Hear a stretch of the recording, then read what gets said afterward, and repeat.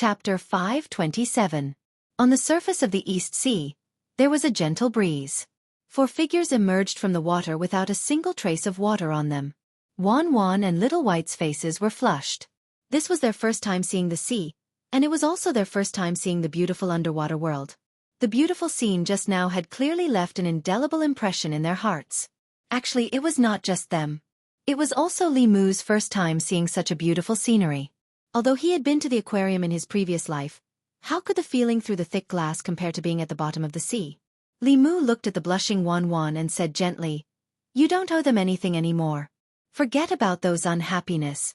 There are still many beautiful things in this world that are worth discovering." Wan reached out and hugged Li Mu gently.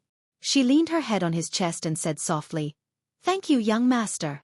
Then, she took the initiative to separate from Li Mu. A faint smile appeared on her face, and the haze in the depths of her eyes also disappeared. Looking at Wan, who had matured a lot in an instant, Li Mu felt both heartache and happiness.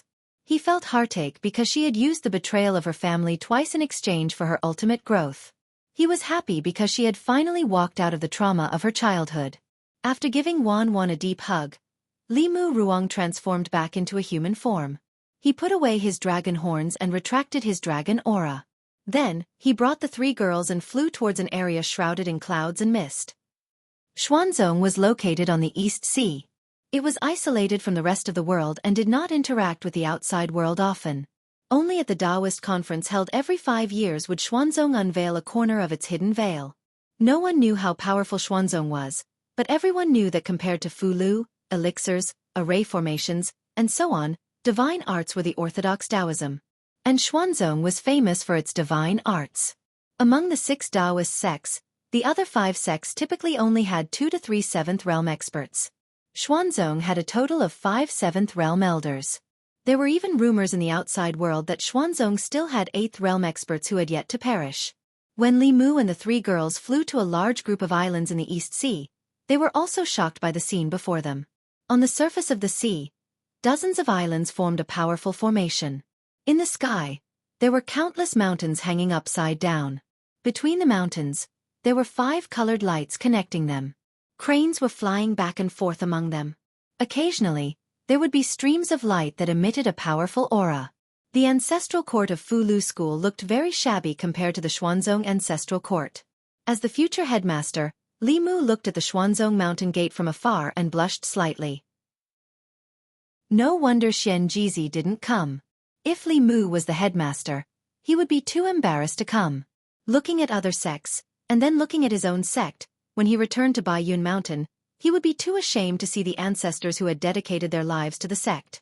Li Mu looked at the Xuanzong ancestral court and took a deep breath. One day, he would make Fulu School the #1 Taoist sect. At that time, he would also hold a conference and invite cultivators from all over the world to turn Baiyun Mountain into a Taoist holy land. But right now, the Taoist Holy Land was still the Xuanzong ancestral court, Penglai Mountain. There were 10 continents and 3 islands in this world. Everyone knew the locations of the 10 continents, but the locations of the 3 islands weren't fixed.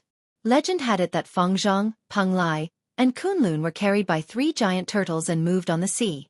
As long as one could find these 3 immortal islands, they would be able to see the secrets of immortality. Countless cultivators once went out to sea to search for these 3 immortal islands. Among them, there was no lack of 6th realm and 7th realm experts, especially those who were at the end of their lifespans and wanted to find a chance to live. However, no one had ever heard of anyone finding it. Xuanzong named their sect Mount Penglai because they considered themselves an immortal mountain to set off their status. Although it was a little self-flattering, in the entire ancestral province, only they had the strength to do so. The area near Xuanzong had a large formation set up that prohibited flying. Li Mu brought the 3 girls to the front of the sect and entered Xuanzong with the cultivators who had just arrived. Not everyone could enter this conference. The entrance fee was 10 pieces of spiritual jade. For someone like Li Mu who was supported by 2 queens, 10 pieces of spiritual jade wasn't much. However, some rogue cultivators would still need to put in some effort to gather 10 pieces of spiritual jade. As the #1 sect of Taoism, Xuanzong's method was a little petty, but there was nothing to criticize. The cultivation of the Xuanzong disciples responsible for collecting spiritual jade at the entrance was not very high. They were only at the second or third realm, but their faces were filled with arrogance. They did not even look fifth realm cultivators in the eye. This was normal. In the number one sect of Taoism, even if they were only guarding the mountain, they were still Xuanzong disciples. In their eyes, even Xuanzong's dogs were superior to outsiders. Li Mu handed over 40 pieces of spiritual jade and entered Xuanzong with the 3 girls.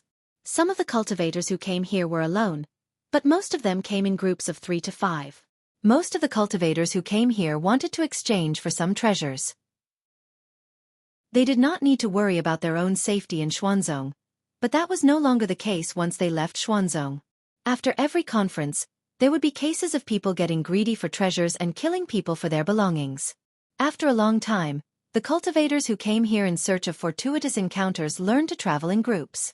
Even though the cultivators who came here came in groups, it was still very rare for a man to have 3 beauties by his side like Li Mu. This attracted the attention of many people. The male cultivators revealed looks of envy as they pointed at Li Mu's back. This person is so lucky. Apart from being a little handsome, he looks very ordinary. However, he has 3 beauties by his side. Could he be from some cultivation clan or the disciple of some large sect?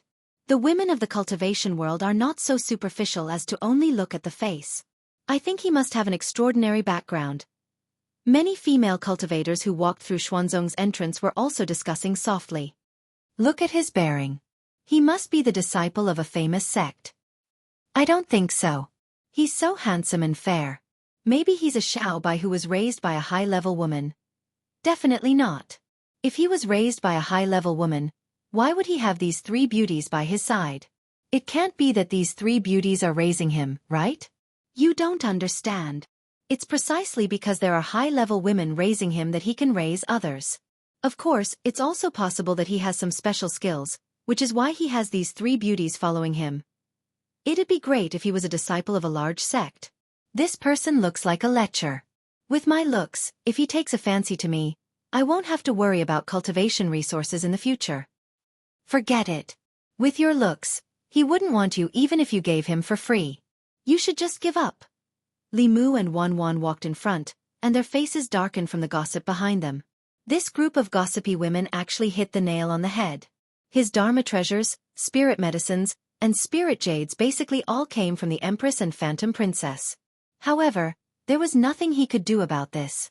Putting aside the fact that he was not the Talisman Puppet Sect Master yet, even if he became the Talisman Puppet Sect Master in the future, and the entire Talisman Puppet Sect would belong to him, he would not be as wealthy as Huanji or the Empress. They had the Demon Nation and the Great Zhou dynasty behind them. How could they compare to the strength of a nation? Li Mu couldn't refute these women's words even if he wanted to. He could only lead the 3 women a few steps forward and arrive at a large plaza ahead of them. The plaza's floor was paved with countless spirit jades. The entire plaza was divided into crisscrossing streets. The streets were very wide and filled with small stalls. There were tables set up by the stalls, and all kinds of cultivation supplies were placed on the tables. There were pills, fulu, dharma artifacts, books, and so on. Behind the tables, there were people loudly hawking their wares. Profound-level divine travel talisman, 10 spirit jades for 1.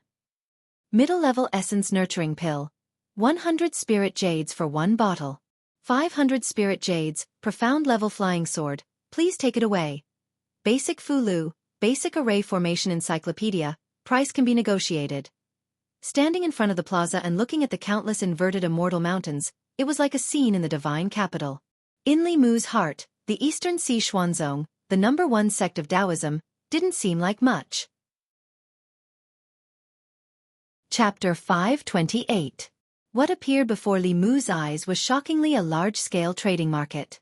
At a glance, there were nearly 100 street stalls set up on the crisscrossing streets. There were people coming and going in front of the stalls, shouting and bargaining. It made the Xian sect ancestral court, which was filled with an immortal aura, look like a marketplace. There was a dazzling array of things on display in the market, from fulu pills to magic treasures and cultivation methods. There were all kinds of strange things. On both sides of the street, there were rows of shops. In terms of decoration, they were much better than the street stalls. There was also a long line of customers outside. Li Mu glanced around and understood that these people who set up stalls outside were itinerant cultivators from small sections. And those who could open shops on the street were not from the 6 major sects, but from famous Taoist cultivation families. Li Mu casually looked at a few stalls, walked into 2 shops, and found some patterns. All the things in the shops were very expensive, but the quality was definitely top-notch. On the other hand, the things in the stalls on the streets were of mixed quality, but they were cheap. If one's eyesight was good enough, they might be able to find something good. In terms of service, the itinerant cultivators in the stalls were full of enthusiasm. They had smiles on their faces from beginning to end, making people feel like they were bathing in a spring breeze. The disciples of the sects and families in the shops were all expressionless and ignored people. Even so, there was still an endless stream of customers in these shops. This was also very normal. When cultivators bought cultivation items, the first thing they looked at was the quality. If the fulu didn't work, the flying sword would break when it collided with people, and the elixir would explode and die. No matter how cheap it was, no one would buy it. The 6 major sects each studied their own path, and each of them was an old shop with nearly 1,000 years of history. Buying things from the 6 major sects might be expensive, but they would never buy the wrong thing. This was related to their lives, and almost no one would care about that little bit of spiritual jade. Only some cultivators who were really embarrassed with money would patronize the roadside stalls. Shopping was a woman's nature. Even female dragons and female foxes were no exception. Xiao Bai, Wan Wan, and Xianxia had just arrived, and their eyes were already busy. Although they followed closely behind Li Mu, their eyes kept looking around. Li Mu came out this time to make Wan Wan happy. After casually visiting 2 shops, he said to them, "You 3 can shop by yourselves. Tell me if you see anything you like. You can buy anything you want today." Wan Wan and Xiao Bai, of course. Li Mu doted on them as much as he could. Xianxia had performed well along the way. Wan Wan was able to walk out of her depressed state because of Xianxia, so Li Mu counted her in. It was said that every dragon had countless treasures, and their wealth was comparable to that of a country. When she escaped from her home, she only had 2 pitchforks on her, which was really a disgrace to the dragon race. Li Mu was rarely generous and let her buy some goods. "Thank you, young master. Thank you, benefactor." Hearing this, Xiao Bai, Wan Wan's face showed excitement. She quickly stood on tiptoe and kissed Li Mu on both sides of his face. This scene made many of the surrounding male cultivators extremely envious. "Thank you, my lord." Xianxia imitated them and puckered her lips. Li Mu pressed her head and said, "Forget about you. You smell like seafood." After receiving Li Mu's promise, the 3 girls completely let go of their natural instincts. They lingered in front of various stalls and shops. Other cultivators were either looking at magic treasures or fulu pills, but they never lacked these. Their eyes were full of immortal clothes and accessories. Everyone loved beauty, especially women. But in the cultivation world, cultivators' pursuit of strength was always the first. They would not spend precious spiritual jades to buy things that were not suitable for them. In front of a small stall, the 3 girls stopped at the same time. The accessories and clothes here, whether it was the material or the style, could not be compared to the shops in the secular world. Although they were not useful, they were good-looking. Especially when compared to the simple stalls and shops in the surroundings, it was a beautiful scenery. A few female cultivators were also attracted by the goods on the stall. After asking about the price, they shook their heads and walked away. Although these clothes were called immortal clothes, other than the beautiful style, they had no other use. The defense was pitifully weak. Who would spend 100 spiritual jades to buy these flashy but useless things? The owner of the stall was a young man. He was short and ugly. At this moment, he was sitting on a stone bench with a frown. He had already set up a stall for half a day, but he could not sell a single piece of clothing or jewelry. He knew very well why the goods could not be sold. Although these things were beautiful, they were not practical for cultivators.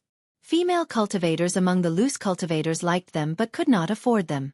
Female cultivators in aristocratic families and sects did not lack spiritual jades. They would not condescend to buy clothes at a roadside stall. If they wanted to go, they would go to the shops of the big sections. Although the things there were not beautiful, they were practical. He could not compare. Unfortunately, when he went to those sects to ask for cooperation and wanted to put the immortal clothes in their shops to sell, Even if he gave them 40% of the profits, he was mercilessly rejected. Seeing 3 more beautiful female cultivators in front of the stall, the depressed expression on the young man's face disappeared in a second. He put on a bright smile and said enthusiastically, "Dear customers, what would you like to see?" Seeing Wan's gaze looking at one of the immortal clothes, he immediately said, "This colorful cloud brocade dress is very suitable for you. This dress is woven from the silk of a transformed silkworm demon. You can touch it with your hand. This dress is smooth to the touch and feels light when worn. It is very comfortable. In addition, this immortal clothes also have the effect of avoiding dust. It is also a defensive magic artifact." Xiao Bai's gaze swept past a piece of clothing, and he immediately said, "Miss, this purple silk dress with jade green patterns doesn't suit you. Look at this silver-patterned 100 butterflies flower dress at the side. I feel that this immortal robe suits your temperament better." Xianxia's gaze only lingered on the pendant for a moment. The young man continued, "Miss, you have good eyesight. This 5-colored stone pendant is naturally formed. There is no trace of carving. It is the best of the best. As long as you pay 200 spirit jades, you can have it." This young man was obviously very good at promoting. With just a few words, Wan and the others were tempted to buy. Li Mu saw that and did not stop them.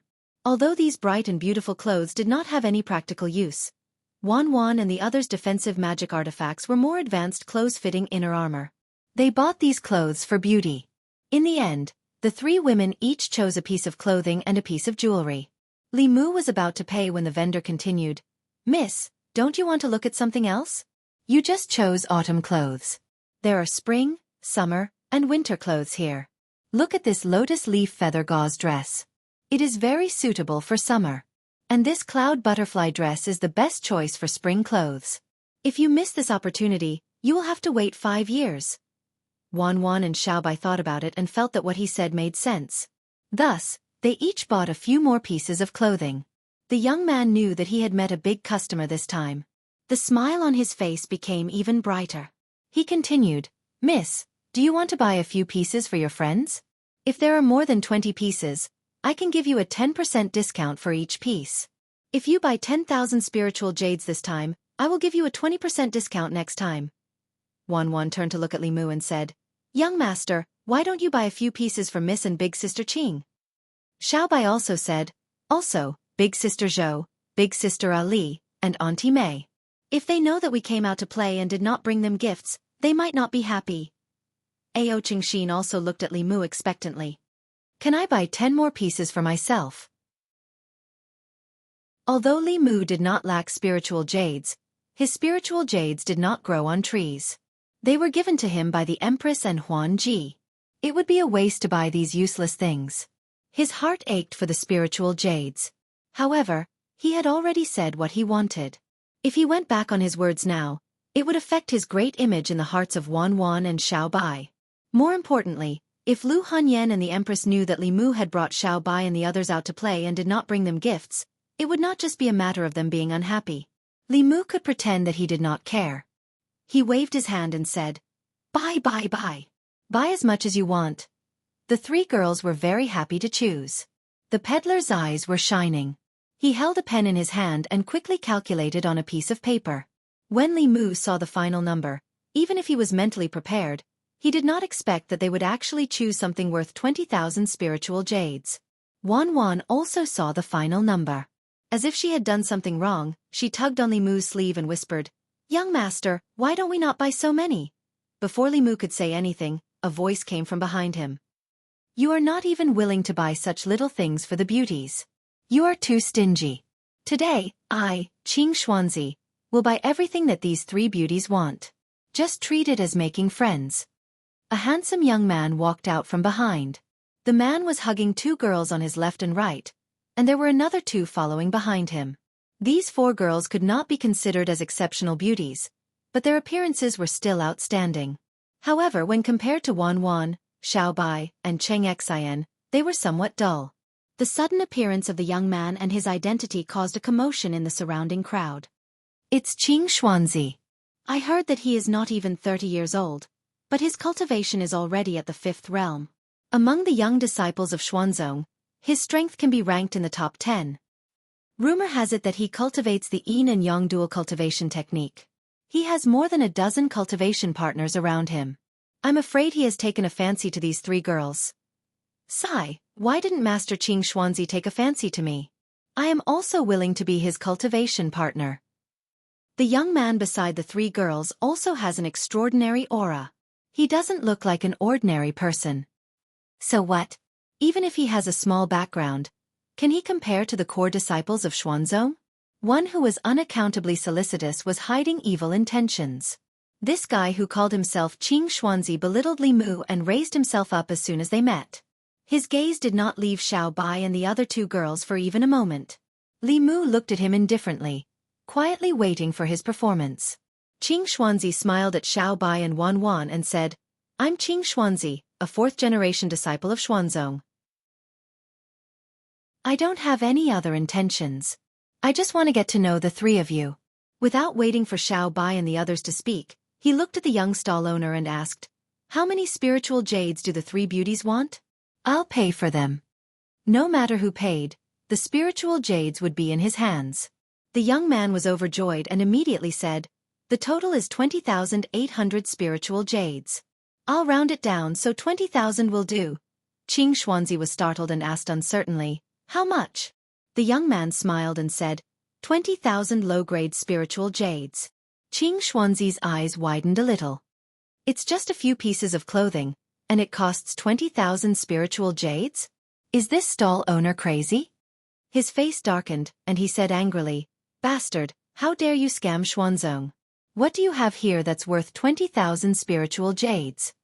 Although he had 20,000 spiritual jades, he was not so generous as to give it to a stranger he had just met. The young man pointed innocently at the nearly 100 pieces of clothing and all the accessories on the stall and said, these 3 ladies have bought almost everything here. Qing Xuanzi's face turned red and white. He turned to look at Xiao Bai and Wan Wan with a smile and said, ladies, why are you buying so many clothes? As soon as he finished speaking, Li Mu reached out his hand, and a pile of spiritual jades appeared in the void. He looked at the young stall owner and said, there are 200 mid-grade spiritual jades here. Keep them well. Spiritual jades were divided into different grades. A mid-grade spiritual jade was worth 100 low-grade spiritual jades. As the currency in the cultivation world, people were used to pricing things in terms of the lowest grade spiritual jades. Li Mu flipped his hand again, and all the clothes and accessories on the stall disappeared. Flask Sky Treasure. Someone in the crowd cried out in surprise. Which cultivator didn't want to possess a Flask Sky Treasure? It could be used to store items conveniently. However, only 7th-level cultivators could master the Flask Sky art. Even 7th-level cultivators would have to spend a lot of effort to create a Flask Sky Dharma treasure that could be used for storage. This young man must have an extremely prominent background to be able to casually throw out 20,000 spiritual jades to buy some useless clothes and accessories with a Flask Sky Treasure. At least, Qing Xuanzi could not be so generous. Under the strong contrast, the people who felt that Qing Xuanzi was quite charismatic just a moment ago now felt like a clown. On the other hand, the young man who spent a lot of money was filled with an indescribable elegance in his every move. The young stall owner wrapped the 200 mid-grade spiritual jades with a piece of black cloth in an instant. He looked at Li Mu with shining eyes and said, Sir, I'll give you a 30% discount the next time you buy something from me. Qing Xuanzi's face turned from white to black. Li Mu was held by Wan Wan on the left and Xiao Bai on the right. When he walked past Qing Xuanzi, he whispered in a voice that everyone could hear, Why are you pretending if you don't have money? The crowd burst into laughter. Qing Xuanzi clenched his fists so hard that the veins on the back of his hands bulged, but he quickly relaxed them. The stall owner had already disappeared into the crowd after selling all the goods and obtaining the spiritual jades. A Xuanzong disciple walked over from afar and looked at Qing Xuanzi in confusion. He asked, Senior brother Qing Xuanzi, what's wrong? Qing Xuanzi looked at the disappearing figures and gritted his teeth. Investigate this person's background. Chapter 529. The Xuanzong disciple followed Qing Xuanzi's gaze and asked, Did that person offend you, senior brother? Qing Xuanzi said coldly, This person dared to insult me. I can't take this lying down. The Xuanzong disciple looked at Qing Xuanzi and shook his head. Since this person insulted you, senior brother, just return the favor. Why do you need to investigate his background? No matter how powerful he is, can he be more powerful than you, senior brother? Before Qing Xuanzi could speak, Qing Songzi said indifferently, Who are you, senior brother? You're the leader of the fourth-generation disciples of Xuanzong. No matter what his background is, whether he's a disciple of the 5 sects, a disciple of an aristocratic family, or a royal family of a country, can he be more powerful than you, senior brother? Qing Xuanzi looked at his junior brother with a glint in his eyes. Qing Songzi was right. He was one of the 10 core disciples of Xuanzong. As the head of the 6 Taoist sects, Xuanzong was above the secular imperial power. The core disciples of the other 5 sects couldn't be compared to him in terms of status. As for those aristocratic families and the secular imperial family, they couldn't be compared to Xuanzong. What did he have to be afraid of? As if he thought of something, he looked at Qing Songzi and said indifferently, Junior brother, you seem to want me to have a conflict with this person. Qing Songzi shrugged and said helplessly, What are you thinking, senior brother? I just think that you're too cautious and you're embarrassing Xuanzong. If you're worried that this person has a powerful background and you don't dare to provoke him, I'll help you find someone to investigate him. But it might take some time, so please be patient, senior brother. Qing Xuanzi waved his hand and said coldly, No need to investigate. Why would I be afraid of a nobody? Seeing Qing Xuanzi leave, Qing Songzi raised his hands and sneered in his heart, Idiot who only thinks with his lower body. He's just relying on a good master.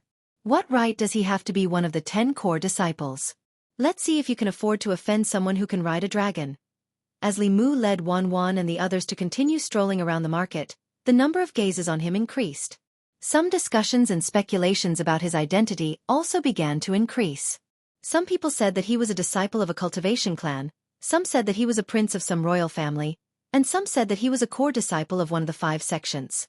Although his seniority in the Fulu school was high, he did not show his face often. As for the other sects, other than a few elders and heads, basically no one had seen him before. Li Mu wandered around for a while with the intention of finding a few treasures. Soon, he was disappointed to find that although there were many strange things here, most of them were useless. However, he saw some materials that could be used to write heavenly secret talismans. Li Mu walked in front of a small stall selling elixirs, casually picked a few stalks and asked, How much are these? The stall owner calculated and said, 500 spiritual jades. You can take all of them. Li Mu picked up a white stick that was about half an arm's length. It looked like jade and stone, but it was not stone. He placed it in the pile of elixirs and said, Many of these elixirs are not old enough. 500 spiritual jades is too expensive. I'm too lazy to bargain with you. Including this, I'll give you 500 spiritual jades. In fact, the stall owner did not know what the white object was. It was something he accidentally dug out from the ground 2 years ago. It was abnormally hard and did not have much spiritual qi. It had been left here for a long time and no one wanted it. After thinking about it, he waved his hand and said, I'll give it to you. He saw clearly that this person had just thrown out 20,000 spiritual jades, so his price was indeed a little high. These elixirs were worth at most 400 spiritual jades. Seeing that the other party did not bargain, he did not lose anything by giving him something worthless. Li Mu picked up the white object and put it away first. It was actually a spiritual bone. On the surface, it did not have much spiritual qi, but after it was ground into powder, it was a material for writing high-level Fulu. Judging from the appearance, the owner of this bone was at least at the 6th Dongxian, if not the 7th realm transcendence. Li Mu was about to put away these elixirs when a voice suddenly came from the side. I'll take these elixirs for 600 spiritual jades. Li Mu turned to look at Qing Xuanzi, who was expressionless. The stall owner naturally wanted to sell more spiritual jades, but he had already promised someone. If it were someone else, he might still reluctantly sell to the young man who made the first bid. However, this was Qing Xuanzi, Xuanzong's core disciple. He could not afford to offend him in Xuanzong's territory. He was in a dilemma. Li Mu saw the stall owner's dilemma and said with a smile, In that case, let him have this elixir. The stall owner breathed a sigh of relief and quickly said, Thank you, young master. I'll give it to you as an apology. Li Mu did not even look at Qing Xuanzi and continued to pick up treasures. One moment, he had his eyes on a flying sword. The next moment, he had his eyes on a bottle of medicinal pills, and the next moment, he had his eyes on a cultivation technique. However, every time he wanted to buy it, Xianxia would step in and buy it at a price that was 100 spirit jades higher than his. Li Mu would always give in. Wan gritted her teeth and said, "This person is too hateful. He always steals what we want." Li Mu smiled and said, "It's okay. The highest bidder gets it. This is the rule. As long as he has enough spiritual jades, he can buy everything here." Many people in the market had already seen that Xianxia and the unidentified young man were fighting. Every time, the young man would snatch the items that the young man wanted. At first, they thought that the two of them would have a conflict because of this. However, the young man seemed to be very magnanimous. After being robbed by Xianxia several times, he was not angry at all. After watching for a while, everyone saw the clues. It was not that the young man was magnanimous. He was clearly toying with Xianxia. He deliberately pretended to be interested in those items. His goal was to waste Xianxia's spiritual jades. Xianxia was a core disciple of Xuanzong. Although his cultivation was high, he obviously did not know the ways of the world. He thought that he had benefited, but in fact, he had been played like a monkey. Xianxia followed behind Li Mu and gradually realized that something was wrong. Seeing the expressions of the people around him and the whispers in the distance, his face became even gloomier. When he saw Li Mu pick up another flying sword and was about to pay the stall owner with spiritual jades, he did not make a move, which was rare. Seeing that Xianxia did not make a move, Li Mu put away the spiritual jades that he had already taken out and said to the stall owner apologetically, "I'm sorry, I suddenly don't want them." When Xianxia saw this, how could he not know that he had been toyed with? His face was livid, and he wanted to draw his sword and fight this person. However, he also knew that he was not in the right now. Once he made a move, even if he won, he would be talked about. He took a deep breath and forcefully suppressed his anger. Seeing that Xianxia did not fall for it, Li Mu walked to a small stall. The stall owner was a middle-aged man with a cultivation at the third realm. His hair was messy, and his beard was unshaven. He looked rather sloppy. Li Mu pointed at an item on the stone table in front of him and asked, "How much is this?" The stall owner was fiddling with a pile of items on the stone table. He looked up at Li Mu, then lowered his head again and said softly, 1,000 spiritual jades. As soon as he said that, there was a burst of laughter from the surroundings. He wants to sell this lousy item for 1,000 spiritual jades? He must be crazy for spiritual jades. I've already seen him selling here for 10 years. In the 2 exchanges, he didn't sell a single item. He's really determined to come again this year. Of all the things he can do with 1,000 spiritual jades, which idiot would spend 1,000 spiritual jades on a pile of junk? The middle-aged stall owner turned a deaf ear to everyone's mockery and continued fiddling with the items in his hands. Li Mu picked up the item that he had his eyes on and continued to ask, "How do I use this?" The middle-aged man looked up at him again and said, "Fill it with spiritual jades from the back and activate it with dermic powers. Then you can attack from the front." Li Mu looked at the item in his hands. Although it was small, it was heavy. The back was square, and the front was a hollow iron cylinder. Li Mu put it down and said, "I'll take it for 1,000 spiritual jades." The middle-aged man's hands paused. He did not expect that someone would really spend 1,000 spiritual jades to buy his item.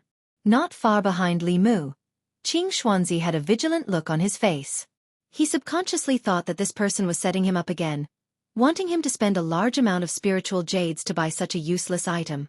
However, if this was really a treasure, wouldn't this person be taking advantage of it for nothing?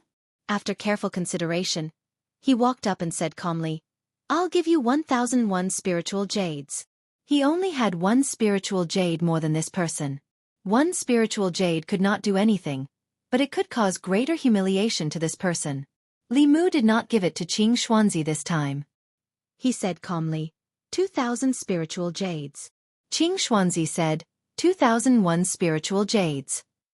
Li Mu hesitated for a moment and said again, 3,000 spiritual jades. Xianxia did not hesitate. 3,001 spiritual jades. Li Mu looked furious. He looked at Xianxia and said angrily, "What are you trying to do?" The angrier Li Mu was, the happier Xianxia felt. He glanced at Li Mu and said calmly, It just so happens that I have my eyes on this item as well. The highest bidder gets it. Even if it's one spiritual jade higher, it's still high. A useless piece of trash was actually bid 3,000 spiritual jades by 2 people. The onlookers were dumbfounded. Was this the world of rich people? Li Mu looked extremely pained. He squeezed out a few words from between his teeth. 4,000 spiritual jades. Xianxia also hesitated for a moment this time, but when he saw Li Mu's expression, he said decisively, 4,001 spiritual jades. The pained and conflicted expression on Li Mu's face melted like spring rain after Xianxia shouted that number. He smiled at Xianxia and said, "Congratulations, the treasure is yours." Chapter 530. In the market, when Xianxia bought the treasure with 4,000 spiritual jades, the crowd was stunned for a moment, and then there was a lot of laughter. It was not common to see a core disciple of Xuanzong being played like this so many times. Xianxia stood there in a daze, and his face turned from green to black. He was played again. This damn guy made him spend 4,000 spiritual jades to buy a piece of trash. Hearing the laughter around him, Xianxia's face sank. He took out 40 mid-grade spiritual jades and 1 low-grade spiritual jade and placed them on the stone table in front of the stall owner. Although he was distressed and angry, he had to pay the spiritual jades. Otherwise, he would lose Xuanzong's face. At this moment, his hatred for the person in front of him was monstrous. He took a deep breath and suppressed the anger in his heart. He looked at the stall owner and asked, "How do I use this?" The stall owner put away the spiritual jades and pointed at a groove behind the item. He said, "Inlay a spiritual jade here and activate it with spiritual power. It will launch an attack from here." Xianxia did as he was told and inlaid a low-grade spiritual jade into the groove behind the item. He aimed the metal cylinder at the front at the empty space in the distance and activated it with spiritual power. The spiritual jade disappeared instantly, but there was no attack from the metal cylinder. Instead, the item in his hand exploded. Although Xianxia put up a shield in time and was not injured, he still looked very embarrassed. The middle-aged stall owner looked at the mess on the ground and shook his head. Failed again. At this moment, Xianxia's face was as black as the bottom of a pot. He spent 4,000 spiritual jades to buy the item, and with just one explosion, not only did he lose the spiritual jades, but he also lost face in front of so many people. Most importantly, in order to maintain his composure, he could only suppress all his anger and stay here. Because if he left, he did not know what the people here would say about him behind his back. He pretended as if nothing happened and continued to walk around the nearby stalls, but he was a little further away from Li Mu. After many exchanges, he did not gain the upper hand, so he chose to temporarily retreat. Li Mu was still standing in front of the middle-aged man's stall. The middle-aged man looked at him and said, "What else do you want? I'll make it clear first, once the items here are sold, they are not refundable. Think carefully before you buy." Li Mu looked at the pile of things on the table and said, "I don't want these things." The middle-aged man looked up and asked, "Then what are you still doing here?" Li Mu looked at him and said, "I want you." The middle-aged man was stunned for a moment. He shrank back and asked, "What do you mean?" Li Mu picked up an item that was very similar to the one Xianxia had just bought and asked the middle-aged man, "This item wasn't originally this big, right?" The middle-aged man's dispirited eyes suddenly lit up. "You know these things too?" Li Mu shook his head and said, "I don't understand. I'm just slightly interested, but I'm looking forward to seeing what they look like after they grow up. I'm even more looking forward to seeing more types of them. They can run on the ground, fly in the sky, swim in the water." The middle-aged man shook his head and said, "That would require a lot of spiritual jades, a lot of manpower, and a lot of materials." Li Mu smiled and said, "I lack everything, but I don't lack people, spirit jades, or materials." The middle-aged man breathed quickly and said, "If you can provide me with these things, I'll give you my life." Li Mu shook his head and said, "I don't want your life.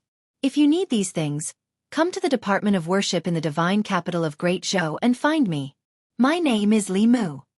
The middle-aged man was silent for a moment. He looked up and said, "You can call me Imoli." Li Mu raised his eyebrows. "The successor of the Mahist?" The middle-aged man lowered his head and said with a complicated tone, "I didn't expect that there would still be people who remember the Mahist." Not long after, Li Mu walked in the market. Wan Wan held Li Mu's arm and asked in confusion, "Young master, what did you mean by what you said to that person?" Li Mu smiled and didn't explain too much. He only said, "He is a very capable person. I invited him to work for the imperial court." After walking around the various streets and seeing that they were not as curious as before, Li Mu planned to take them to the Fulu school shop here. He had just taken 2 steps when his right wrist was suddenly gripped tightly. He looked to his right and found that Xianxia was holding his hand tightly. Her eyes were fixed on a stall. That stall sold all kinds of cultivation books. There were Fulu basics, alchemy basics, and array basics. Xianxia's gaze was fixed on one of the books. It was a thin book, but there were only a few crooked glyphs on the book. Li Mu didn't recognize a single word. He knew the Great Zhou language, the Shen language, and the Yao language, but he had never seen the one in front of him. Xianxia didn't say anything, but she had already conveyed her intentions to Li Mu. Li Mu walked toward the stall, but a figure beat him to it. Xianxia walked to the stall and picked up the thin book. He asked the stall owner, "How much is this book?" The stall owner bought this strange book from the secular world with a few taels of silver. He didn't recognize the words on it. Seeing that the other party was a disciple of Xuanzong, he wanted to curry favor with him. He smiled and said, "If you want it, 100 spiritual jades will do." Xianxia didn't recognize the words either. He just felt that the book was strange and wanted to buy it to ask his master. He had just taken out the spiritual jades when a voice came from behind him. "I'll pay 1,000 spiritual jades." Xianxia looked back and saw Li Mu. Anger appeared on his face. He gritted his teeth and said, "I'll pay 2,000. Li Mu's expression didn't change. 3,000. Xianxia gritted his teeth. 4,000. Li Mu continued to raise the price. 5,000. Xianxia threw the book into Li Mu's arms and sneered. "This is yours." Earlier, this person asked him to pay 4,000 spiritual jades for a piece of trash. Now, he asked this person to pay 5,000 spiritual jades for something that was worth 100 spiritual jades. He was very happy, and even half of his anger disappeared. However, when he saw Li Mu pay the spiritual jades directly, he felt that something was wrong. He wasn't as excited as before. The stall owner didn't care about that. He liked these 2 guests too much. He got 5,000 spiritual jades for free. This trip to Xuanzong was complete. He was worried that the other party would go back on his word, so he immediately packed up and left as fast as he could. The people around shook their heads. Although this mysterious young man was smart, he still fell for Xianxia's trick this time and lost 5,000 spiritual jades for nothing. They had never seen 5,000 spiritual jades in their lives. Li Mu walked to Xianxia and asked her with uncertainty, "Are you sure this book is worth 5,000 spiritual jades? Can you understand it?" Xianxia whispered, "Of course, this is the secret text of the dragon race." Li Mu was stunned for a moment, then asked, "What's written on it?" Xianxia didn't translate for him. Instead, she bit the tip of her finger and dripped a drop of blood on it. After her blood dripped on the page, it disappeared. At the same time, the thin book in Li Mu's hand suddenly emitted a strange aura. Li Mu was too familiar with this aura. This was the aura of the heavenly book. Almost instantly, he put the book into the pot. However, the moment the aura spread out, many people around still felt it. "What's that? That aura is too mysterious." "Treasure, it's actually a treasure." The cultivators in the market were shocked. They thought that the young man was tricked by Xianxia. No one would have thought that it was actually a treasure. The aura just now was so mysterious. This book must be a great treasure, and its value far exceeded 5,000 spiritual jades. Xianxia was completely dumbfounded. He was completely stunned on the spot. At this moment, he could no longer suppress the anger in his heart and vented it all out. With a thought, a flying sword floated above his head. The flying sword shone brightly and attacked Li Mu. Xianxia followed closely behind and roared, "Thief, give me back my treasure."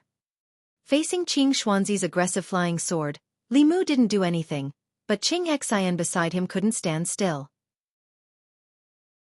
She took a step forward, and a giant dragon shadow rushed out of her body.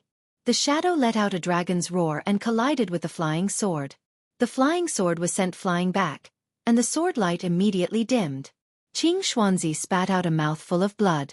His eyes were wide open as he looked at Xianxia and said in horror, "Dragon race!" The market was instantly in an uproar. Dragon race! That girl is actually a dragon. Oh my god, I actually saw a true dragon in my lifetime. I know, she's the giant dragon we saw at sea. That dragon is exactly the same as this shadow. Then this young master is the powerhouse riding the dragon. Who is he? He's so rich that he even has a dragon mount. After Xuanzi and Xianxia released their auras without restraint, a few figures suddenly flew out from the immortal mountain hanging upside down in the sky. Their voices were heard before they arrived. Who is so bold to be so presumptuous in my Xuanzong? An old man flew down from above. Someone in the market blurted out, "It's Elder Xianxia. His cultivation is only one step away from Dongxian, far surpassing Xuanzi. This person is in trouble." Amidst the discussion, the old man floated over. However, when he flew to the market and saw Li Mu, his originally tense face immediately became respectful. He cupped his fists and said, "Xianxia greets Uncle Master Li." Seeing Elder Xianxia of Xuanzong respectfully saluting this young man, the crowd was stunned. Uncle Master? This mysterious powerhouse with a true dragon mount was Elder Xianxia's Uncle Master. Wasn't that the same seniority as the sect master of Xuanzong? Xuanzi was even more shocked and frightened. Xianxia was his Uncle Master. Didn't that mean he had to call Xianxia his Uncle Master? Li Mu didn't know many of the elders of Xuanzong. Other than Immortal Miao Dun, there were only the 5 people who had been to Emperor Bai's cave residence. The old man in front of him was one of the 5. Li Mu glanced at him with one hand behind his back. He looked at Xuanzi and said lightly, "Xuanzong has taught a good disciple." Chapter 531. Xianxia knew very well that although Li Mu was young, he was a second-generation disciple of Fu Lu School and was above them in terms of seniority. However, Xuanzi was also a core disciple that Xuanzong focused on. He hesitated for a moment and said to Xuanzi, "Xuanzi, if you have offended Martial Uncle Li in any way, apologize to him quickly. I believe that Martial Uncle Li is a magnanimous person and won't make a fuss about it." Li Mu glanced at Xuanzi. This old man was smooth and cunning in dealing with things. He covered up everything with one sentence. If he didn't let this matter go, it would seem that he was narrow-minded. However, Xuanzi obviously didn't give Xianxia any face. He didn't even look at him. He quietly put away his flying sword and flew straight to the celestial mountain above. Xianxia looked embarrassed and said to Li Mu, "I'm sorry, Martial Uncle Li. These young disciples offended you. I apologize to you." Li Mu waved his hand and said, "This has nothing to do with you. You don't have to apologize." Judging from Xuanzi's attitude towards Xianxia, Xuanzong and Fu Lu School undoubtedly had a completely different sect culture. Fu Lu School attached great importance to seniority. Therefore, even if Xianxia and Yuzenzi's cultivation had reached the transcendent realm, they still had to respectfully call Fu Daozi Martial Uncle when they saw him. Similarly, no matter how talented and strong the 4th-generation disciples were, they wouldn't be too presumptuous in front of the seniors of the sect whose cultivation was lower than theirs. Xuanzong obviously valued strength more. Although Xuanzi's cultivation wasn't as good as Xianxia's, he was also in the 5th realm. Moreover, he was extremely young and had unlimited potential in the future. When facing the seniors of the sect, he also had arrogance in his bones. It couldn't be said which sect culture was better. Fu Lu School respected the teachers more. However, Xuanzong respected strength and the disciples had a stronger motivation to cultivate. Perhaps this was one of the reasons why Xuanzong had so many powerhouses. After apologizing to Li Mu, Xianxia quickly left. In the marketplace, many gazes were focused on Li Mu, and the sounds of discussion were endless. Even Elder Xianxia calls him Martial Uncle. He must be one of the 2nd-generation disciples of the 5 sections. No wonder he's so wealthy and has a dragon as his mount. Xuanzi really can't compare to such a status. At first, I thought that Xuanzi was a refined disciple of a large sect. Now, it seems that this person is narrow-minded and irritable. What kind of treasure did that senior obtain just now? The discussions reached Li Mu's ears. Obviously, he couldn't stay there any longer. Li Mu prepared to go to the Fulu school shop, but before he went, he stopped in front of a small stall. This stall was where Xianxia had snatched the spirit herbs and Li Mu had obtained the spirit bone. He reached out and threw a jade bottle to the stall owner, saying, "Refine it well. It's enough for you to break through to the transcendent realm." The stall owner was stunned for a moment. He opened the bottle and immediately smelled a refreshing pill fragrance. With just a whiff, his stagnant cultivation seemed to have loosened. He immediately put away the jade bottle and excitedly bowed to Li Mu. "Thank you, senior." Li Mu waved his hand and left with Wan, Xiao Bai, and the other two. The stall owner held the jade bottle tightly in his hand, his eyes full of gratitude. It was easy to find the Fulu school's shop here. The shops of the other small sects and clans only had one floor at most, but the 5 sects each occupied a large 3-story building. As for the Xuanzong school, their shop was at the center of the place. It was the most prosperous location and it was 5 stories high. In front of the Fulu pavilion, cultivators lined up in an orderly manner. Fulu school's products had always been in short supply in the cultivation world. Li Mu walked in with the 3 girls. A cultivator frowned and said, "Why are they cutting the line?" A Fulu school disciple looked up and immediately came forward, saying respectfully, "Greetings, Uncle Master." Inside the shop, several Fulu school disciples also quickly came forward and greeted respectfully. "Greetings, Uncle Master." "Greetings, Uncle Master." Seeing this, the people lining up outside the shop immediately stopped talking. However, they couldn't help but be curious. This young man actually had such a high seniority in the Fulu school. Li Mu waved his hand to the disciples and said, "Go about your business. I'm just here to take a look." An elder led Li Mu and the others to the 3rd floor. After offering them some fragrant tea, he respectfully retreated. Li Mu let Wan and Xiao Bai rest here. He grabbed Xianxia's hand, and with a thought, the 2 of them appeared in the Demon Emperor's cave.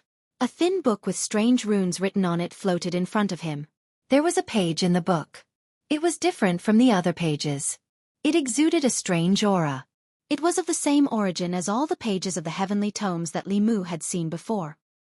He reached out his hand, and the page automatically flew out and floated in his palm. Xianxia picked up the book and flipped through it.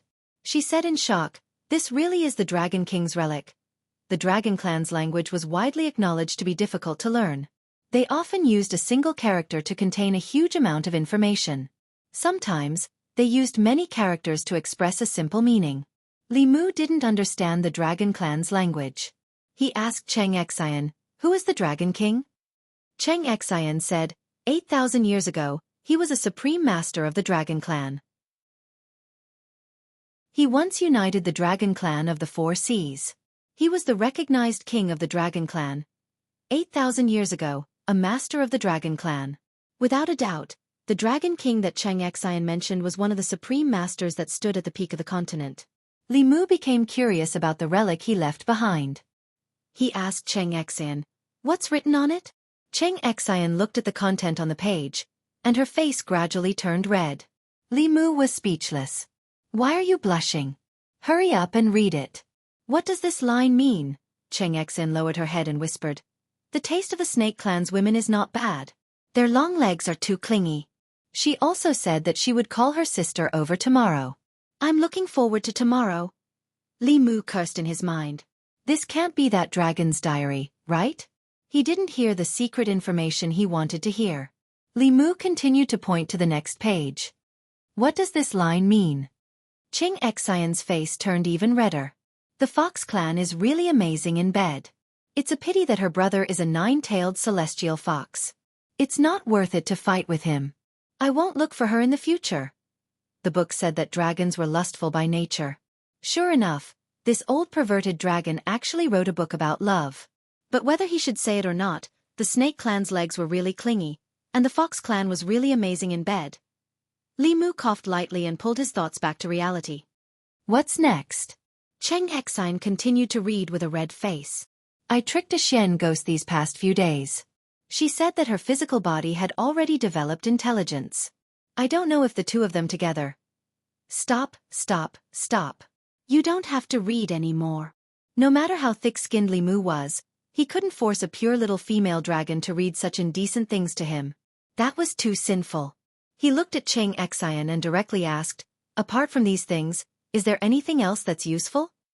Xianxia continued to flip through the pages. Only when she flipped to the last page did she say, "Lord Dragon King said that he discovered a great secret hidden in the Dragon Clan's heavenly book." Li Mu continued to ask, "And then?" Xianxia shook her head. "And then there's nothing else." This broken chapter dragon made Li Mu's heart itch. However, he didn't say anything. Li Mu could see for himself. The page in his hand should be the Dragon Clan's heavenly book. However, for some reason, the Dragon King didn't pass it down. Instead, he hid it in this dating diary. Li Mu scanned this heavenly book with his spiritual sense. However, this time, he didn't enter that strange world like he usually did. A strong rebound force came from the page. Li Mu grunted and took a few steps back. He swallowed a mouthful of blood that came back up. He was slightly injured just by trying to comprehend this page. This page of the heavenly book was obviously sealed by someone. As one of the most ancient races, the Dragon Clan had many strange and unpredictable supernatural powers. Li Mu thought for a while and handed the page to Xianxia. "Try to touch this page with your spiritual sense." Xianxia closed her eyes and opened them quickly. She shook her head and said, "My spiritual sense can't enter." It was the same heavenly book. Li Mu was hit by a rebound force when he tried to comprehend it. Although Xianxia didn't comprehend anything, she wasn't injured either. Perhaps it had something to do with her identity as a dragon. However, why couldn't she comprehend this page even with her identity as a dragon? Why did the Dragon Clan from 8,000 years ago cut off the Dragon Clan's inheritance? Li Mu couldn't speculate about this point. He could only put away this heavenly book first. No matter what, he had made a big profit this time. The heavenly book was a priceless treasure. Not to mention 5,000 spiritual jades. Even 5 million spiritual jades or 50 million spiritual jades couldn't buy it. It was just that Xianxia acted too hastily just now. She might have attracted the attention of some people with ulterior motives. Li Mu looked at her and reminded her, "Next time you encounter such things, you must keep a low profile and make a fortune secretly. The fewer people who notice, the better." Xianxia nodded and said, "I know." Li Mu took the book from her hand and said casually, "All right, teach me the dragon language when you have time." Xianxia looked at the book in his hand and gave him a meaningful look. Li Mu immediately explained, "Don't think too much. I'm not interested in the romantic history of your Dragon King. I just want to learn something new. We humans have an old saying, there's no end to learning. Once I learn the dragon language, I'll be able to discover this kind of treasure the next time I encounter it." Chapter 532. After leaving the Fey Emperor's cave, Li Mu took stock of his gains. Although he had lost a lot of spirit jades, his gains were also huge. Not to mention the heavenly book, even if Li Mu couldn't comprehend it, it would still be a priceless treasure. As for the Mahist's successor, it was an even bigger surprise. Even when the 100 schools of thought were flourishing, the Mahist was not unknown. Although the cultivation of the Mahist members was not high, their mechanical techniques were too powerful. Even the top forces of that time had to avoid them. Unfortunately, mechanical techniques required large amounts of precious materials and spirit jades. Not to mention small forces, even ordinary countries could not afford them. Over time, the Mahist disappeared in the long river of history. Great Zhou was strong, and with the Mahist, it was like adding wings to a tiger. Li Mu was looking forward to what surprises this person would bring him. In addition, the clothes and accessories that he spent a large amount of spiritual jades on might not be worth it to others, but Li Mu bought them purely because he wanted the women around him to look good in them. He also felt that they were pleasing to the eye, so the spiritual jades he spent were not in vain. Of course, although it was not in vain, he still felt heartache. The spirit jades he had, other than his own meager salary, the Empress's reward, and the Phantom Princess's forced gift to him, were all used up. He couldn't just ask them for more. Li Mu also had a man's dignity. If they took the initiative to give it to him, then so be it. If they didn't give it to him, then Li Mu wouldn't take the initiative to ask for it. As a man, earning his own money gave him a sense of security.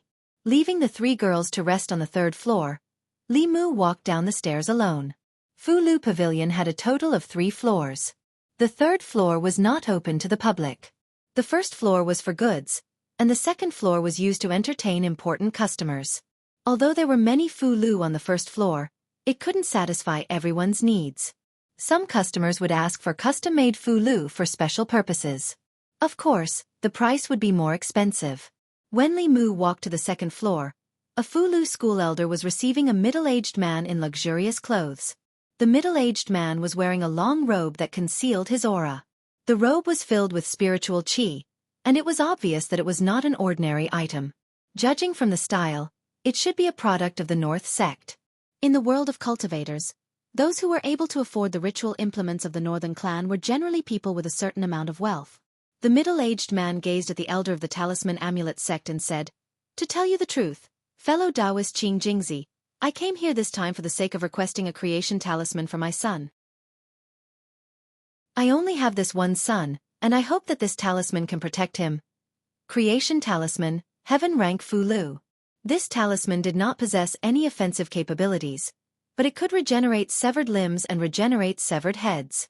Even if one's heart was crushed, it would regenerate in an extremely short period of time. Having a creation talisman was equivalent to having an extra life. Currently, in the world of cultivators, only the Fulu school was known to be able to draw a creation talisman. Qing Jingzi revealed a difficult expression. He looked at the middle-aged man and said, "Fellow Taoist Shen, you also know that the creation talisman is a heaven rank Fulu. Even in my Fulu school, only the headmaster and a few heads can draw a heaven rank Fulu. Moreover, the failure rate of a heaven rank Fulu is extremely high. Even the headmaster cannot guarantee that he will succeed." The middle-aged man said, "I am very clear about this point, or else I would not have come here. I have inquired about the rules of your school. We will prepare 10 portions of talisman liquid for the creation talisman, and we will also give you 100,000 spiritual jades as a reward."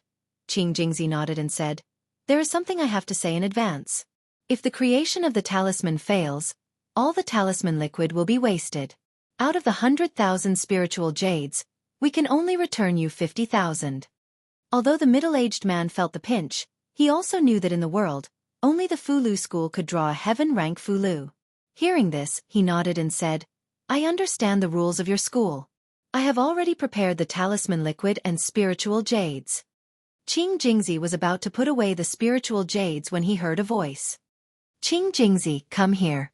Qing Jingzi looked back and immediately stood up. He jogged to Li Mu and said respectfully, "Uncle Master, what are your orders?" Li Mu brought him to the third floor and asked bluntly, "Is this how you treat your customers?" Qing Jingzi was confused. "Uncle Master, what's wrong?" Li Mu said, "For a creation talisman, you want 10 portions of talisman liquid and 100,000 spiritual jades, and there is no guarantee of success.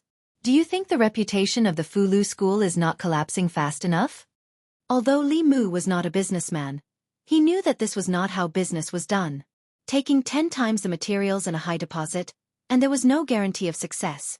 Even the blackest workshop was not so black-hearted. If the talisman failed this time, who would come to the Fulu school to draw talismans next time? Wasn't this chasing the customers away? This person was so generous. If he could spend 100,000 spiritual jades this time, he might spend 200,000 spiritual jades next time. This kind of high-quality customer naturally had to be kept. Xianxia, the headmaster, was already useless enough. His own grand elder's lifespan was nearing its end, and the entire school could not even gather the materials for a single heavenly secret talisman. Li Mu even had to ask for help from the Empress and Huan Ji. If the ancestral court of Fulu school was rich enough, why would Li Mu put down his dignity to live off a woman? Qing Jingzi did not feel anything at all. He muttered, "But the rules of the school have always been like this." Li Mu did not say much to Qing Jingzi. He directly took out a sound transmission artifact and contacted Xianxia. Very quickly, Xianxia's voice sounded from the artifact. "Junior brother, have you arrived at Xuanzong?" Li Mu went straight to the point. "I'm currently at Fulu Pavilion in Xuanzong. I have something to ask senior brother." Li Mu told Xianxia the situation. On the other side of the artifact, Xianxia said helplessly, "Junior brother, you've misunderstood. It's not that we're deliberately making things difficult for customers. It's just that writing a heavenly secret Fulu is often 1 in 10. We can't guarantee success. Of course, if junior brother personally does it, it's fine even if you only take 1 set of materials from them. Li Mu thought for a moment and asked, if I draw it, who will the spiritual jades go to? Xianxia said, according to the rules, 20% will be handed over to the sect. As for the rest, junior brother, you can handle it yourself. Li Mu decisively put away the sound transmission artifact and said to Xianxia, from now on, if anyone wants to draw a high-level Fulu, tell them to come directly to me. After saying that, he looked at the middle-aged man on the second floor and asked, who's that person? He's so generous, Xianxia said.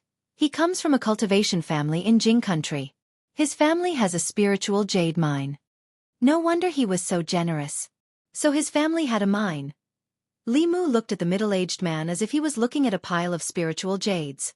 He walked to the middle-aged man's side. Xianxia took the initiative to introduce him. Fellow Taoist Shen, allow me to introduce you. This is Martial Uncle Ling Jizi. The middle-aged man immediately stood up and cupped his hands. Greetings, Senior Ling Jizi. Although the person in front of him looked young, in the cultivation world, one could never estimate one's age based on appearance. Perhaps this person was already an old monster of unknown age. Li Mu smiled kindly and said, fellow Taoist Shen, there's no need to be so formal. Sit. After the middle-aged man sat down, Li Mu asked directly, fellow Taoist, do you want a creation talisman? The middle-aged man said, yes. I'll leave this matter to your school. Li Mu waved his hand and said, there's no rush. Let's talk about the price first. The middle-aged man was stunned for a moment and muttered, didn't we already talk about the price? He complained in his heart. The price he agreed to just now was already the limit he could accept. If the Fulu school increased the price, he would have to seriously consider whether to buy it or not. Li Mu smiled and said, it's like this. Although the success rate of creating a creation talisman is not high, the grand elders of my school have returned to the sect recently. If they personally do it, they won't need 10 sets of materials. 5 sets will be enough. In addition, the Fulu school has been entrusted by you to create the talisman. If the talisman fails, it will be the responsibility of the Fulu school. The 100,000 spiritual jades will be returned to you. The middle-aged man sat in his chair, wondering if he had heard wrong. Why did the Fulu school's price get lower and lower? Not only were the materials reduced by half, but if the talisman failed, the 100,000 spiritual jades would be returned. How could there be such a good deal? Li Mu looked at him and explained, our Fulu school is a famous sect. We won't take advantage of you. Since the success rate of creating talismans has increased, we naturally won't charge you so much talisman liquid and spiritual jades. The middle-aged man came back to his senses and immediately said, okay. We'll do as senior says. Li Mu thought for a moment and said, I don't know if this fellow Taoist has any friends who need a creation talisman. After successfully creating the first Fulu, the success rate of creating the second one will increase. Therefore, we can buy the second Fulu at half price. In other words, for 150,000 spiritual jades, you can buy 2 creation talismans. Although the middle-aged man didn't need it himself, if someone could buy another one, he would save 25,000 spiritual jades. Thinking of this, he no longer hesitated and took out his sound transmission immortal tool. He immediately said, Old Ma, where are you? I have a good thing here. Quickly come to the Fulu Pavilion.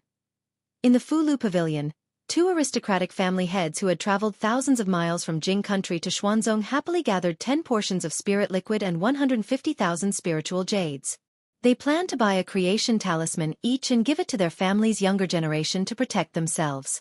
The Fulu school was indeed a Fulu school. They had visited all the shops here, and only the Fulu school could accept the business of the heaven-grade Fulu. Li Mu personally sent the 2 big clients out and said with a smile, Fellow Taoists, take care. In the future, let's work together more often. Our sect accepts all kinds of Fulu, and will give you preferential treatment. The price is negotiable. At the staircase on the second floor, Xianxia revealed a smile and muttered, 150,000 spiritual jades. If we give Xuanzong 45,000 spiritual jades, we'll make a net profit of 105,000. Li Mu sensed that something was wrong and asked with a frown, "Why do we have to give Xuanzong 45,000 spiritual jades?" Jingzi said, "Martial uncle, don't you know? All the transactions that our 5 sects conduct here have to be given 30% to Xuanzong. This is also because the 6 sects are from the same sect, so Xuanzong gives us preferential treatment. The other small sects, aristocratic family shops, and stalls outside have to give Xuanzong 40% or even 50%. Li Mu was stunned for a moment before he strode out of the shop and said to the 2 figures who were about to disappear, "Fellow Taoists, please wait." Chapter 533. In Fulu Pavilion, the 2 family heads returned to the shop and looked nervously at the spiritual jades returned by Li Mu. They asked, "Senior, this is. If you think the price is too low, we can discuss it again." Li Mu returned the spiritual jades to them and said, "This is a new rule of our Fulu school. 4 valuable Fulu items of the heaven realm and above. After the writing is done, you must hand over the spiritual jades and talismans. This way, in a month, you can come to Great Zhou's Shindu to pick up the talismans."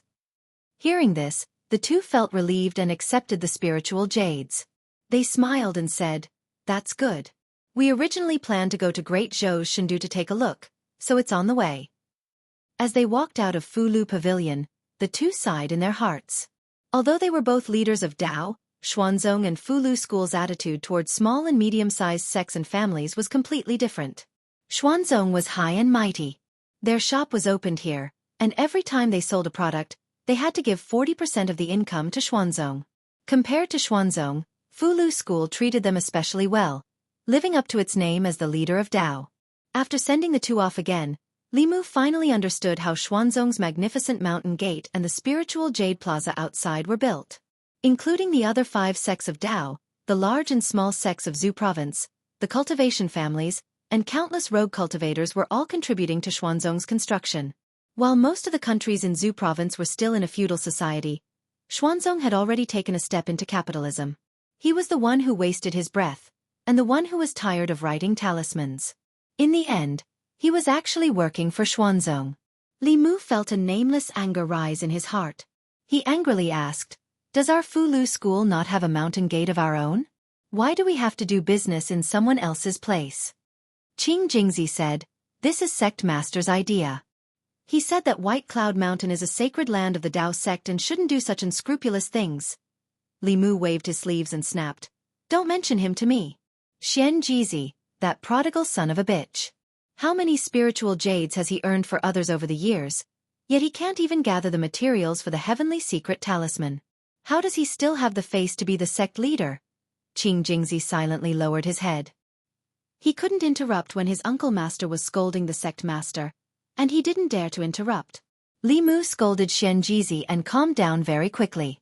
It was understandable that Xuanzong would provide the platform and take a cut from the transaction. However, they were too black-hearted. 50,000 spirit jades were gone for no reason. Li Mu's heart was bleeding. He was both angry and distressed. When he walked to the first floor and saw the situation inside, he was even angrier.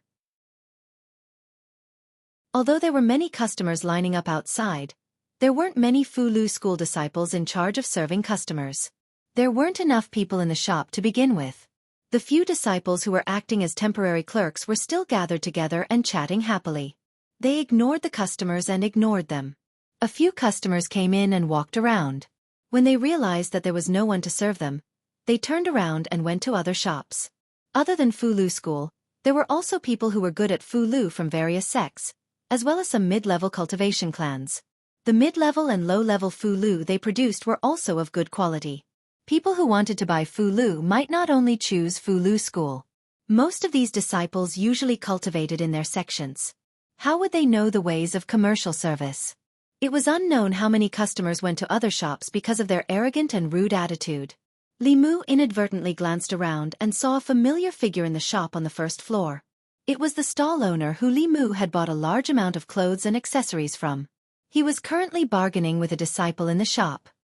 He looked at a Fulu and pestered the disciple, saying, "Give me a discount. 1,000 spirit jades is really too expensive. How about I buy 2 pieces and you give me a 20% discount?" The Fulu school disciple was unmoved. He said indifferently, "The Fulu's price is set by the elders. We don't accept any bargaining. If you want to buy, then buy. If you don't want to buy, then go elsewhere. There are plenty of Fulu on this street." The young man looked at the Fulu floating on the counter and hesitated for a long time. In the end, he decided to give up. Just as he was about to walk out of the shop, a voice came from behind him. "Wait." The young man turned around and saw the young man who had thrown out 20,000 spirit jades standing behind him.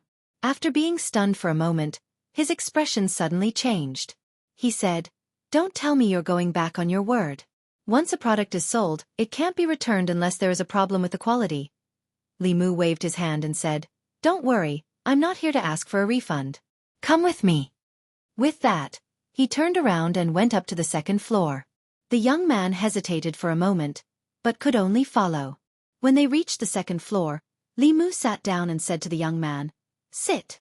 The young man immediately shook his head and said, "Senior, if you have something to say, I'll just stand and listen." Li Mu looked at him and asked, "What's your name?" The young man honestly replied, "I'm Ma Feng. Ma as in handsome horse, Feng as in wind."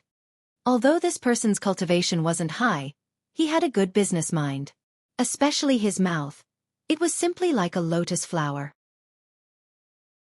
If the disciples of the Fulu school were half as good as him, the Fulu in the shop would have been sold out long ago.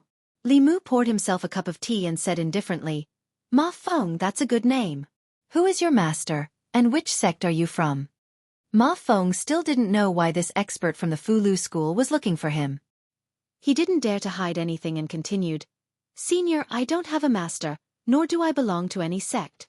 The reason I embarked on the path of cultivation was because I found an introductory book on chi cultivation at an old bookstall when I was young. I pondered on it blindly and unintentionally walked on this path." Li Mu looked at him and suddenly asked, "Are you willing to enter my Fulu school?" Ma Feng was stunned. As a rogue cultivator, he had no sect, no background, and no one to guide him in cultivation. His biggest dream was to enter a sect, but his aptitude wasn't good. Even small sects weren't willing to accept him. Entering one of the 6 Taoist sects was something he didn't even dare to dream of. After coming back to his senses, he immediately knelt down and said loudly, "This disciple is willing." Li Mu nodded and said, "Very good. From now on, you are a disciple of the 4th generation of the Fulu school." Ma Feng immediately took off a bag from his back and placed it in front of Li Mu. He said, "These are the spiritual jades that Martial Granduncle used to buy the immortal clothes and accessories. This disciple will return them to you." He had seen what happened in the market and guessed Li Mu's identity. He immediately changed the way he addressed him. Li Mu waved his hand and said, "These belong to you. Keep them for yourself." Ma Feng put the bag back on his back and said respectfully, "Thank you, Martial Granduncle." Li Mu said, "Get up and talk. I have some things to ask you." Ma Feng stood up from the ground and said, "Please ask, Martial Granduncle. This disciple will tell you everything he knows." Li Mu said, "If you were to manage the Fulu Pavilion, what would you do?" Ma Feng was stunned again. "Let me manage the Fulu Pavilion?" Li Mu nodded and said, "You can speak your mind boldly." Ma Feng had a thoughtful look on his face. He was not talented, short, and ugly. Even those small sects didn't accept him. There must be a reason why this senior was willing to let him join one of the 6 Taoist sections. This was his chance. If he grasped it, his future cultivation path would be smooth. If he didn't, he might just be an insignificant rogue cultivator for the rest of his life. He took a deep breath and said, "Martial Granduncle, this disciple thinks that there is a big problem with the Fulu Pavilion now." Li Mu gestured to him with his hand and said, "Sit down and talk slowly." Ma Feng sat down and said boldly, "First, in the Fulu Pavilion, the attitude of the senior brothers towards the customers is too bad. We are not the only shop that sells Fulu here. Since we are the sellers, we have to prioritize the customers. Many customers are not treated in time after entering the shop, so they will go to other shops. In the middle and low-grade Fulu, the quality of our Fulu is not better than the other shops, but the price is too high and there is not much competition. This has caused a large loss of customers." Ma Feng observed Li Mu's expression as he spoke. Seeing that he was not angry because of these words, he continued to speak boldly. "Second, the selling method in the shop is too rigid. 1 Fulu is 100 spirit jades. 2 Fulu is 200 spirit jades. 10 Fulu is 1,000 spirit jades. There is no discount at all, so it is difficult to stimulate the customer's desire to buy. We should set up a variety of selling methods. For example, in the shop, if you spend 500 spirit jades, 50 spirit jades, 1,000 spirit jades, 150 spirit jades. If you buy 2 earth-grade Fulu, you will get 1 earth-grade Fulu for free. Limu nodded and said, "Well said, continue." Although he understood these things, with his identity, it was not suitable for him to get involved in these trivial matters. He needed a capable assistant, and the young man in front of him was obviously the best candidate. His appearance was not impressive, but he was extremely business-minded. After receiving Limu's affirmation, Ma Feng became bolder and said, "The exchange in Xuanzong is only held once every 5 years, and it takes a large amount of our spirit jades. Why don't we set up shops in the sect, or even in the various prefectures of the Great Zhou, or in the various countries of the Zhou province? With the reputation of our Fulu school, business will definitely be 10 or 100 times better than it is now. At this exchange, loose cultivators and cultivation clans from all over the world will gather here. This is a great opportunity for us. We must let the Fulu Pavilion leave a good impression in their hearts." As Ma Feng spoke, he was no longer limited to the Fulu Pavilion, but looked at the entire Zhou province. He planned a path of continuous development for the Fulu school. 2 hours later, he was still talking non-stop. Xuanzong's location is not good. They are located in the easternmost part of the Zhou province. Many cultivators have to travel thousands of li to get here, and the divine capital of the Great Zhou is in the center of the Zhou province. If we can build a market like this in the divine capital of the Great Zhou and invite the various sects and cultivation clans to move in, we will only take 10% of the spirit jades. This will definitely attract everyone. Unfortunately, this will offend Xuanzong, and the Great Zhou court may not agree. Although Limu also wanted to do this, and this would bring in a large amount of tax for the court, there was no doubt that this would cause Xuanzong to have no business at all. Offending the #1 sect of Taoism, the strongest power in the Zhou province, was clearly not a good choice at the moment. "We'll talk about this later." Limu stood up and gently patted Ma Feng's shoulder. "From now on, I'll leave the Fulu Pavilion to you." Chapter 534. Fulu Pavilion. Limu brought Ma Feng in front of Qing Jingzi and said, "This is Ma Feng, a new 4th-generation disciple." Ma Feng hurriedly bowed to Qing Jingzi and said, "Greetings, martial uncle." Now was not the time for the sect to recruit disciples, but the head martial uncle and martial uncle all had special privileges. Qing Jingzi was just surprised. This person's appearance was ordinary and could even be called ugly. His cultivation was pitifully low. Why did martial uncle make an exception and let him in? Thinking back to when he entered the sect, he had passed many trials and eliminated many opponents before successfully becoming a disciple of Fulu school. Limu continued to say to Qing Jingzi, "From now on, Ma Feng is the shopkeeper of Fulu Pavilion. You will assist him in managing Fulu Pavilion. The two of you will discuss the matters of the pavilion. If there is anything you cannot decide, then come find me." Qing Jingzi's face was filled with shock. He could not believe his ears. A new 4th-generation disciple had instantly replaced his position to become the manager of the Talisman Pavilion, and this caused him to be unable to accept it for a moment. But he couldn't disobey the orders of his martial uncle, so even if he was displeased in his heart, he could only nod and say, "Yes, martial uncle." Ma Feng took a deep breath and puffed out his chest. He said solemnly to Limu, "Disciple will do his best to not disappoint martial uncle." Qing Jingzi looked at Ma Feng with an unperturbed gaze. He wanted to see what ability this person had to be valued so highly by martial uncle. Even if he was dissatisfied, he still followed Limu's orders and cooperated with this person's actions.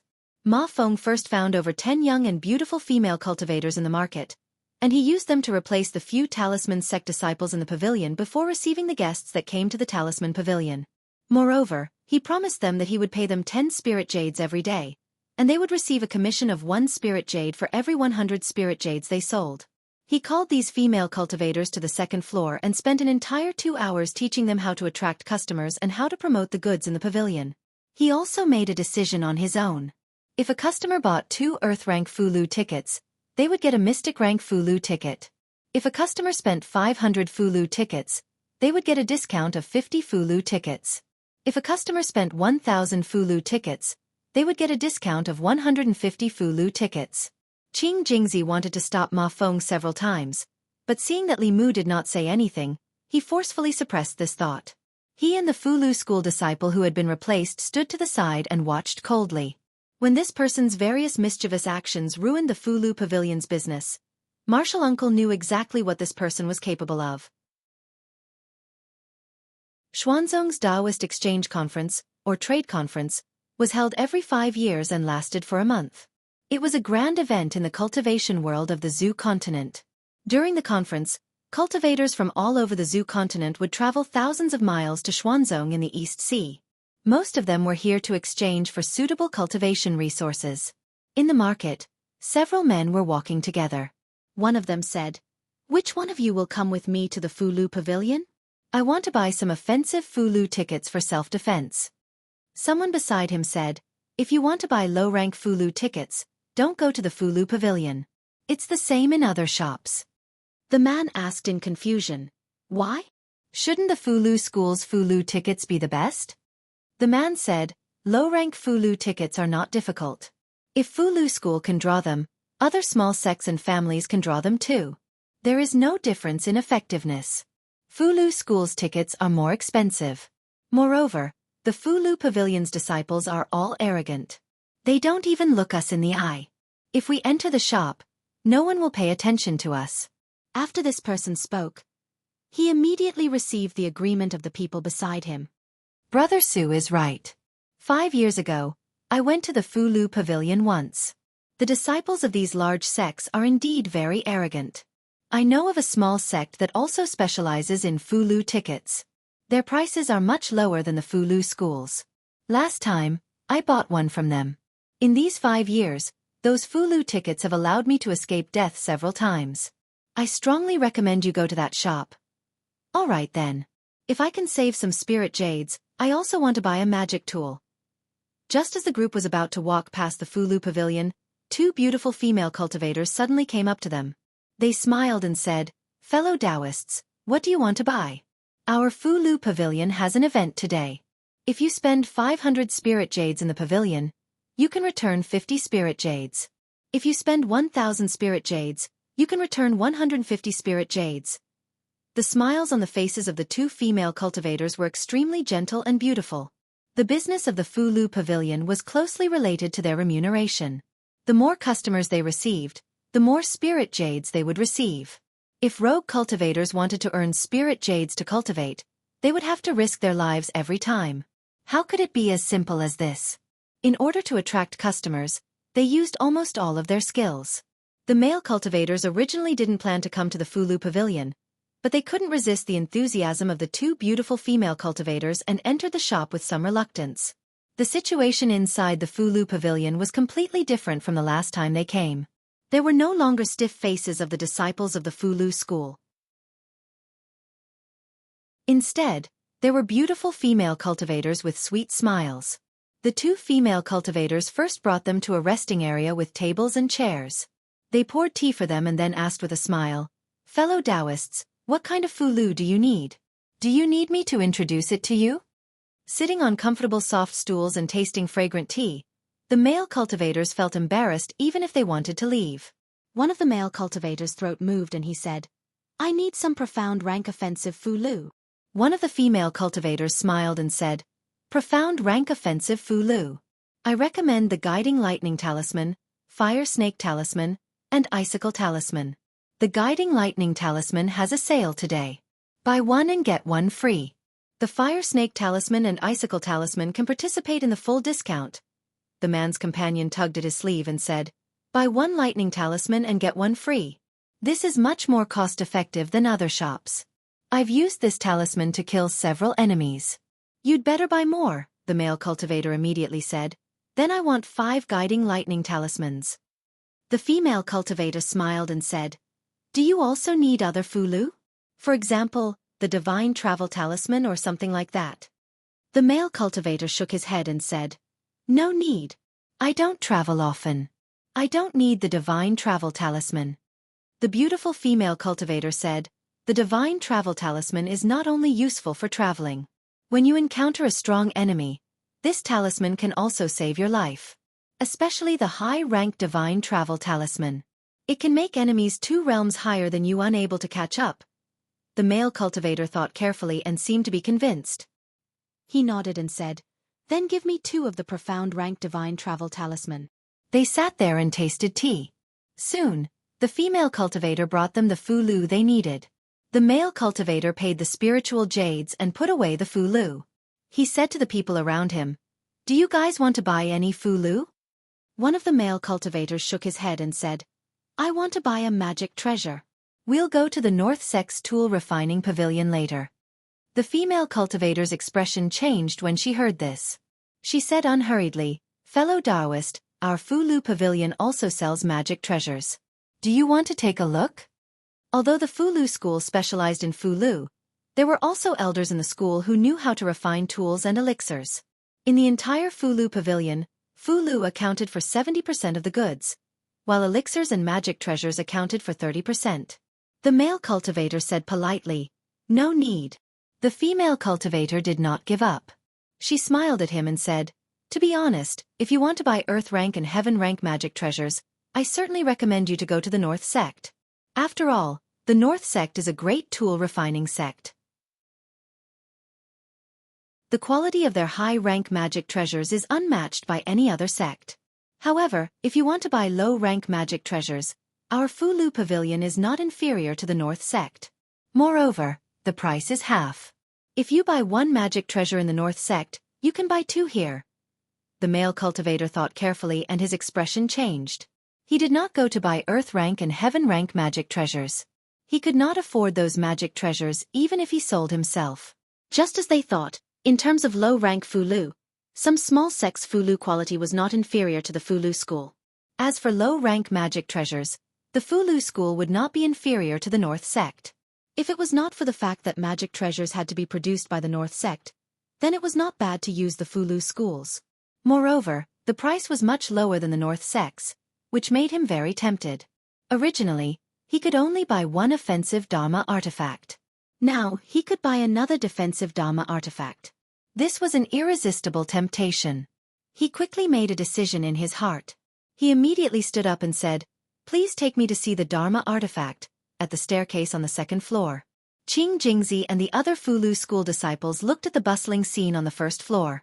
Their faces were filled with shame. In just 2 hours, the shop's turnover had exceeded theirs in a day. Qing Jingzi finally understood why his uncle master wanted to use this person to replace him. He was sincerely convinced and bowed to Li Mu. "Uncle master has a good eye for people. I admire you from the bottom of my heart." Li Mu waved his hand and said, "You guys go down too. See if there's anything you need help with. Don't just stand here." Including Qing Jingzi, all the disciples went down the stairs.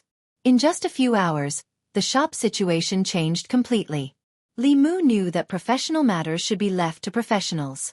Although Qing Jingzi and the other Fulu school disciples were talented and had high cultivation, they were not suitable to sell goods. In terms of business in the cultivation world, the Talisman Charm sect was blessed by the heavens. As one of the 6 sects of Tao, it was a famous brand that had existed for thousands of years. Just its signboard alone was able to attract many customers. If it were to carry out some appropriate marketing methods and bring in some service and sales talents, then the Talisman Pavilion would simply become a large-scale spirit jade machine. Many businesses in the cultivation world were profitable. Not only Fulu School, but also Danding Sect, the North and South sects, large and small sects and aristocratic families. The cost of 10 pieces of spirit jade would be sold at least 100 pieces of spirit jade. With a little promotion buy 1 get 1 discount, it would immediately become the conscience of the industry. But the spirit jade would be split with Xuanzong. The better the shop's business, the more Li Mu's heart would ache. But there was no other way. Although Li Mu also wanted to move the shop back to the sect and not give Xuanzong a chance to exploit it, before that, he had to make Fulu Pavilion famous. Xuanzong had his eyes on Fulu School's spirit jade, while Li Mu had his eyes on their influence. In the current cultivation world, only Xuanzong could gather so many cultivators in one place. Li Mu's purpose on this trip was to help Wan Wan untie the knot in her heart. He interfered in Fulu Pavilion's business, but he really couldn't stand by and watch. The higher-ups of Fulu School all had profound cultivation and looked down on merchants. But they never thought that without spirit jade, how could low-level disciples improve their cultivation? Without talisman liquid and spiritual medicine reserves, the elders of the sect were about to die. They could only watch helplessly. After all, they were also part of Fulu School. There were some things that Xianxia didn't have to worry about, but Li Mu had to worry about him. Fulu Pavilion's business was on the right track for the time being, so Li Mu didn't have to worry too much. He came to Fulu Pavilion's third floor. Wan Wan and Xiao Bai were playing flying chess, and Xianxia was watching from the side. Li Mu looked at Xianxia from afar and said, "Xianxia, come to my room for a moment."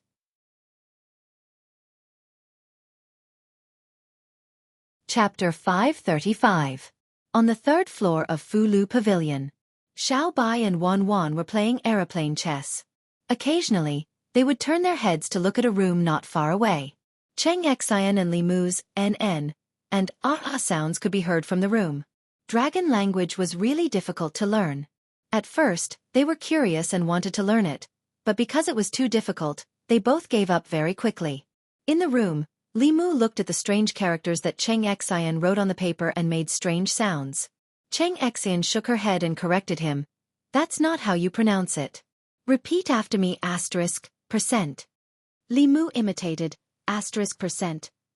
"No, it's %. %.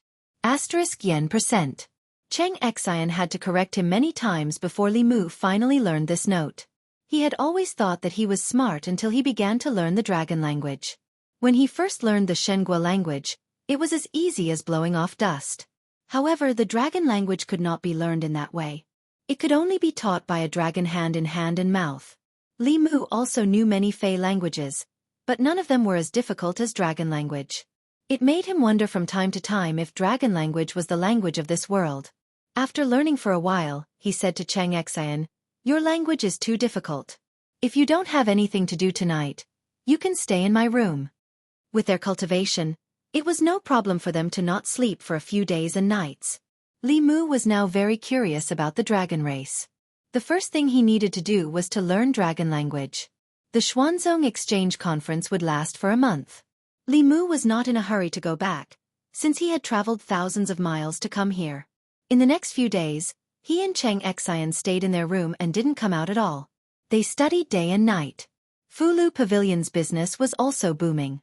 Among the 6 sect shops, only Fulu School was willing to lower themselves and truly think from the perspective of their customers. In just a few days, the Talisman Pavilion's reputation had spread throughout the market, and the number of customers was increasing day by day.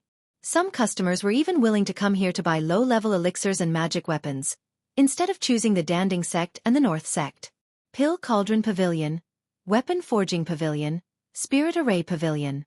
The disciples of the various sects clearly discovered that the number of customers in their shops for this exchange meeting was much less than in the past.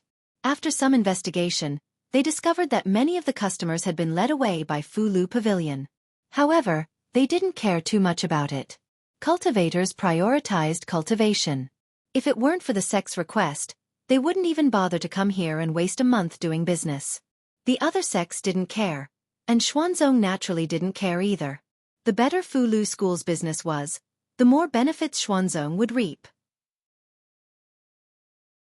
No matter how the other sects and clans competed for customers, Xuanzong would always be the final winner. A few days later, under Xianxia's tutelage day and night, Li Mu finally managed to reach a rudimentary understanding of dragon language.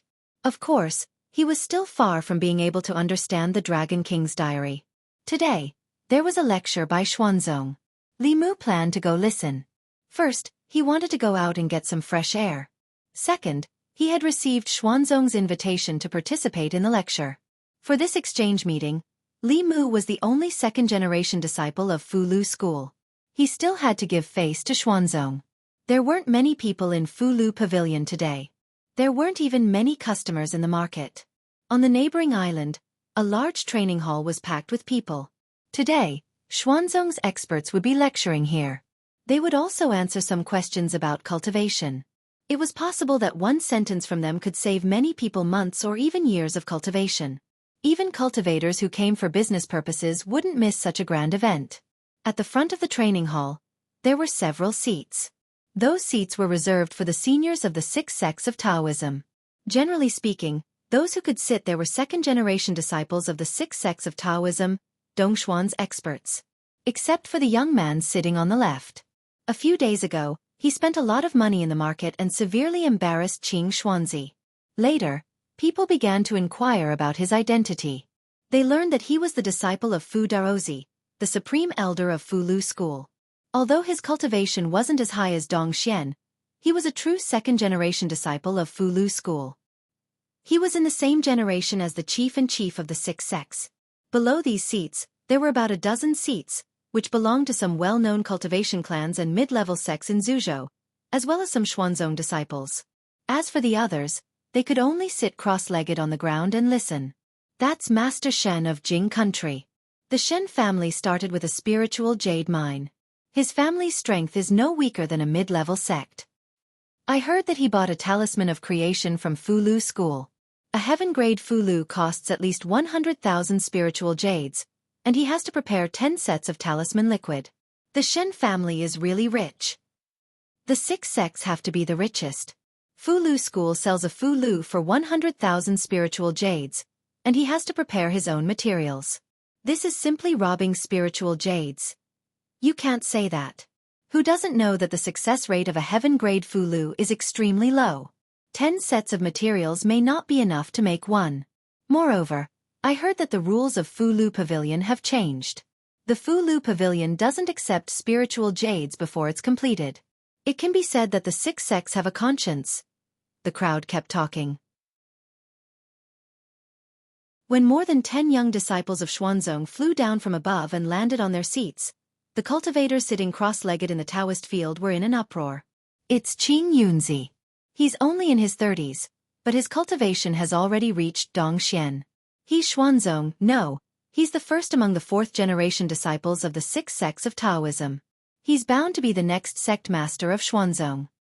Although his cultivation was piled up by Xuanzong with a lot of resources, his talent can't be ignored to be able to push his cultivation to Dongxian in such a short time. Qing Qingzi, Qing Shuangzi, and Xuanzong's young geniuses have all come out. I really envy them. Each of them has amazing talent and has such a powerful sect behind them. Sooner or later, they'll become the strongest in the world. Amidst the discussion, Li Mu's gaze swept across the young disciples. When his gaze swept across a young disciple, he felt a sense of familiarity in his heart. That young disciple called Qing Qingzi gave him a sense of familiarity. However, Li Mu had never been to Xuanzong before, and he didn't know any Xuanzong disciples. He quickly searched through his memory, and soon, this person's figure overlapped with a shadow in Li Mu's memory. A few years ago, when Li Mu was still working in the North County, the wife of the Rat King under the White Demon King was once injured by a human cultivator. The human cultivator who injured the Rat King's wife was the one who killed Xiao Bai's entire family. Xuanzong's Qing Qingzi looked exactly like that person. Not only that, but his aura also reminded Li Mu of the aura that remained in Xiao Bai's grandmother and the Rat King's wife. Just as Li Mu confirmed this person's identity, a fierce shout came from a futon in front of the training hall. Give me back my grandmother's life. A white figure flew up from the futon. The sword in his hand was already unsheathed, and the tip of the sword was pointed at Qing Qingzi. This sudden change immediately attracted the attention of countless people in front of the training hall. The cultivators in the training ground were extremely shocked. There was actually someone who dared to assassinate a disciple of the Xian sect right in front of the elders of the Xian sect. This kind of suicidal behavior could be considered crazy. Qing Qingzi and the other young disciples didn't expect this to happen. Facing that figure, the others didn't move. They believed that Qing Qingzi could deal with it alone. Qing Qingzi was stunned for a moment. When he came back to his senses, he unsheathed the long sword on his back and faced the figure. After a short exchange, he found that the beautiful woman's cultivation was almost the same as his. He was shocked and confused. When did he provoke such a strong cultivator? Facing such an opponent, Qing Qingzi didn't dare to underestimate her. He immediately used several of his most powerful spells. However, facing his spells, the woman only cared about attacking and didn't defend at all. Every time his attacks landed on her body, they would immediately dissipate. After a short exchange, Xianxia had already determined that the woman not only had a good cultivation, but also had a defensive treasure. He wouldn't be able to defeat her in a short time. Just as he was feeling anxious, the old man in the front seat suddenly stood up and snorted. He said loudly, "Who are you? How dare you come to my Xuanzong?" As soon as he finished speaking, a transparent giant hand appeared in the void and grabbed at the woman. Under the pressure of the giant hand, the cultivators with low cultivation suddenly felt like Mount Tai was pressing down on them. They found it difficult to breathe. Even the strong cultivators in the creation realm found it difficult to breathe. They were shocked by the power of Dongxian. Under the pressure of the giant hand, Xiaobai couldn't move. She could only watch as the hand grabbed at her. In the next moment, a figure that wasn't very big but made her feel at ease stood in front of her. Li Mu floated in the void in front of Xiaobai. He didn't do anything. The aura in his body swept out, and the giant hand collapsed. After a moment of silence, there was another uproar. Isn't that the senior from Fulu School? Why is he helping this assassin? Didn't you notice that this female assassin is the beauty who has been following this senior around? What's wrong with Xianxia? He seems to have a death feud with this beauty. This is going to be interesting. The conflict between Fulu School and Xuanzong. As the crowd discussed in low voices, someone suddenly realized something and said in surprise, "The one who attacked just now was Senior Miao Yuanzi from Xuanzong. He has advanced to Dongxian many years ago. This senior from Fulu School is only at the 5th realm, but he blocked Senior Miao Yuanzi's angry attack so easily. It's unbelievable." Only then did the crowd realize this. They all looked at the figure floating in the void with shocked eyes. Among the disciples of Xuanzong, Qing Xuanzi's face was pale. If Elder Miao Yuanzi's palm strike had landed on him, he would have been seriously injured even if he didn't die. However, it was easily resolved by this person. Thinking of the conflict between him and this person, Qing Xuanzi suddenly felt a wave of fear. Li Mu slowly landed and looked back at Xiaobai. Xiaobai bit her lower lip and tears welled up in her eyes. She choked and said, "Benefactor, I..." Li Mu held her in his arms with one hand and patted her back. He said softly, "I know. Leave the rest to me." Wan and Xianxia also left the crowd and quickly stood beside Xiaobai. Li Mu waved his hand and a golden light shot out. Xianxia suddenly felt his waist tighten, and he couldn't circulate his spiritual power. Then, he was dragged to Li Mu by a huge force. At the front of the training hall, Miao Yuanzi looked at Li Mu with a gloomy face and asked, "What is the meaning of this?" Li Mu shook his wrist, and the bound Xianxia knelt on the ground. He looked at Miao Yuanzi with a gloomy face and said, "You connived with your disciples to bring disaster to the great Zhou and kill my sister's family. What right do you have to ask me?" The two looked at each other, and the atmosphere was extremely tense. Beside Miao Yuanzi, a female cultivator stood up and said, "Senior brother Miao Yuanzi, junior brother Ling Jizi, let's sit down and talk. There may be some misunderstanding. The 6 sects are one family. Let's not hurt each other." The people of the Danding sect stood up. Miao Yuanzi's face didn't soften. Instead, he looked at Li Mu and said, "Junior sister Jade's son, you all saw it. Today, it was Fulu School who provoked you first. It wasn't my Xuanzong that was rude." Jade's son walked in front of Li Mu and said, "Junior brother Ling Jizi, let this disciple go first. If there's anything, we can talk about it slowly." After all, this was Xuanzong, and Li Mu wasn't an unreasonable person. He took back the immortal binding lock. Miao Yuanzi waved his sleeve, rolled up Xianxia, and flew up to the Dao Palace. Li Mu followed with Xiaobai and Wan. Seeing this, Jade's son and the elders of the other 4 sects looked at each other and shook their heads helplessly. They also flew up. Even with the Xuanzong elders presiding, the training hall still became chaotic. What's going on? Xuanzong is a righteous sect. How could a disciple of Xuanzong do something like killing people? There must be some kind of misunderstanding. I also think it's a misunderstanding. The disciples of Xuanzong who stayed behind also sighed. Qing Songzi shook his head and sighed. I've already advised senior brother Xianxia not to be too eager for quick success, but he just wouldn't listen. He likes to kill demons for their demon cores and souls. Now they've come knocking on his door. Although Qing Songzi deliberately lowered his voice when talking to his fellow disciples, There were nearly 10,000 people in the training hall, and many of them had high cultivation. It was easy for them to hear what he said. What? Xianxia likes to kill demons? Isn't this forbidden by the big sects? Besides, the Great Zhou Court doesn't allow this kind of behavior. Forbidden is forbidden. Killing demons isn't killing people. How could a core disciple like Xianxia be punished by the sect for killing a few demons? So what that senior said is true. So what if it's true?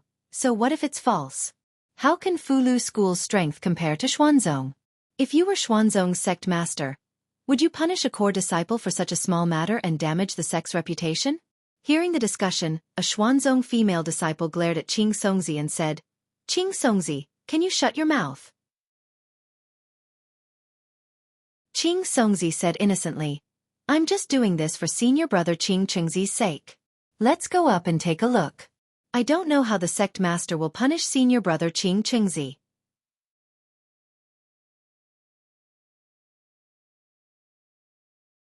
Chapter 536. Xuanzong. There were 9 peaks hanging upside down above the East Sea. In the Taoist palace on the 9th peak, the elders of the 6 Taoist sects had gathered. A middle-aged man dressed in colorful robes looked at Xianxia and asked, Xianxia, is it like what Martial Granduncle Ling Jizi said, that you have committed such evil deeds in the North County? Xianxia stood in the hall and said loudly, Sect Master, this lady must have mistaken me for someone else.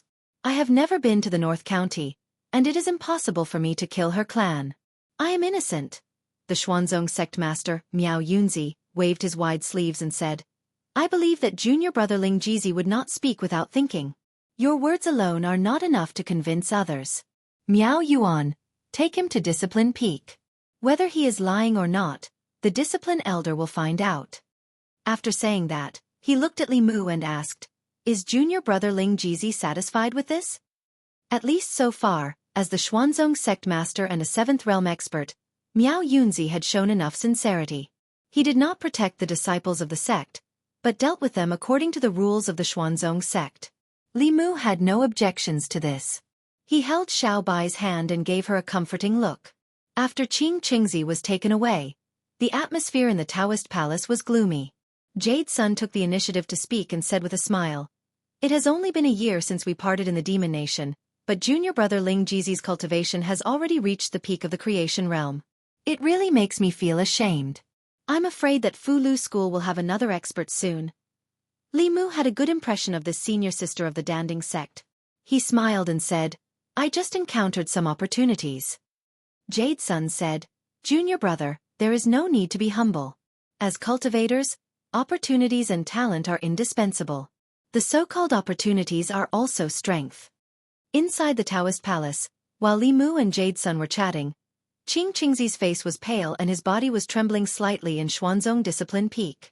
Standing in front of him was not only the Discipline Peak elder, but there were also 2 martial granduncles of the Miao generation and 2 grand elders of the Dao generation. Besides the sect master, Xuanzong's 7th realm elders were all here. An old man with a face full of wrinkles, white eyebrows, and a white beard said with a gloomy expression, Such a thing actually happened during the exchange that occurs once every 5 years. Does the Talisman Puppet sect even respect my profound sect? The other old man next to him narrowed his eyes and said, Maybe they think that because Fulu School has a 4th transcendent cultivator, they can compare to Xuanzong. If I remember correctly, the 2 from Fulu School have less than 2 years left. In 2 years, Fulu School will be the weakest of the 6 sects. They can't even compare to Danding sect and Spirit Formation sect. Only Taoist Miao Dun looked at Xianxia and asked seriously, Did you really kill that fox demon? Xianxia knew that he couldn't hide it in front of these elders. He said regretfully, I didn't know that the fox demon was the sister of the Fulu School's martial granduncles. Taoist Miao Dun said angrily, I didn't expect you to do such a thing. Come, let's go see the sect master.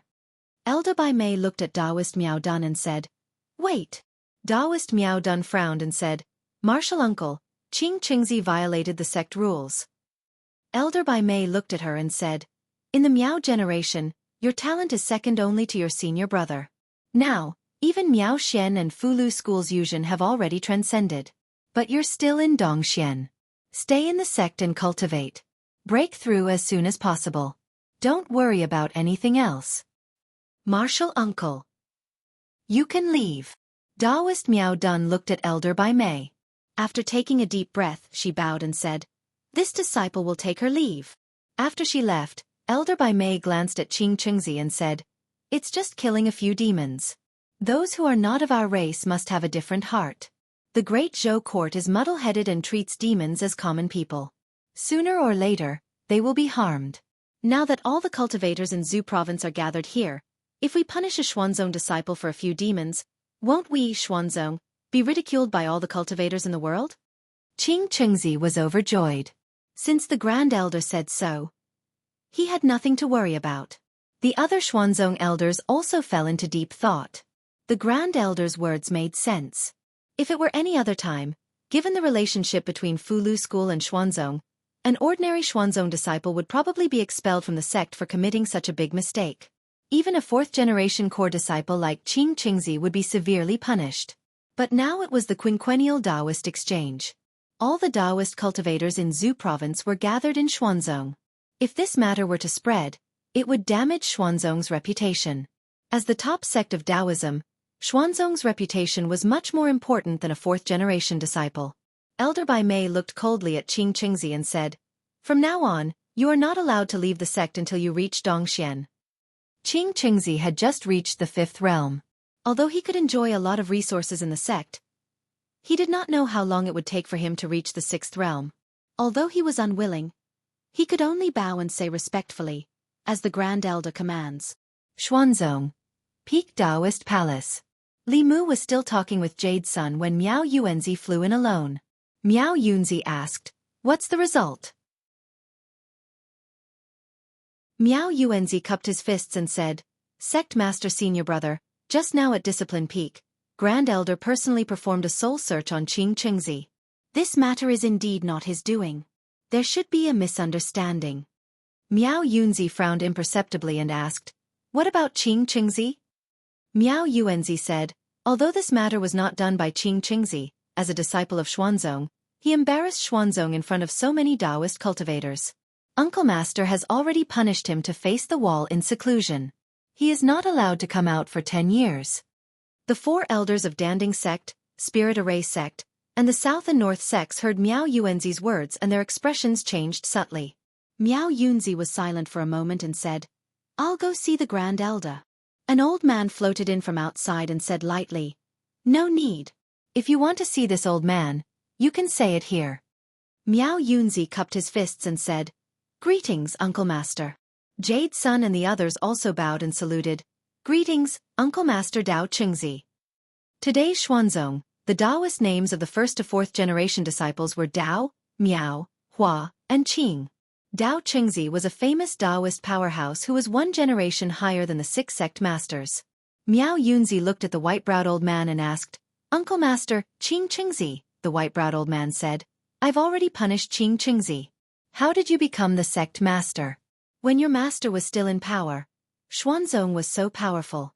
In your generation, you were framed, and you didn't even protect your own disciple. If Senior Brother knew about this in the underworld, I'm afraid he would doubt his original decision and regret passing the position of sect master to you." After reprimanding Miao Yuanzi, he looked at Li Mu and said in a deep voice, "You insulted my Xuanzong. For the sake of the Fulu School, I won't argue with a junior like you this time. If there's a next time, I'll destroy your cultivation and let Xianxia come to Penglai Mountain personally to take you back." As his voice fell, he flicked his sleeves and left. Inside the Dao Palace, Miao Yuanzi's expression was complicated. He looked at Li Mu and his lips moved. "Junior brother," Li Mu smiled and said, "Fellow Taoist, there's no need to say more. Since it's a misunderstanding, I apologize to Xuanzong for my impulse just now. Goodbye." After that, he held Xiao Bai's hand and strode out of the Dao Palace. Miao Yuanzi looked at Li Mu's back and sighed softly. One called him junior brother, and the other called him fellow Taoist. This change in address indicated that the relationship between Xuanzong and the Fulu School could no longer be the same as before. Outside the Dao Palace, many Xuanzong disciples stood in the distance with different expressions. Some looked ashamed, some looked smug. Qing Xuanzi's face lit up with joy. He looked at Li Mu with a mocking expression and snorted, "So what if you're a second-generation disciple of the Fulu school? You're only asking for humiliation if you try to provoke the dignity of Xuanzong." As Li Mu flew down, a figure flew from behind. Jade's son flew to his side and comforted him. "Junior brother, don't be impulsive. This is Xuanzong. You're alone and weak. Once you're impulsive, you'll be bullied by them." Li Mu smiled and said, "Thank you for your reminder, senior sister. I won't be impulsive." Looking at Li Mu's back, Jade's son thought for a moment and took out a sound transmission instrument. After hesitating for a long time, she injected her spiritual energy. A white light flashed on the instrument. Jade's son took a deep breath and whispered a few words into the instrument. At the entrance of the Fulu pavilion, Xiaobai bit her lips and wiped her tears. She looked up at Li Mu and said, "Benefactor, I won't take revenge." Li Mu reached out and held her face. He wiped away her tears and said softly, "I promise you, I'll let you kill your enemy and avenge your grandmother and your clan." He looked up at the countless mountains floating in the sky and a smile appeared on his face. He said lightly, "Xuanzong, ha!" The sound transmission instrument in the storage space vibrated. Li Mu took out an object and said calmly, "Senior brother." Xianxia's voice came from the instrument. "Junior sister Jade's son has already told me about what happened in Xuanzong. Xuanzong is the #1 sect of Taoism." "Its strength is tyrannical?" Li Mu asked.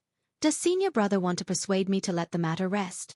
From the instrument, Xianxia's voice gradually became cold. "Xuanzong is the #1 sect of Taoism. Its strength is tyrannical.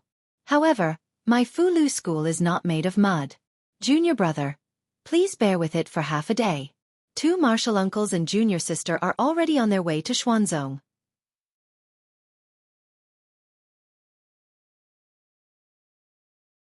Chapter 537. Xuanzong on the Taoist Field.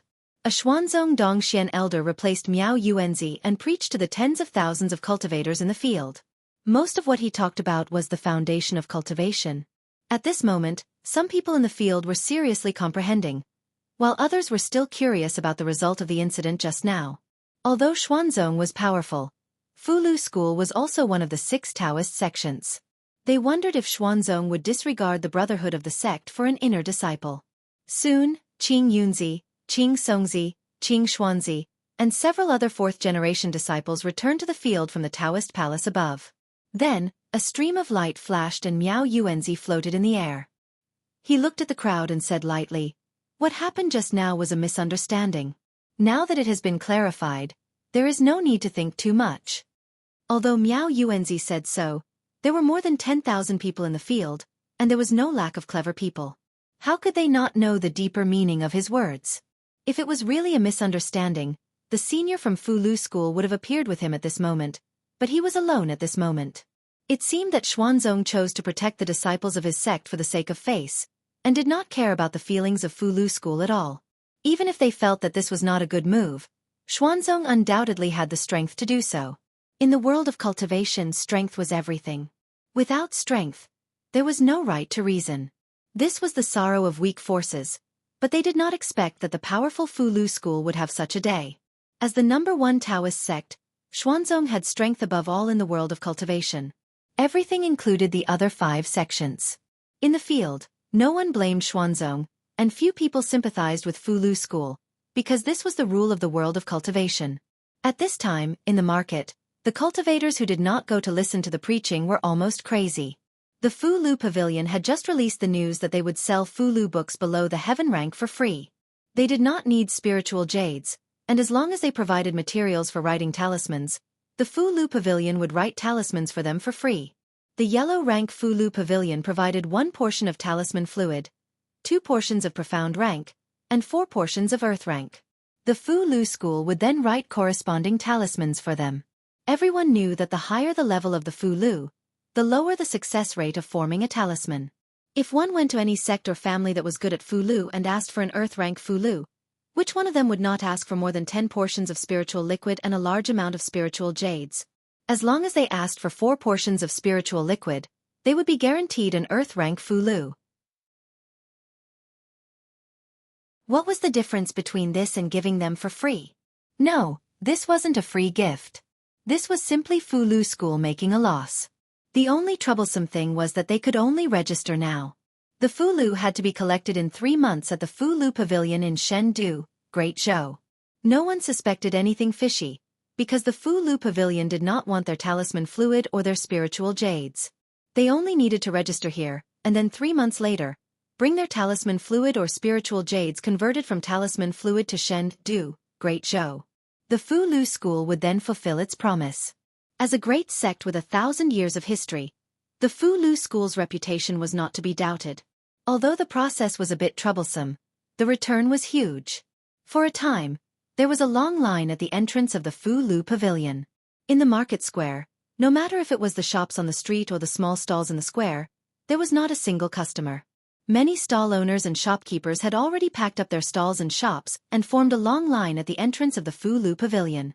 Inside the Fu Lu Pavilion, the disciples and the cultivators who had come at the last minute were furiously writing down the information of the people who had ordered the Fu Lu. Ma Feng maintained the discipline of the crowd. He gritted his teeth and said, "Damned Xuanzong, I'm not giving you a single piece of spiritual jade." The cultivators in the line outside all had Dharma sound transmission artifacts and were constantly communicating. "Second uncle, hurry up and close the shop. Come to the Fu Lu Pavilion. Father, hurry up and prepare some spiritual medicine and spiritual jades. We're going to Chengdu, Great Zhou right now. Old Ma, are you at the training hall? Don't listen. Why are you still listening to such useless things at a time like this? Hurry up and come to the Fu Lu Pavilion. There's a big bargain. Don't blame me for not reminding you if you're late." In the Xuanzong training hall, Miao Yuanzi was preaching. At some point in time, cultivators began to leave one after another. In the past, when he preached, this kind of situation would occur, but it was never on such a scale. Some of them left in a hurry after receiving the message from the Dharma sound transmission artifact. Some saw the people around them leave and also left after asking. When nearly 1,000 people left inexplicably, some Xuanzong disciples went to investigate and finally found the source of this matter. On the celestial mountain floating at the highest point of the sea, a Xuanzong elder said to Miao Yuanzi, "Sect master, the Fu Lu School's actions have broken the rules of the market. We can't allow them to continue like this." Miao Yuanzi felt guilty in his heart. When he heard this, he only waved his hand and said, "Let them be." The elder frowned slightly. "But sect master, this goes against the rules set by me, Xuanzong." Miao Yuanzi glanced at him and said, "I said, don't interfere in this matter." The elder looked up at him and slowly retreated. After leaving the Taoist palace, he flew to another mountain. In the Taoist palace, Taoist master Miao Dun looked at Miao Yuanzi and asked, "Senior brother, don't you think that Xuanzong has changed and is no longer the Xuanzong of the past?" Miao Yuanzi looked in the direction that the elder disappeared and sighed. In the end, he was indifferent and speechless. Not long after, accompanied by 2 elders, Taoist Xianxia flew out of the mountain and went straight to the market below. His face was gloomy and he said in a low voice, "It seems that the Fu Lu School really doesn't take Xuanzong seriously these years. Since that's the case, I'll teach this arrogant disciple a lesson on behalf of Fu Daozi." On the 3rd floor of the Fu Lu Pavilion, there was an hourglass on the table in front of Li Mu. It was the hourglass that he used to keep track of time when refining pills. At this moment, the sand in the hourglass was almost gone and there was only a small handful left. Before the sand was completely gone, a powerful aura suddenly came from the top of the Fu Lu Pavilion. It was the aura of Xuanzong's Grand Elder, Taoist Xianxia. Taoist Xianxia's figure flew from above and he said angrily, "Junior of the Fu Lu School, you've repeatedly challenged my, Xuanzong's, bottom line today. I'll teach you a lesson on behalf of Fu Daozi." The voice of Xuanzong's Grand Elder reverberated in the market and into the ears of countless cultivators. At this moment, everyone's impression of the Fu Lu School had improved greatly. Xuanzong's behavior just now was extremely immoral, and now it was even more outrageous. A Grand Elder of a sect with a cultivation of the 7th realm was bullying a 5th realm junior. How could such behavior be done by a fellow Taoist? Just as the surrounding cultivators began to sympathize with the young man from the Fu Lu School, on the 3rd floor of the Fu Lu Pavilion, Li Mu looked at the remaining sand in the hourglass and took a step forward. He was already outside the Fu Lu Pavilion. He looked directly at Taoist Xianxia and said coldly, "Xuanzong, you shameless old man. Do you think you're qualified to teach me a lesson on behalf of my master? There was a long line of cultivators at the entrance of the Fu Lu pavilion. When Li Mu's voice rang out, the noisy market instantly fell silent. If Xuanzong scolded their grand elder like this, the Fu Lu school would probably completely fall out with Xuanzong this time. Although this sentence pleased many cultivators, they also knew that this young man's fate would probably be very miserable. After all, there was an insurmountable gap between their cultivation levels. Taoist Xianxia also did not expect this young man to be so presumptuous. His face instantly darkened. In the void, an invisible hand grabbed at Li Mu. It was the same divine power that Miao Yuanzi had used, but its power was completely different. Li Mu felt that his body was trapped by the power of heaven and earth and could not move at all. Even the ordinary Dongxian could only watch as the giant hand grabbed at him, let alone the creation realm cultivators. This reminded Li Mu of the first time he met the Lord of Illusions. However, he was no longer the weak cultivator with divine power that he used to be. Li Mu used his mind to disperse the power of heaven and earth around him. The law bell flew out of his body and merged with Li Mu's body. At the same time, a Fu Lu talisman appeared in Li Mu's hand. He used his dermic powers to activate the talisman. The Fu Lu burned, and the shadow of a woman walked out of the Fu Lu. She exuded the aura of a sixth realm cultivator.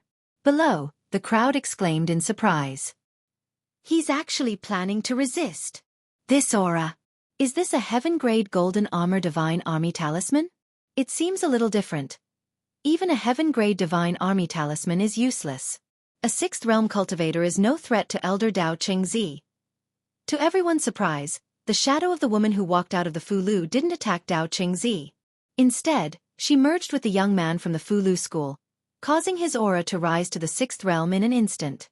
The invisible giant hand was already reaching for him. Li Mu didn't dodge. The bell shadow on his body flashed, and the giant hand collapsed. The bell shadow also collapsed and dissipated. He knew very well that the Empress Divine Avatar wouldn't exist in his body for long. Before Dao Chengzi could do anything else, he had already launched an attack. He used his mind to control the power of heaven and earth. Wind and thunder intertwined around Dao Chengzi. The sixth realm elders of the Black Sect who had rushed over after hearing the commotion felt a chill in their hearts when they saw the wind and thunder. This was definitely a supernatural power that only a sixth realm cultivator could use. Dao Chengzi stood where he was and looked at Li Mu indifferently. A protective shield appeared around his body, blocking the astral wind and lightning outside his body. The next moment, dark clouds suddenly gathered above his head. Wind mixed with black raindrops fell, and the shield around Dao Chengzi's body started to thin rapidly. The dragon clans call the wind and summon the rain. A hint of shock flashed across his eyes. Outsiders might not know, but he knew better than anyone else that the power of these spells was comparable to that of the most powerful cultivators in Dongxian. Of course, this was far from enough for him. He floated in the air and only maintained the shield. He didn't do anything else. Even with his status and position, he had failed to capture a fifth-level junior personally. If he were to make a move again, even he would lose face. When he used all his trump cards and completely understood that the gap between the two realms couldn't be closed no matter what he did, he would realize how laughable he was. He would become a joke who overestimated himself and was like an ant trying to shake a tree. Countless elders from Xuanzong had already flown out. They floated quietly outside, and no one intervened. If they had to intervene in the battle between the Grand Elder and the junior from Fu Lu School, after this exchange, Xuanzong would also become the biggest joke in Zhuzhou. However, they looked at Li Mu with fear that shouldn't exist. The disciples of the Qing generation looked at the battle in the sky. Instead of fear, they were shocked and terrified. This person was only the same age as them, but he could already fight the Grand Elder. Even if he lost in the end, no one had the right to laugh at him. In the sky, Li Mu didn't have time to pay attention to the discussions below. Without a doubt, without relying on the Empress or the demonic corpse, Dao Chengzi was the most powerful enemy he had ever encountered. His most powerful attack couldn't even break through the defense set up by Dao Chengzi. There seemed to be a natural barrier between the two of them. No matter how hard he tried, he couldn't cross it. If he couldn't fight head-on, he could only use his wits. Li Mu took a deep breath. His Xianxia sword flew out instantly, turning into sword shadows that filled the sky, and attacked Dao Chengzi. Tens of thousands of swords flew out. A sixth realm elder from Xuanzong narrowed his eyes. He took a deep breath and said in a low voice, "What a powerful Taoist technique. With this technique, he can probably fight Dongxian as a creation and transcend as a Dongxian. With his current cultivation level, not many people in Xuanzong can take this technique head-on." Jade Sun floated in the distance and murmured, "This Taoist technique has probably touched the edge of the seventh realm. In other words, if we really fight, we won't be his match at all." Dao Qingzi's expression was still calm as he looked at the sword shadows that filled the sky. However, a hint of seriousness appeared in his eyes. He strengthened the shield outside his body. The sword shadows crashed into the shield and collapsed one after another. However, the dermic power shield also thinned at a speed visible to the naked eye before finally dissipating. However, there were only a few sword shadows left. Dao Qingzi's dermic power swept out. He stared at Li Mu indifferently and said, "Junior, what other skills do you have? Show them all." Before he finished speaking, his eyes narrowed.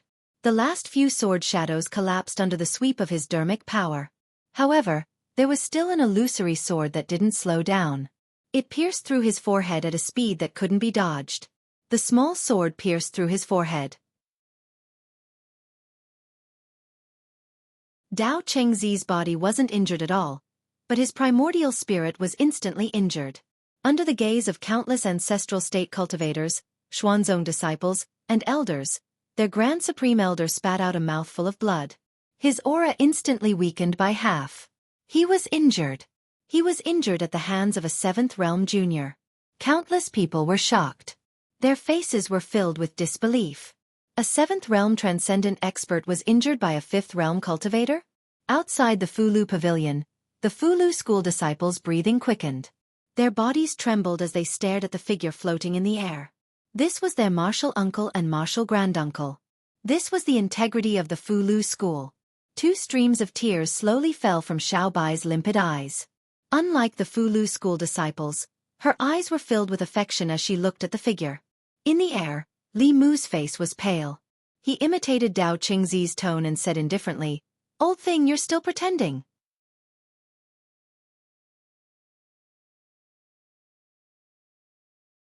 Chapter 538. The market, the training ground, and the countless figures floating in the air were all silent. Only Li Mu's voice echoed on the sea. Just now, everyone had witnessed a miracle. A cultivator in the creation realm had actually injured a transcendent realm cultivator in a head-on battle, but he himself was unharmed. This battle was enough to be recorded in the history of the cultivation world. When future generations mentioned the Fulu school and Xuanzong at the same time, they couldn't ignore this battle that spanned two major realms. The elders of Xuanzong floated in the air, still motionless. It wasn't that they didn't want to move, but that they couldn't. The Grand Elder was in the seventh realm, fighting against a fifth realm junior. Did he need their help? Now that things had developed to this point, it was completely out of Xuanzong's control. It was the opposite of their original goal. Xuanzong had protected Qingzi because he didn't want the school to be disgraced. Now, all the cultivators on the Zhu continent knew that Xuanzong had protected his disciple and bullied the weak. The Grand Elder's face had been beaten to the ground, and Xuanzong's face had been completely destroyed. If they had known that things would come to this, they would have punished Qingzi severely. But now, this had nothing to do with Qingzi. Xuanzong needed to establish his authority and regain his lost face. In the air, Dao Qingzi's vital spirit was injured, and his aura was weakened. His face was extremely pale, but not because of his injury, but because of the humiliation. He had been humiliated by a junior in front of all the disciples of Xuanzong, and in front of more than 10,000 cultivators. At this moment, he wanted to kill that person for the first time. His voice was cold as he said word by word, "Junior, you disrespected your elders and deceived your master. Today, I will punish you on behalf of Fulu School." After all, Dao Chengzi was a super expert who had reached the 7th level many years ago. If Li Mu hadn't caught him off guard and mixed the intellectual sword into the 10,000 sword shadows, he wouldn't have been able to injure Dao Chengzi at all. When he was in the 5th realm, his wisdom sword could slash Dongshuan's primordial spirit. Now that his cultivation had temporarily increased to the 6th realm, he could only slightly injure Dao Chengzi. However, He wasn't afraid of Dao Chengzi. In the face of Dao Chengzi's threat, Li Mu ignored it. He turned around and flew toward the Fulu Pavilion. At the same time, on the third floor of Fulu Pavilion, the last strand of sand fell from the hourglass. Dao Chengzi's killing intent surged as he raised a hand at Li Mu's back. But at this moment, 3 streams of light suddenly appeared on the western horizon and sped over. A loud voice exploded in the sky. Dao Chengzi, do you think everyone in Fulu School is dead? A huge black sword came from afar and pointed directly at Dao Chengzi. Dao Chengzi hurriedly took out a square shield. The huge sword collided with the square shield and sent Dao Chengzi flying for thousands of feet. The 2 Xuanzong Grand Supreme Elders who had just arrived didn't intend to let him go and chased after him. A Xuanzong Grand Supreme Elder said in shock, "It's Martial Uncle Tianyongzi and Martial Uncle Tianchengzi. They actually came in person." Tianyongzi and Tianchengzi were famous Taoist experts. The 2 7th Realm Grand Supreme Elders of Fulu School appeared here at this moment. It meant that ever since that incident, Fulu School didn't plan to be friendly with Xuanzong. On the ground, countless ancestral state cultivators were dumbfounded. Today was really an eye-opener for them. Not only did they see Dongxian transcendence experts injured, but they also saw a battle between transcendence experts. This trip to Xuanzong was really worth it. Li Mu landed on the ground and walked all the way to Fulu Pavilion. Everywhere he went, the bustling crowd automatically made way for him. Yuzhen didn't participate in the battle. Instead, he immediately flew to Li Mu's side and asked with concern, "Are you okay?" Li Mu smiled and said, "I'm fine. Senior sister, I've made you worry." The spiritual snail in the storage space had been vibrating for a while. Li Mu took out the spiritual snail and injected magic power. The Empress's voice immediately sounded, "What happened on your side?" "I felt that you used that avatar," Li Mu said. "It's already taken care of. It's not convenient to talk about it now. I'll explain it to your majesty when we return to the divine capital." Zhou Yi asked again, "Are you okay?" Li Mu said, "I'm fine. Your majesty, don't worry." In the Changle Palace, Zhou Yi didn't ask any more questions. He took the initiative to put away the spiritual snail and then said to Mr. Mei, "He should be in Xuanzong now. Order the officials of the East County to investigate what happened in Xuanzong." At the entrance of Fulu Pavilion, Li Mu said to Qing Jingzi, "Pack up and prepare to return to the divine capital." Qing Jingzi led the disciples back to the pavilion to pack up. At this time, a female cultivator walked to Li Mu and asked nervously, "Senior, can we stay in Fulu Pavilion?" Behind her, there were more than 10 pretty female cultivators. They looked at Li Mu nervously. These female cultivators were the shop assistants that Ma Feng recruited. Li Mu said to them, "There won't be Fulu Pavilion in Xuanzong anymore. If you're willing, there's still a place for you in the new Fulu Pavilion in the divine capital of Great Zhou." The girls said in unison, "We're willing." The female cultivators happily went to Fulu School to help pack up. Li Mu looked up at the sky. Dao Chengzi was already slightly injured. Under the siege of 2 Grand Supreme Elders, he was in a sorry state. The other 2 level 7 cultivators in Xuanzong couldn't sit still anymore. They flew up to stop them. "Uncle Masters, let's talk. Let's sit down and talk. Don't hurt our friendship." Tianyongzi attacked with all his strength. He said coldly, "Friendship? My ass. Dao Chengzi is going to clean up our Fulu School. What's there to talk about? I don't have much time left, but my Fulu School isn't a place that anyone can mess with. If you want to humiliate my Fulu School, wait until I'm dead." The Xuanzong Taoist priest said, "Fulu School and Xuanzong are brothers. Uncle Masters, please stop. Don't hurt our friendship." Tian Qingzi trapped the 2 Xuanzong Grand Supreme Elders with his Fulu. His voice was equally cold. "When you, Xuanzong, covered up your disciples and humiliated my Fulu School, why didn't you think of your brothers?" The injured Dao Chengzi was forced to retreat in defeat by Tianyongzi. The other 2 Grand Supreme Elders were also trapped. Xuanzong had 5 7th Realm cultivators. Only Miao Yunzi and another Grand Supreme Elder were left. At a certain moment, an angry roar came from an upside-down mountain. An old man flew out and said angrily, Tianyongzi Tianqingzi, don't go too far. He wanted to help Dao Chengzi but was stopped by Yuzhen. The old man looked at Yuzhen and said gloomily, Nephew Yuzhen, you want to stop me? Yuzhen looked at him indifferently and said coldly, When Dao Qingzi bullied my junior brother, did you ever think that he was your nephew? The cultivators below looked up at the sky in silence. Seventh realm cultivators were always elusive. Ordinary people rarely saw them. Today, they saw 7 of them at the same time. 7 transcending state cultivators were fighting in a chaotic battle. High up in the sky, the light of spells was unceasing. If their battle was on the ground, the whole of Xuanzong would probably be destroyed. Even from so far away, everyone could feel the waves of pressure. No matter what the result was, Xuanzong's reputation was completely destroyed this time. In the Taoist palace on the highest mountain, the bright light of spells shone into the palace. Miao Dun looked at Miao Yunzi and asked, You're not going to help? Miao Yunzi shook his head. No. Miao Dun said, If you don't help, Uncle Master will have an excuse later. Miao Yunzi breathed a sigh of relief and said, I've been in the sect for too long. I'm bored. I'm just thinking of going out for a walk.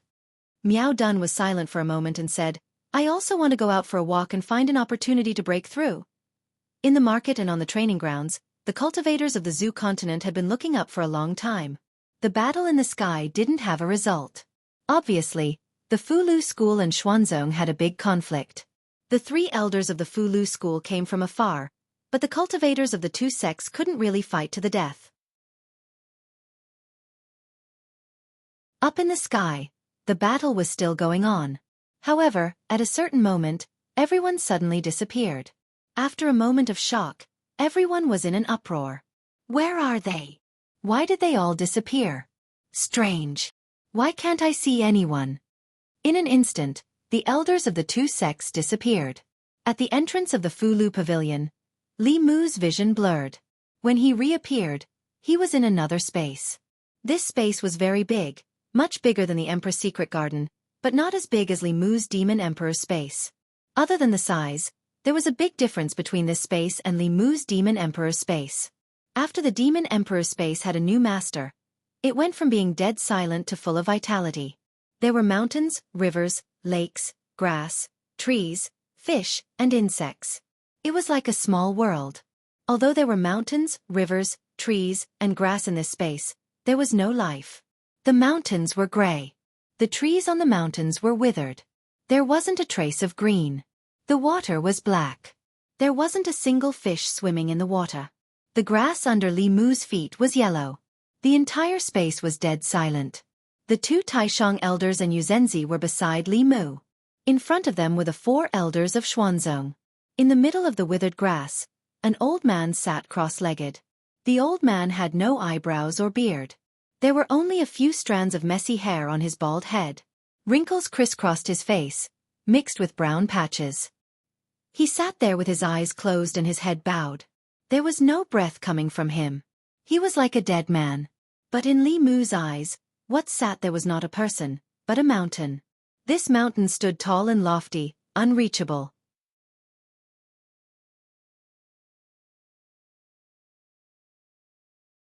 Chapter 539.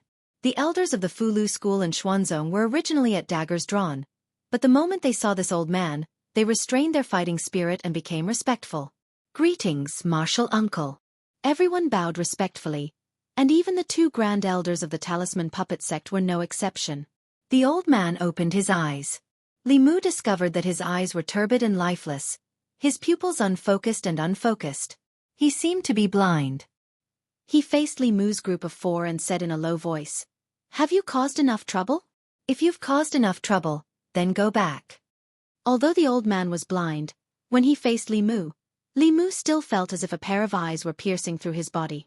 When facing Dao Qingzi, he still had the will to fight, but in front of this old man, he simply could not summon any fighting spirit.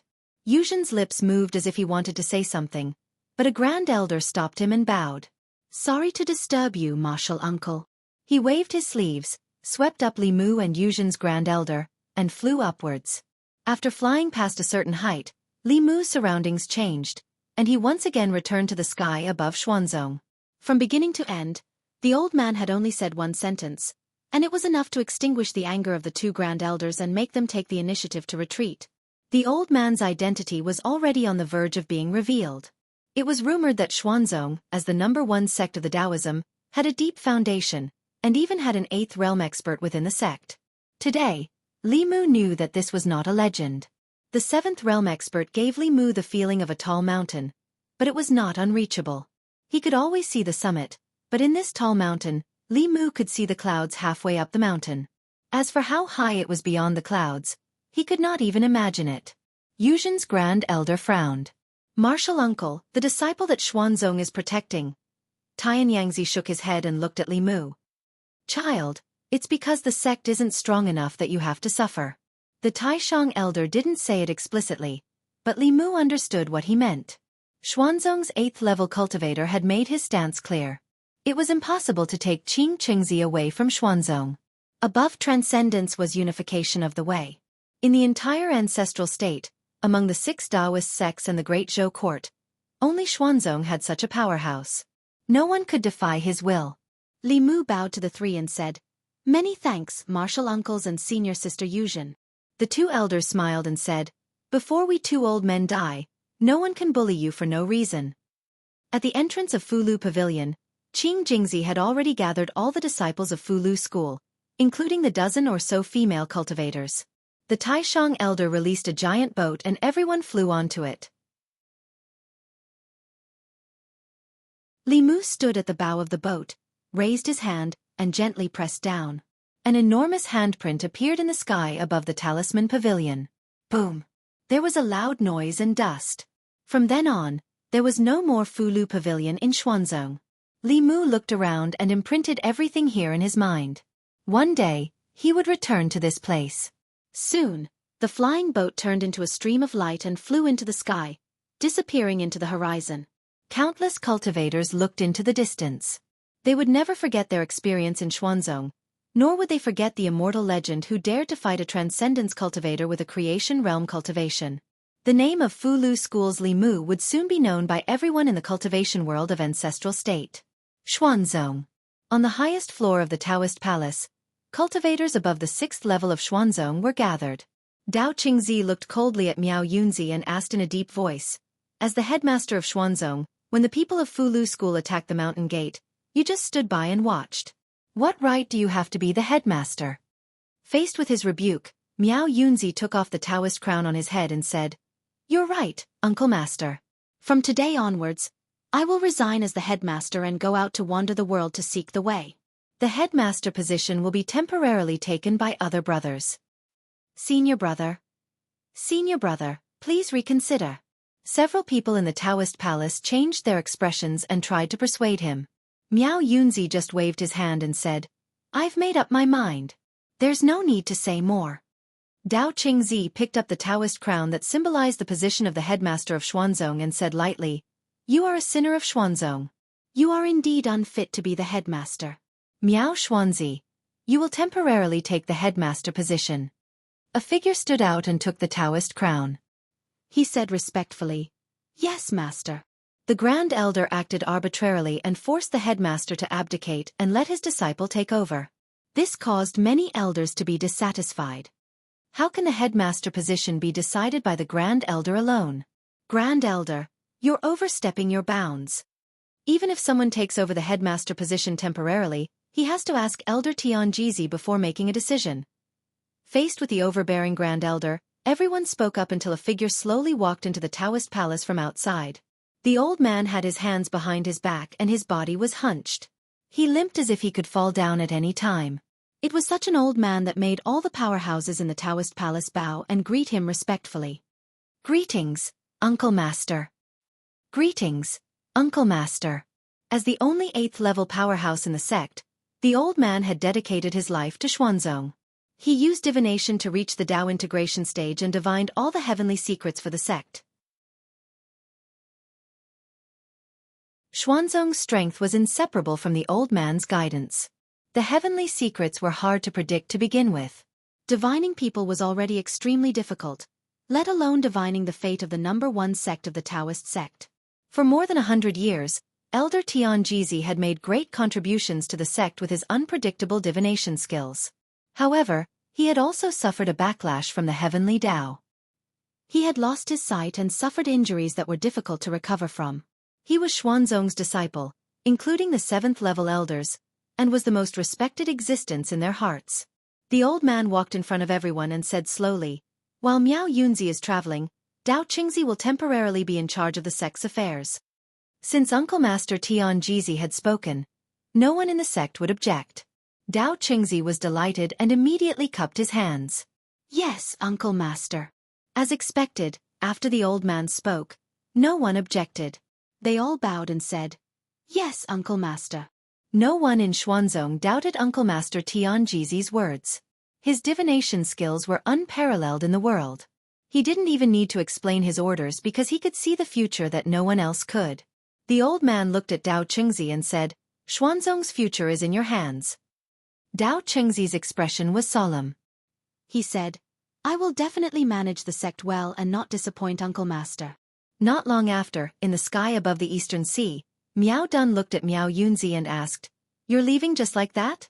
Grand Master didn't pass the position to Uncle Master Dao Qingzi, because his temperament wasn't suitable to be the sect leader. He was worried that he would completely destroy Xuanzong. "Once you leave, Xuanzong will be able to do whatever he wants." Miao Yunzi said, "This is Uncle Master's intention.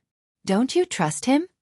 Miao Dun was silent for a long time before he said, "I agree with Uncle Master's every decision. Only this time. But he can see much further than us. Is Uncle Master Dao Qingzi really Xuanzong's future?" In a dead silent space, Xianxia sat cross-legged on the withered grass. He closed his eyes and made a gesture of pinching his fingers. Soon, a trace of blood flowed out from his mouth. In this space, the grass and trees became even more withered and yellow. Xianxia slowly opened his eyes and murmured, "There can be no construction without destruction. Only by seeking life in death can there be a sliver of fate." In the sky above the Eastern Sea, on the huge spirit boat, Li Mu had already learned the identity of the old man in Xuanzong. Xianxia was the only elder of the Tian generation in Xuanzong. He was also the elder with the highest seniority in Taoism. With his unfathomable divination skills, he had helped Taoism avoid several catastrophes in his life. One of the important reasons why diabolism did not dare to invade on a large scale was that Xianxia had not yet fallen. But this was not a reason for Xuanzong to bully others. Li Mu had promised Xiao Bai that he would let her personally avenge the death of her clan members. He had left Xuanzong today, but the matter between him and Xuanzong had only just begun. Li Mu contacted Xianxia with a communication talisman and told him that he was going to rebuild the Fulu Pavilion in Chengdu. Li Mu did not intend to be so ruthless, but now that things had come to this, he no longer needed to give Xuanzong any face. At this moment, a large portion of the Zhu province cultivators in Xuanzong had reserved the Fulu Pavilion. They would come to Great Zhou's Shen, due to collect talismans within 3 months. The price was so low that it defied common sense. If others were to write talismans, they would naturally lose out. But if Li Mu did it himself, he would make a great profit. He wanted to build a cultivation market square in Shen, that was even larger than Xuanzong. The imperial court would only take a maximum of 10% of the profits from the peddlers in the market square. He would also build a Dao field next to the market square and invite experts from the Department of Worship to preach the Dao every few days. The market square and Dao field would be open all year round. With the imperial court's influence in Chengdu's excellent location at the center of the Zhu continent, this Daoist exchange meeting in Xuanzong would be the last. When they passed by Chengdu, Li Mu and Xiao Bai got off the flying boat first. The 2 Taishang elders and Yuzenzi continued north to return to the ancestral court. As soon as Li Mu stepped into the house, the space in the courtyard fluctuated. The Empress walked out with Mr. Mei and Shangguan Li. Li Mu walked forward and said, "Your Majesty," Zhou said with a sullen face, "I know." She walked to Xiao Bai and hugged her gently, saying, "Sister will avenge you." Xuanzong didn't even give face to the Fulu school, let alone the Great Zhou court. Li Mu walked forward and said, "Your Majesty, please calm down. Xuanzong is powerful. This matter needs to be discussed at length." Zhou said indifferently, "I won't be so impulsive." She looked at Mr. Mei and asked, "Have you found out?" Mr. Mei nodded and said, Yes, Xuanzong has a total of 23 orthodoxies in the Great Zhou. They are scattered in the 5 counties in the east. Like the 6 sects of Tao, there was not only one orthodoxy. In addition to the ancestral court, there were also many subsects in charge of providing fresh blood to the ancestral court. Many disciples of the ancestral court were promoted from these subsects. Generally speaking, the Great Zhou court would provide convenience for these subsects. For example, they would be given some blessed land with abundant spiritual energy as a mountain gate for them to use for free. Zhou Yi said coldly, "Order the 5 counties to take back the land the court gave them. Tell them to get lost. From now on, there is no Xuanzong Taoist field in the Great Zhou."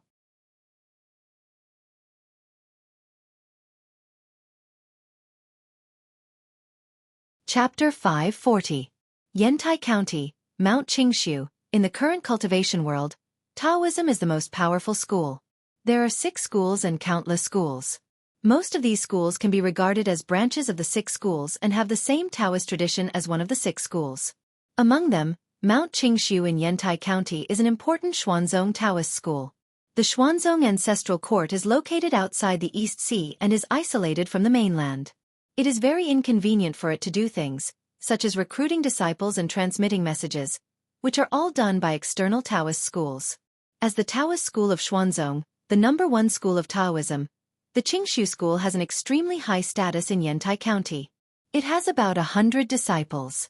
Its headmaster is a peak creation stage expert and is an elder of the Hua generation in Xuanzong. Xuanzong has a revered status in the cultivation world. The Great Zhou court also opens the doors to them to set up Taoist schools in various counties, and gives them extremely preferential treatment in several eastern counties. Not only does it give them famous mountains and caves to use as gates, it also uses the court's resources to build Taoist temples for them and recommend extremely talented disciples for them, etc. Today, a flying boat suddenly flies towards Mount Qingshu. On the flying boat are several cultivators with high levels of power. They fly to the sky above Mount Qingshu, then put away the flying boat and land. The Qingshu temple's guarding disciples recognize that the newcomer is the Yantai County governor. They step forward and say, "Sir, please wait here for a moment. I'll go to the temple to report to the abbot."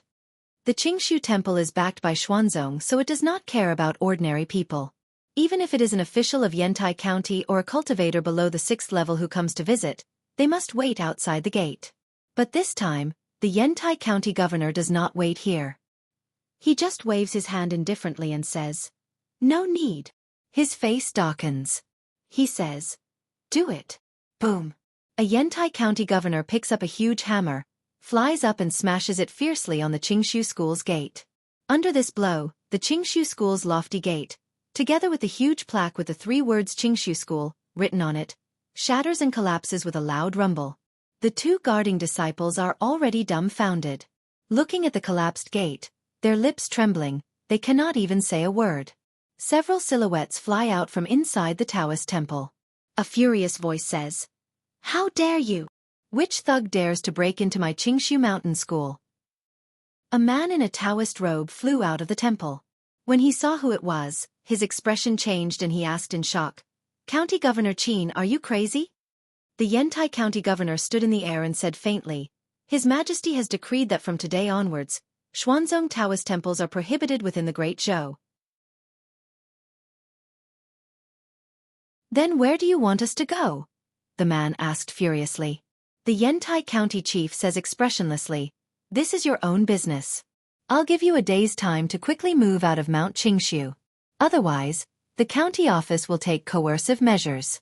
At that time, anyone who dares to obstruct the court's official business will be killed without mercy." The man in the Taoist robe had a gloomy expression. The Yantai County chief did not seem to be joking, and it was impossible for him to make such a joke. This time, the Great Zhou court is serious. This is a big matter for both the Qingshu school and Xuanzong. He immediately flew back to the Qingshu mountain school, took out his communication magic tool, and contacted the ancestral court. At the same time, the great meeting hall of the Xuanzong ancestral court has already become a pot of porridge. The Qingshu school sent a message. The Great Zhou court gave them a day's time to move out. This is too much. The Tianxin school just sent people. They said their mountain gate was smashed by the Nanyang County governor and the Great Zhou court wants to occupy their Taoist temple to raise chickens and ducks. The Cave Abyss school was also asked to move out. Why did the Great Zhou court suddenly attack my Xuanzong? Today, all of Xuanzong's Taoist temples in Great Zhou were given an ultimatum by the Great Zhou court. They were ordered to move out within a day. It seemed that the Great Zhou court wanted to expel Xuanzong's Taoist temples and drive them overseas. Dao Chengzi had only been in charge of Xuanzong for 2 days, and this happened. This made his expression extremely ugly. He said coldly, "What is the Great Zhou court trying to do?" At this time, a Xuanzong elder stepped forward and said, "Martial granduncle, this must have something to do with Ling Jizi of the Fulu school." Dao Chengzi felt a headache when he heard this name. His reputation was completely ruined by this person. This person made him lose face in front of all the cultivators in the world. Dao Chengzi wanted nothing more than to cut him into pieces. He asked in a low voice, "What does this have to do with him?" The Xuanzong elder Taoist priest said, "Martial granduncle, you may not know this, but Ling Jizi is not only a second-generation disciple of the Fulu school, but he is also an important official of the Great Zhou. He has authority in his hands. There are even rumors that he is the exclusive property of the Great Zhou Empress. Perhaps because he suffered a loss in Xuanzong, the Great Zhou Empress became angry and took revenge on Xuanzong for her lover." Regardless of the reason, the Great Zhou court's actions did not sit well with Xuanzong. These dozens of Taoist temples were very important to Xuanzong. They were responsible for providing the sect with new blood. The Great Zhou court's expulsion of these Taoist temples from the country would not affect Xuanzong too much in the short term. However, in the long term, it was a plan to remove the firewood from under the cauldron. As long as Xuanzong opened his mouth, countless people in the cultivation world would join him. However, geniuses needed to be nurtured from a young age. If they missed the opportunity, it would be very difficult for them to become a top expert in the future. In the face of the Great Zhou court's coercion, Dao Qingzi was silent for a moment. Then he said, "Move a few more islands and temporarily settle them here. Xuanzong has been passed down for thousands of years and has seen many dynasties change. If the Zhou dynasty thinks that they can challenge Xuanzong, I don't mind supporting a new ruler of Zhu province." No one expected Ling Jizi's revenge to come so quickly. All of Xuanzong's Taoist temples were expelled from the country, and a good exchange meeting was ruined. In just a few days, 30% of the cultivators left for Shendu of the Great Zhou. It would not be long before what happened in Xuanzong in the past 2 days spread throughout the cultivation world of Zhu province. As the #1 sect of Taoism, they had lost all face. Xuanzong no longer had a foothold in Great Zhou. At this time, a group of cultivators came from the Thousand Fox Nation in the distant Life province. Ever since the Thousand Fox country and the Great Zhou dynasty had formed an alliance, they had opened up a trade route to each other. Zhejiang County and the Thousand Fox country had even opened up a trade route. Various large sects and families had gradually begun to do business with the demon country. They used spiritual jades, magic treasures, pills, and other items to trade for the Yao nation's abundant spiritual medicines and profited a lot. In the imperial palace, Illusion Princess paced around in her chambers and muttered to herself, "Humph, it's been so long, and he still hasn't come to see me. He doesn't recognize me after he's done with me. Bastard." At this time, Fox 6 suddenly rushed in and said, "Your Majesty, I just heard something from those human cultivators." Illusion Princess said angrily, "I don't want to hear it now." Fox 6 said, "It's about Li Mu." Illusion Princess immediately looked up. "Speak." Fox 6 said slowly, "I heard a few human cultivators discussing something. They said that a few days ago, Li Mu and Xuanzong had a conflict. Even the 7th realm elders of the 2 sects were alerted." Fox 6 described Xuanzong's matter in detail. After hearing this, Illusion Princess was furious. She gritted her teeth and said, "Damn it, how dare they bully my man? I'll bring people to flatten their sect." Fox 6 hurriedly advised, "Your Majesty, don't be rash. Xuanzong is the most powerful sect in Zhu province. They have 5 7th realm cultivators, and rumor has it that they even have 8th realm cultivators in their sect. Let alone us, even the Empress of Great Zhou can't touch Xuanzong. Oh, right, there's someone who wants to trade spiritual medicines with us. It's Xuanzong's disciple." At the entrance of the palace, more than 10 human cultivators were waiting. Although Zhu province was vast and had abundant resources, there were also many people. The spiritual medicines sold everywhere were often expensive and priceless. However, the Yao nation was different. This place was rich in spiritual medicines, and the demons didn't know how to refine pills or write talismans. They could buy or trade spiritual medicines they needed at a very low price. Standing at the front of the crowd was a man in a Taoist robe. The cultivators tacitly kept their distance from him. Xuanzong's disciples were high and mighty. They didn't want to get close to them even if they didn't look at them. Not long after, a beautiful demoness walked in from inside. She glanced at the crowd and asked, "Who's Xuanzong's disciple?" The cultivators sighed in their hearts. Xuanzong was indeed Xuanzong. Even in the desolate Yao nation, Xuanzong's disciples had the privilege of being received first. The man in the Taoist robe stood out. He raised his head and said arrogantly, "I am." The beautiful female demon looked at him and confirmed, "You're Xuanzong's disciple?" The man puffed out his chest and said, "Xuanzong, Hua Xuanzi." Fox 6's gaze turned cold.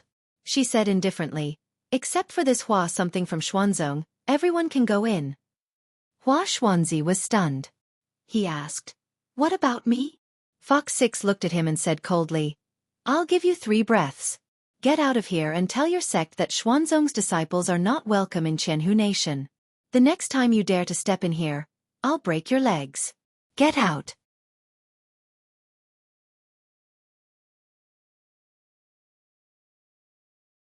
Chapter 541. The cultivators in front of the Palace of Thousand Fox were stunned. They did not know what was going on. Xuanzong's disciples were respected wherever they went, but they were being targeted in the Yao nation. While Hua Xuanzi was still stunned, Hulu had already started counting down. 1, 2, 3. As soon as she finished her last word, several palace guards flew out. Several beams of Dharma spells engulfed Hua Xuanzi. Hua Xuanzi was Xuanzong's disciple after all. He instantly retreated. He floated in the air and said with a gloomy face, "Do you know what you're doing? How dare you treat Xuanzong like this? Have you foreseen the consequences?" A level 6 demonic corpse flew out of the palace. Hua Xuanzi shut his mouth completely when he sensed the powerful aura. He turned around and ran. He had no choice but to lower his head when he was under someone else's roof. He had to hurry back to the sect and tell the elders what had happened here. The other 10 or so cultivators slowly walked into the palace. The first thing they saw was a human statue. There was also a similar statue at the city gate of Thousand Fox Nation. The appearance of 2 human statues in the Yao Nation reminded them of a rumor. It was said that the current queen of Thousand Fox Nation, the ruler of half of the Yao Nation, had an extraordinary relationship with an important minister in the Great Zhou. When they saw the 2 statues, they connected it to the conflict between Li Mu and Xuanzong.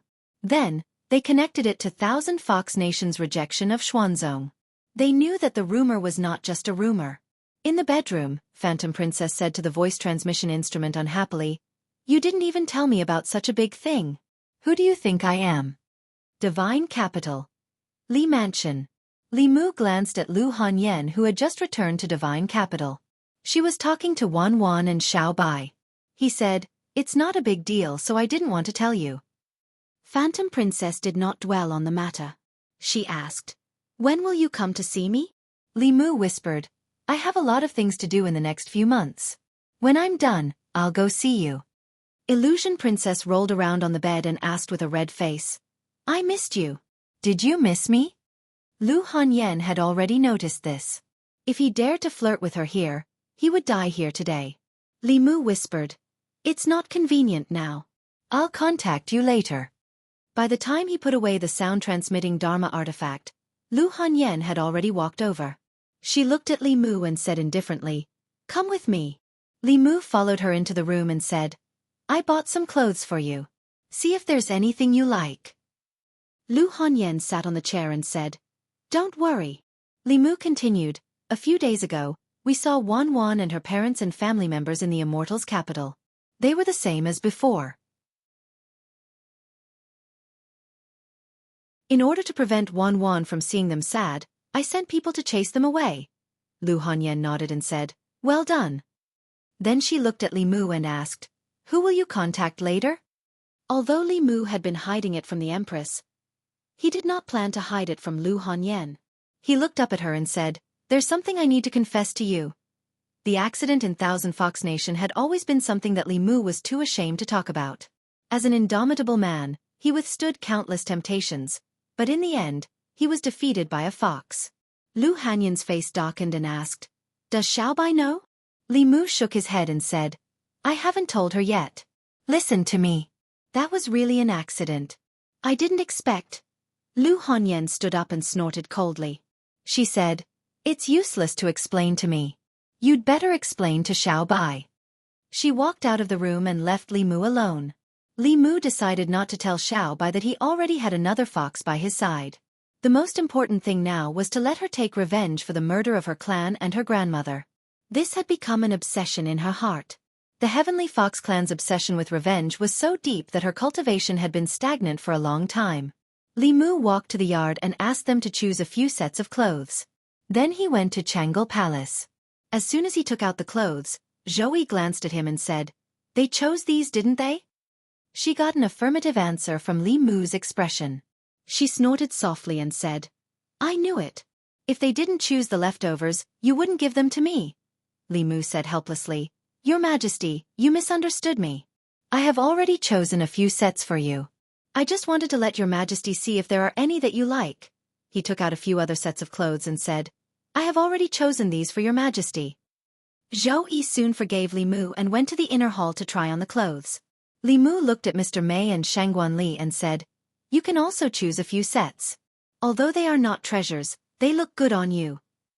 Mr. Mei glanced at him indifferently and said, "They only gave us the leftovers after others chose." Li Mu waved his hand and put away all the clothes. He said indifferently, "Take it or leave it." Mr. Mei said angrily, "You heartless man. I even asked Zhu Wei to help you get information. How can you treat me like this?" Li Mu was a little slow in putting away the clothes. He asked, "What information?" Mr. Mei glanced at him indifferently and asked, "Do you want to know the background of Xiao Bai's enemy?" Li Mu said, "Xuanzong's fourth-generation disciple." Mr. Mei crossed his arms and said, "Are you stupid? Xuanzong's fourth-generation disciples are also born and raised by their parents. I mean, what country he is from, what his identity is, and who else is in his family." Li Mu paused and said, "Actually, I was just joking. I have already looked out for Sister Mei's clothes. These clothes are very suitable for your temperament." Shangguan Li asked, "What about me?" Li Mu waved his hand and said, "Go away. You can choose after Sister Mei finishes." Shangguan Li took out a secret document from her sleeve and said, "I have the information from Zhu Wei's investigation." Li Mu took a deep breath and a smile appeared on his face again. He said, "Good Ali, how could I forget you? I was just joking just now. Of course you should choose first. With Sister Mei's age, there aren't many things here that she can wear. It won't be too late to choose later." In Xianxia Palace, Mr. Mei held some clothes and snorted, "How can there be such a shameless person in the world?" Shangguan Li glanced at him and said, "A few days ago, you said that he dared to fight against transcendence with the Fate Realm. He was loyal and righteous. He was a trustworthy person." Li Mu held a secret document in his hand. It was sent from Xuanzong by Zhu Wei's spy. Li Mu did not expect that the imperial court spy would be placed in Xuanzong. This secret document recorded Qing Qingzi's identity in detail. Qing Qingzi's original name was Zhao Chen. He came from a cultivation family in Yan. The Yan kingdom was a small kingdom to the south of Zhuzhou. Its strength was very weak, far inferior to the Shen kingdom, the Jing kingdom, and the Yong kingdom. It was a vassal state of the Great Zhou.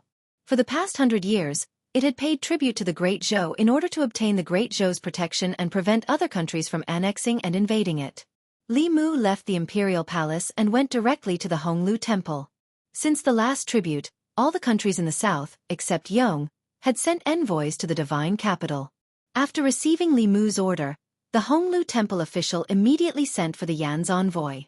A thin man quickly stepped into the room and said nervously, "What instructions does your excellency have for this humble subject?" Li Mu asked, "Can you get in touch with the Yan imperial family?" The thin man immediately nodded. "Your excellency, we can." Yan imperial family. The envoy sent a message from the Great Zhou's divine capital. causing the entire Yan imperial family to panic. The son of the Zhao family was fortunate enough to join Xuanzong. This was supposed to be the glory of the Zhao family and the Yan imperial family. Unexpectedly, he was wanted by the Great Zhou court. The Yan imperial family was a vassal state of the Great Zhou. The Great Zhou court directly sent the document to the Yan imperial family. As the most powerful country in Zhuzhou, if the Great Zhou was angry, a small country like the Yan imperial family would be silently reduced to ashes. After receiving the message from the Great Zhou court, the Yan imperial family immediately held an emergency meeting and made a decision in the shortest time possible. The order from the Great Zhou could not be disobeyed. The Yan imperial family personally issued a decree ordering the Zhao family to immediately recall Zhao Chen. In the Zhao family, after the messenger left, the head of the Zhao family snorted and threw the imperial decree on the ground. He stepped on it and said, "Bring me a sound-transmitting Dharma artifact. I want to ask Chang'er for his opinion." Xuanzong. Qing Qingzi knelt before Dao Chengzi and said worriedly, "Grand Elder, the Great Zhou court is pressuring the Yan imperial family to force my father to hand me over. What should I do?" A small country dares to ignore the Xuanzong. Dao Chengzi stood up and waved his sleeve. He said indifferently, "In that case, let the Yan imperial family perish."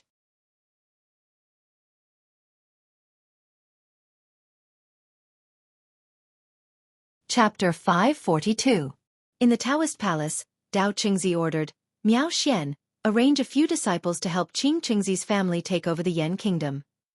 A figure walked up and said respectfully, "Yes, master."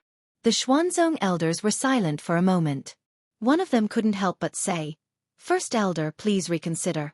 Our sect is detached from worldly affairs and has never interfered with the affairs of the secular countries.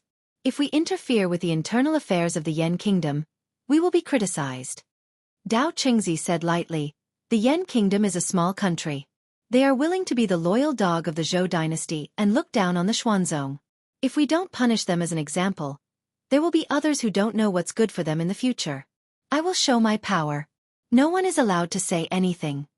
Tian Jizi had personally ordered that the Grand Elder would take over after the sect master left the sect. The group of elders couldn't disobey his decision. The Grand Elder's personality wasn't good before, but it wasn't like this. Everyone faintly felt that he had lost all face in front of all the cultivators in the world. A demon had already formed in his heart, and it was causing his personality to change from extreme to even more extreme. If this continued, no one knew what would happen to Xuanzong. The more he wanted to protect the sect's reputation, the more the sect's reputation would be lost. If he had dealt with it impartially and handed over Qing Qingzi, the sect's reputation would still be slightly damaged, but things wouldn't have turned out this way. All the dojos were taken back, the outer sect disciples were expelled, and the inner sect disciples were ostracized in the Great Zhou and the Yao kingdom. In the hearts of all the cultivators, the 1,000-year-old sect's reputation was ruined. At this moment, many elders began to doubt whether Tian Jizi's decision was right. Under the Grand Elder's arrangement, a few elders of the Fifth Realm left the sect quietly and went to the Yan kingdom. A few days later, in the divine capital of the Great Zhou, in the morning court, the envoy of the Yan kingdom knelt in the Ziwei palace and begged, "The rebels of the Yan kingdom have surrounded the palace. I am under the orders of the king of Yan to ask for help from the Shangguan kingdom." Li Mu stood in front of the palace, looking surprised. His original intention was to put pressure on Qing Qingzi's family through the imperial court of the Yan kingdom. But he didn't expect that the Zhao family of the Yan kingdom would rebel. He once asked the envoy of the Yan kingdom.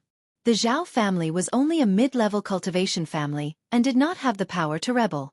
The power controlled by the royal family of the Yan kingdom was enough to destroy the Zhao family 10 times over. To be able to force the royal family of the Yan kingdom into such a situation, there must be someone behind the Zhao family.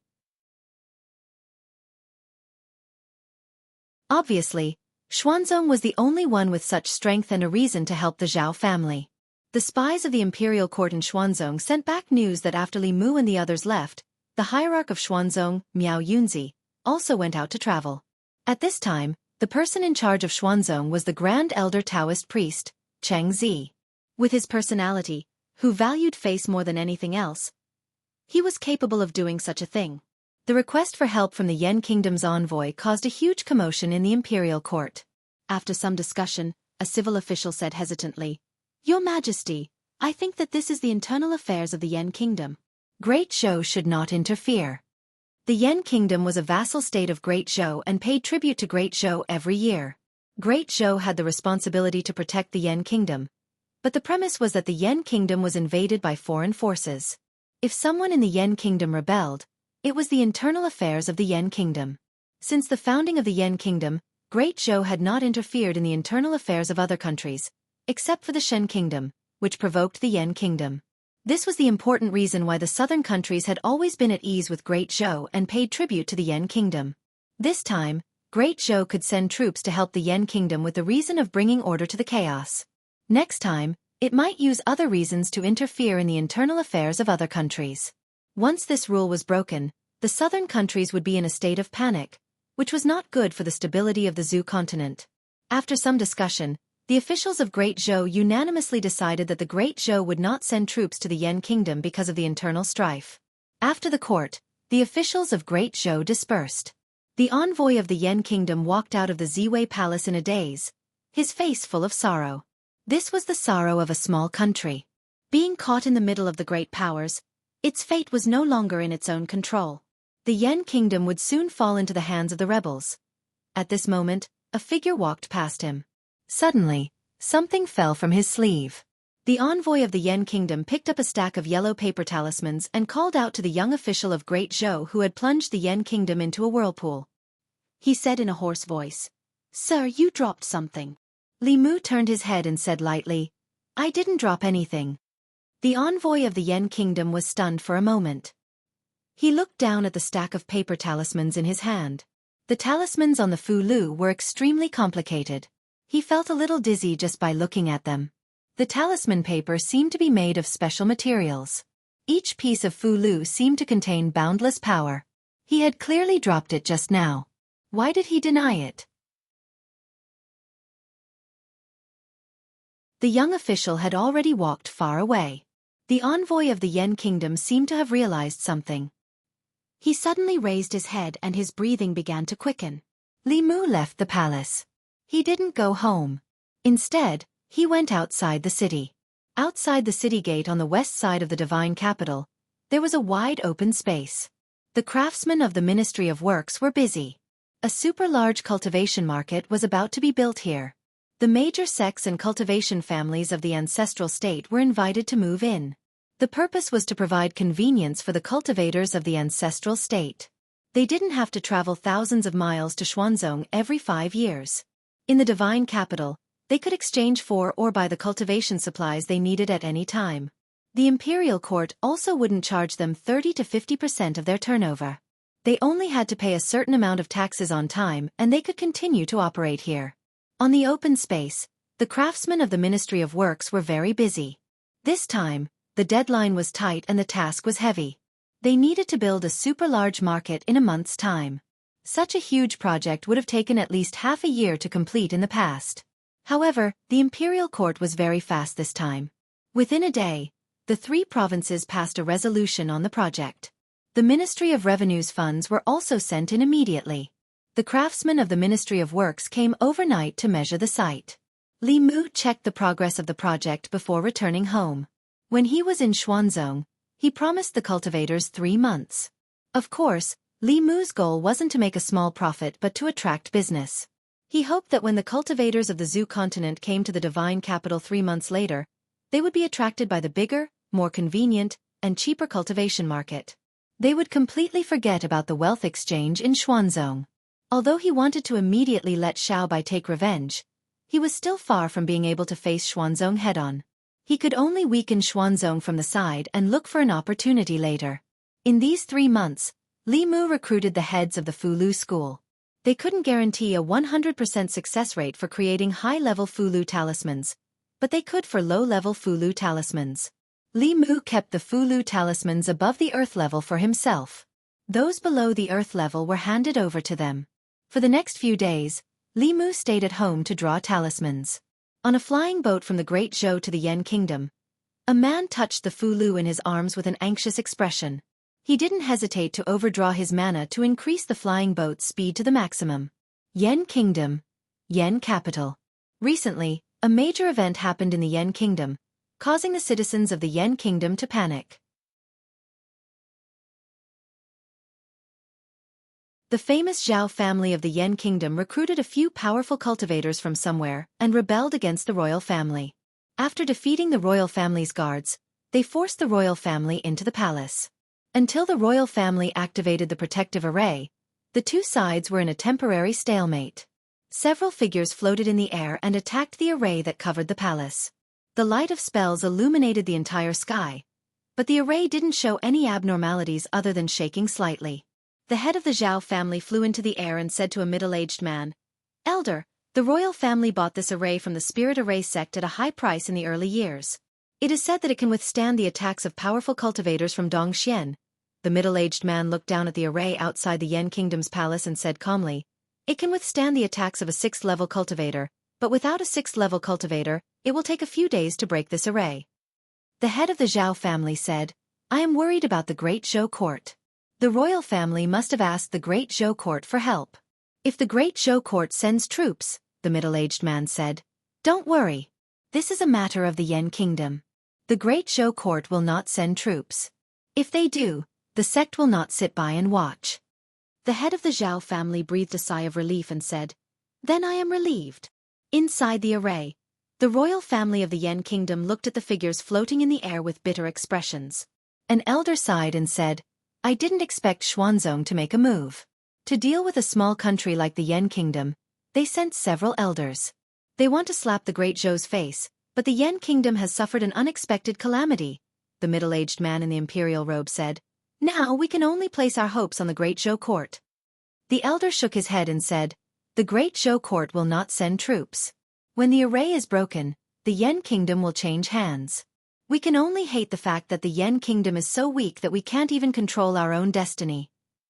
Although the array bought by the royal family of the Yan Kingdom from the Spirit Array sect was strong, it could not withstand the continuous attacks of several 5th-level cultivators. In just 2 days, the array was at its limit. The head of the Zhao family floated in the air and looked at the array that was trembling violently under the attack of spells. A trace of passion appeared in his eyes. The Yan Kingdom would soon be under the Zhao family. In at most a few hours, the array would be broken. However, at this moment, a ray of light suddenly approached from afar. It was a flying boat. The head of the Zhao family was no stranger to the flying boat. He was the Yan Kingdom's permanent envoy to the Great Zhou. Only the envoy returned. The head of the Zhao family understood that the Great Zhou must not have sent troops. The smile on his face grew wider. As the smile appeared on his face, a rolling sound came from the front. "Die, renegade!" The envoy stood at the bow of the boat and threw out a few Fulu notes. Suddenly, several figures in golden armor appeared in the air. They held huge weapons and exuded an extremely powerful aura. The head of the Zhao family was stunned. He said in shock, "What is this?" Looking at the golden-armored soldiers, the few Xian sect elders were also stunned. When they came back to their senses, the elder in the lead immediately said in horror, "It's a level 6 soldier. Retreat! Retreat quickly!" The news from the Yan Kingdom reached the fairy's capital 5 days later. In the Yan Kingdom, the Zhao family rebelled and forced the emperor to abdicate. In the end, the Zhao family was suppressed by the royal family. Because of the serious crime of rebellion, the entire Zhao family was executed. Only the son, Zhao Chengyuan, who was in Xuanzong, escaped. In the Li residence, Li Mu peeled an orange and fed Xiao Bai and Wan Wan a slice each. That Qingzi should be able to understand part of the pain that Xiao Bai went through now, right? In Xuanzong, Qingzi knelt on the ground with a blank expression. He had yet to recover from the heavy blow. His family failed to seize power and was executed by the royal family of the Yan Kingdom. Now, he was the only member of the Zhao family who was still alive. How could this be? How could this be? The Yan Kingdom was only a small kingdom. The most powerful person in the royal family was only at the 5th level. This time, the sect directly sent 5 5th-level elders.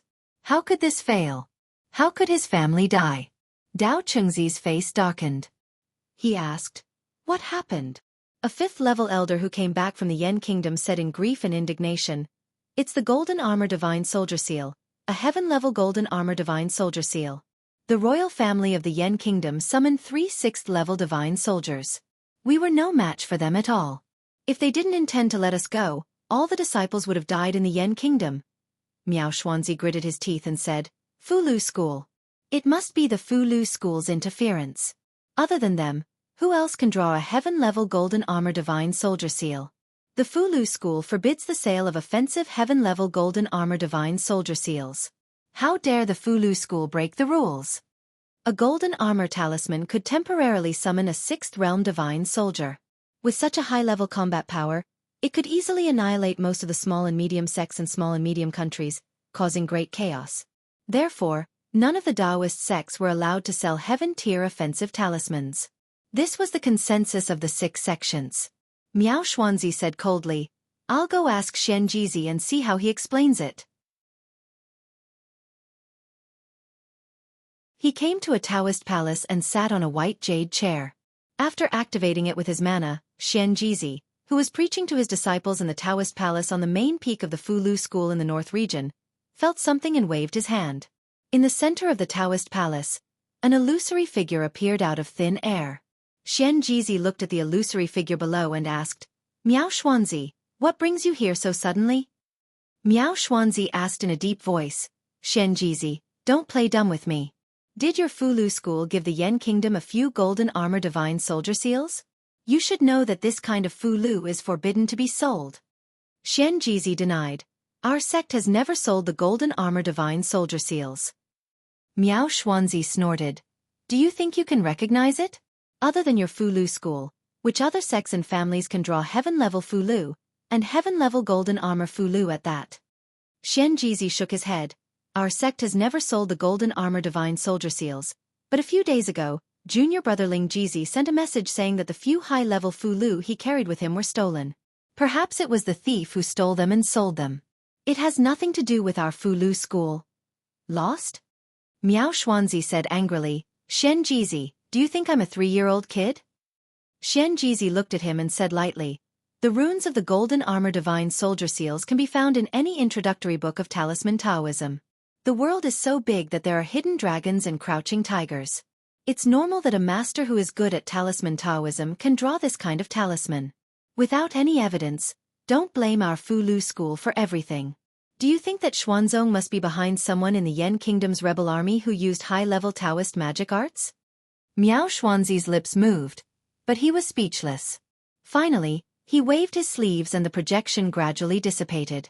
Seeing him disappear, Xianxia took out his voice-transmitting celestial artifact. After activating it, he said, Junior brother, next time this kind of thing happens, remember to use a Fulu that they have never seen before. Once the golden armor divine soldier seals are used, everyone will know it's our Fulu school.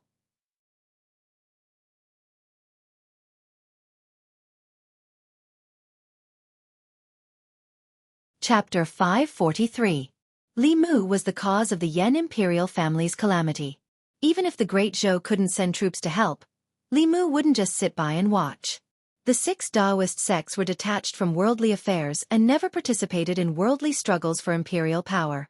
It was Dao Qingzi who broke the rules of the cultivation world first, so Li Mu couldn't be blamed for his carelessness. In fact, Li Mu already knew that Fulu weapons above the heavenly level were prohibited from being sold. This was the consensus of the 6 sections. The golden armor talisman wasn't like the creation talisman. Although both Fulu weapons were at the heavenly level, one could save lives while the other could take lives. Having a heavenly level golden armor talisman was equivalent to having a powerful cultivator from Dongxian, who could destroy more than half of the small countries in the south. If this kind of Fulu could be bought with money, the cultivation world would be in complete chaos. However, Li Mu didn't accept the money from the Yan imperial envoy, so it wasn't considered selling. Moreover, he was standing on the side of justice and had a clear conscience. The Zhao family's rebellion had been destroyed, and Xuanzong was at his wits' end. If Dao Qingzi was crazy enough to send a 6th realm elder to interfere with the Yan's affairs, all the countries in the Zhu province, including the Great Zhou, would unite to resist Xuanzong. The imperial courts of the various countries and the Taoist sects had always minded their own business. No matter which country it was, the imperial court didn't want to have a power above their country. Even the Great Zhou wouldn't interfere with the internal affairs of other countries. Li Mu and Xuanzong had been at odds ever since Dao Qingzi chose to protect Qing Qingzi. Unfortunately, he didn't have a Dao integration cultivator by his side. Otherwise, he could have led his men to Xuanzong's mountain gate and forced them to hand over Qing Qingzi. Li Mu also realized that his own strength and that of the Fulu school were still too weak. Otherwise, Xuanzong wouldn't have dared to offend the Fulu school for an inner disciple. All along, every step he took had been smooth sailing. The conflict with Xuanzong was his first major setback. Xiao Bai's enemy was in Xuanzong, but Li Mu couldn't avenge her. These days, he had been blaming himself. This was probably the first time that Li Mu was so eager to improve himself and the people around him. The cultivation market in the divine capital had to be set up successfully. Li Mu needed enough spiritual jades and spiritual herbs to raise the overall cultivation of the talisman sect's disciples to a whole new level. At the very least, in terms of the number of middle and high-tier disciples, they would not lose to the profound sect. As for the 8th realm cultivators, there was no way. Over the past 10,000 years, the spiritual qi in this world had become thinner and thinner. It was no longer possible for a 9th realm cultivator to be born. Even 8th realm cultivators were hard to come by. Other than Tian Jizi of the Xian sect, there was no other 8th realm cultivator in Taoism. The only sect that could have an 8th realm cultivator was the demon sect. However, Li Mu couldn't work with the demon sect. This notorious organization was the enemy of all righteous sections. Fortunately, the only person on the continent who had a chance of reaching the 8th realm was one of Li Mu's closest people. Today, the Empress was wearing a piece of clothing that Li Mu gave her. She leaned lazily on the dragon throne and read the latest novel. As the continent's youngest 7th realm cultivator, Li Mu hadn't seen her cultivate. If the Empress had an 8th realm cultivation, why would he need to work so hard to accumulate strength and wait for Xiao Bai to avenge her? He would have brought people to fight Xuanzong long ago. Zhou Yi felt Li Mu's gaze. She put down her book and asked, "Why are you looking at me?" If the Empress was willing to work hard, he wouldn't have to. Li Mu thought for a moment and said, "There's no point in always reading. Why don't your Majesty cultivate and try to break through as soon as possible?" Inside Xuanzong. Inside a Taoist palace, Qing Qingzi knelt on the ground with a crazed expression. He gritted his teeth and said, "Grand Supreme Elder, the Yan Kingdom's royal family humiliated our Xuanzong. I beg you to send the chief elder to the Yan Kingdom to kill the Yan Kingdom's royal family and raise the prestige of our Xuanzong." Dao Chengzi glanced at him and said, "Take him away and make him face the wall for 10 years. He's not allowed to step out of discipline peak for 10 years. Qing Qingzi was obviously crazy. If he killed the Yan Kingdom's royal family, Xuanzong would become the most powerful sect of the evil Dao. This was not what Dao Chengzi wanted.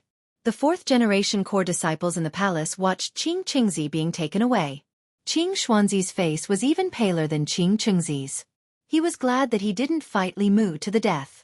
Otherwise, he would have been the crazy one. Dao Chengzi sat on the main seat. He closed his eyes and said, "You can all leave." The disciples bowed and left the Taoist palace. When Dao Chengzi was the only one left in the palace, the door of the Taoist palace slowly closed. Darkness shrouded Dao Chengzi. At this moment, a voice suddenly sounded in Dao Chengzi's ears. "Are you angry and unwilling to accept this?" Dao Chengzi's expression changed. He shouted, "Who is it? Come out." He scanned with his divine will but didn't find a second aura. At this moment, the voice sounded again. "Don't look for me. I'm in your heart. You're me and I'm you." Dao Chengzi had cultivated for more than 100 years. He knew what he had encountered.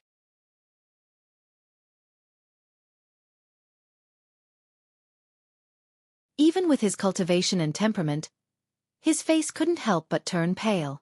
The voice continued, "I know you're angry and unwilling to accept this.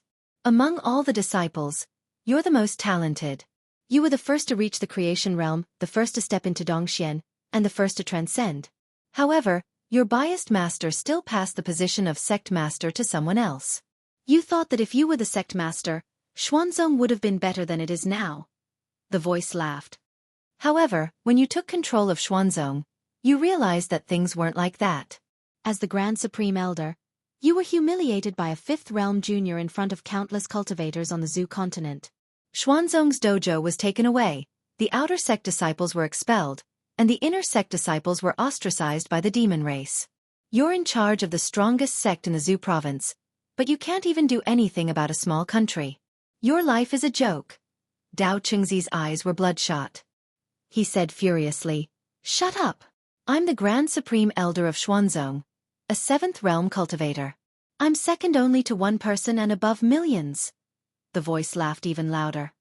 "Do you believe what you're saying? If you don't think you're a joke, why would I appear? Even if you have everything you want now, you can't even do anything to a junior. Isn't this a joke?" "Shut up, shut up, shut up!" In the Holy Ji Palace at the highest point of the Xian sect, angry roars could be heard. Countless disciples of the Xian sect looked up and were terrified. They did not know why the Grand Elder was so angry. When the headmaster was here, such a situation had never happened. They didn't know when the sect master would return. They really didn't know what kind of path the Grand Supreme Elder would make Xuanzong walk on.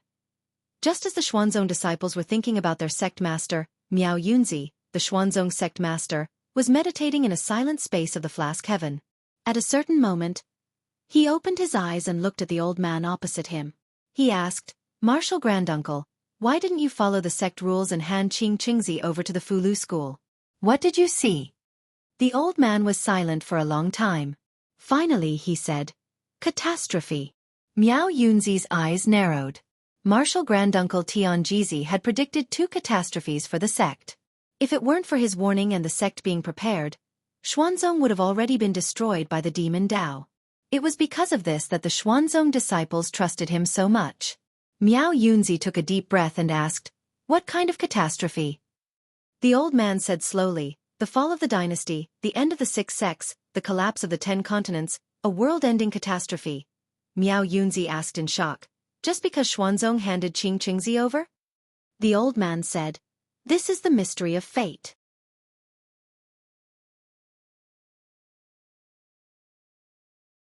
Something that seems insignificant now can cause a huge change in the future." Miao Yunzi thought for a moment and asked, "Can this catastrophe be stopped if we don't hand over Xianxia?" A light appeared in the old man's empty eyes. He murmured, "No, but this is the only chance." Miao Yunzi shook his head. "Disciples still can't imagine." The old man smiled. "I can't imagine either. Cultivate well. Fortune can be a disaster. Disaster can be a blessing. No one can say for sure. It's a catastrophe, but it's also an opportunity."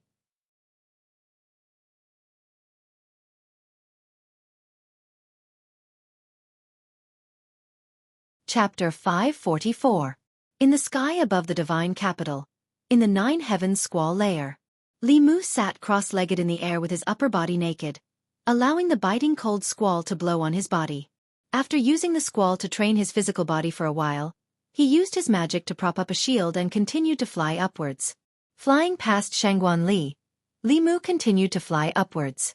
A trace of defiance flashed through Shangguan Li's eyes. After moving upwards for a distance with difficulty, she fell several meters under the huge pressure and landed back at her original position. Knowing that Li Mu's cultivation had far surpassed hers, she could only sit cross-legged where she was obediently. Before Li Mu started cultivating, she had already reached the 5th level with the help of the Empress. Now, Li Mu was only 1 step away from the 6th level, and she was still stuck at the 5th level. Sighing softly in her heart, Shangguan Li closed her eyes and continued to channel her magic, enduring the huge pressure brought by the squall. Li Mu floated several meters above Shangguan Li and sat cross-legged again. This was about the limit of his magic power. He looked up and saw another figure sitting cross-legged in the distance. After Xuanzong was taught a lesson, Li Mu deliberately realized his own slack. If he could use half of the time he usually spent fooling around and flirting to cultivate, he might not be so passive when he encountered similar situations again. Not only did Li Mu become diligent, but he also pulled the Empress to cultivate with him. Refining his body for 2 hours, tempering his magic power for 2 hours, practicing painting for 2 hours, writing talismans, and dealing with political affairs. He spent 12 hours with the Empress every day. The remaining 12 hours besides sleeping, were spent with his family and learning dragon language from Xianxia. Strictly speaking, sleeping was also considered cultivation. The speed of dual cultivation, especially Li Mu and Lu Hanyan's, was far faster than guiding and cultivating qi.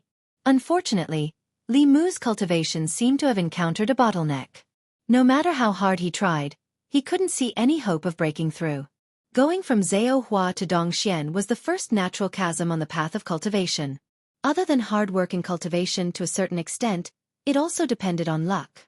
If the luck was there, one could break through the realm. If the luck was not there, one could be trapped for life. In addition to breaking through to the next realm, Li Mu was faced with another problem. Outside of Luoyang, the largest cultivation market on the Zhu continent was being built quickly. When the time came, thousands of cultivators from all over the Zhu continent would come to collect their fulu. When the market was completed, there would be no shortage of customers. What they lacked was merchants. A market that could accommodate hundreds of shops couldn't just have one fulu pavilion. The imperial court needed to attract important businesses, such as the Pill Cauldron sect, the Spirit Array sect, the South sect, the North sect, and so on. If they could get the support of these 4 sects, they wouldn't have to worry about the market's future customers. The problem was that the Great Zhou court was obviously making an enemy out of Xuanzong. The Fulu school and Xuanzong had shed all pretense of cordiality, but the other sects hadn't. After all, the Taoist sects were one family. They couldn't help outsiders against their own family for a little benefit, even if the imperial court took 20% less of their profits than Xuanzong. If they couldn't convince these 4 sects, then the market that was about to be built in Luoyang would be a joke. Li Mu didn't have any relationship with these 4 sects, nor did he have such great influence. He could only place his hopes on Xianxia. For this reason, Li Mu personally returned to Mount Baiyun to discuss this matter with him. Hearing Li Mu's words, Xianxia shook his head and said, "This is very difficult. The other 4 sects have no enmity or grudge with Xuanzong. The Great Zhou and Xuanzong are at loggerheads. They won't help outsiders and offend their own sect. Apart from our relationship with the Pill Cauldron sect, we don't have too deep of a relationship with the other sections. On the contrary, Xuanzong has a lot of contact with them." Li Mu had anticipated this situation before he came. He could only say, "Let's convince as many as we can first." The relationship between the Fulu school and the Pill Cauldron sect was indeed a bit closer. Back in Xuanzong, Li Mu and the Pill Cauldron sect's senior sister Jade Sun chatted happily.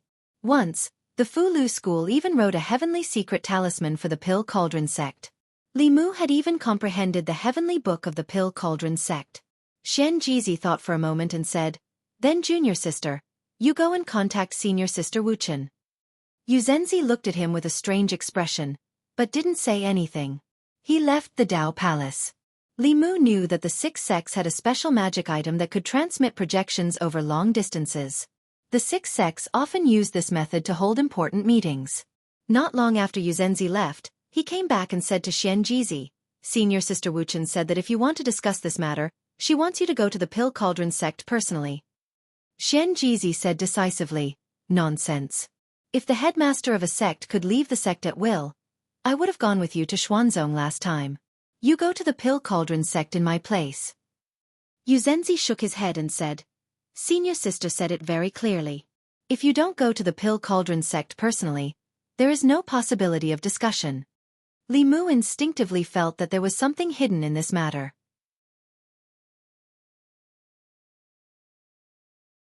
Xianxia seemed to be very resistant to going to the Pill Cauldron sect. Before he could ask, Grand Elder Tianyangzi walked in from outside and said to Xianxia, "You go. In the past, we 2 old fellows weren't here. Now that we 2 old fellows have returned, even if you leave the sect for a year and a half, nothing will happen." Xianxia still wanted to say something, but Grand Elder continued, "Our Fulu school and Xuanzong have already reached this point. As the headmaster, you should think more about the sect." Xianxia was silent for a moment, then sighed and said, "Disciple understands." Li Mu had never seen Xianxia like this. Seeing him leave with a heavy heart, Li Mu was suspicious. He asked Xianxia, "What happened to senior brother?"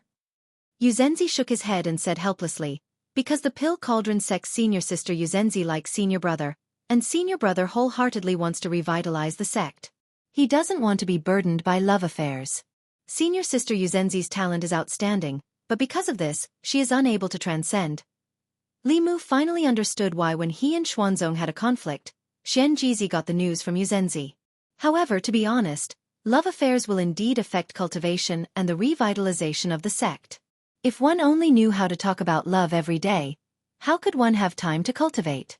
How could one have time to plan the future of the sect? No one knew this better than Li Mu.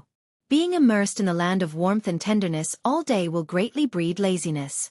Perhaps the Pill Cauldron sect wanted to facilitate the two of them to become Tao companions. Li Mu didn't know whether Xianxia didn't like Yuzenzi or was worried about the sect. If it was the former, then Li Mu also didn't want him to sacrifice himself for the sect. Feelings can't be forced. After all, Xianxia wasn't a lecherous person like Li Mu. Forcing him to spend his life with a woman he didn't like was rather too cruel. Li Mu walked out of the Tao Palace and saw Xianxia standing alone at the edge of a distant cliff.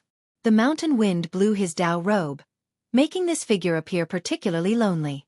Li Mu walked to the edge of the cliff and said, "Regarding senior apprentice sister Yuzenzi, what does senior apprentice brother think in your heart?" Xianxia said deeply, "Before master's lifespan ended, he gave the Fulu school to me. What I bear is not a love affair, but the rise and fall of the sect. As the headmaster, I must live up to the responsibility on my shoulders, live up to master's dying wishes, live up to the ancestors of the Fulu school, and revitalize the sect." Standing together with Xianxia, Li Mu suddenly felt somewhat ashamed. He was also a disciple of the Fulu school and the future headmaster, but he didn't have the same sense of responsibility and mission as Xianxia. He never took the initiative to think about doing anything for the Fulu school. To strengthen the sect, to fulfill the wishes of the ancestors, to make the Fulu school the #1 sect of the Tao. For someone like him who controlled countless resources, this clearly wasn't too difficult a matter. Li Mu took a deep breath, and in his heart he strengthened a certain belief. He looked at Xianxia and said, "If senior apprentice brother trusts me, then hand the sect over to me. I will do my best to revitalize the Fulu school." Xianxia suddenly turned around and walked towards the Tao Palace in large strides. He said, "Senior apprentice brother, change your clothes. You also prepare to go to the Pill Cauldron school. Immediately, immediately." Li Mu stood in the mountain wind, looking at Xianxia's back as he left with large strides. His expression was somewhat chaotic.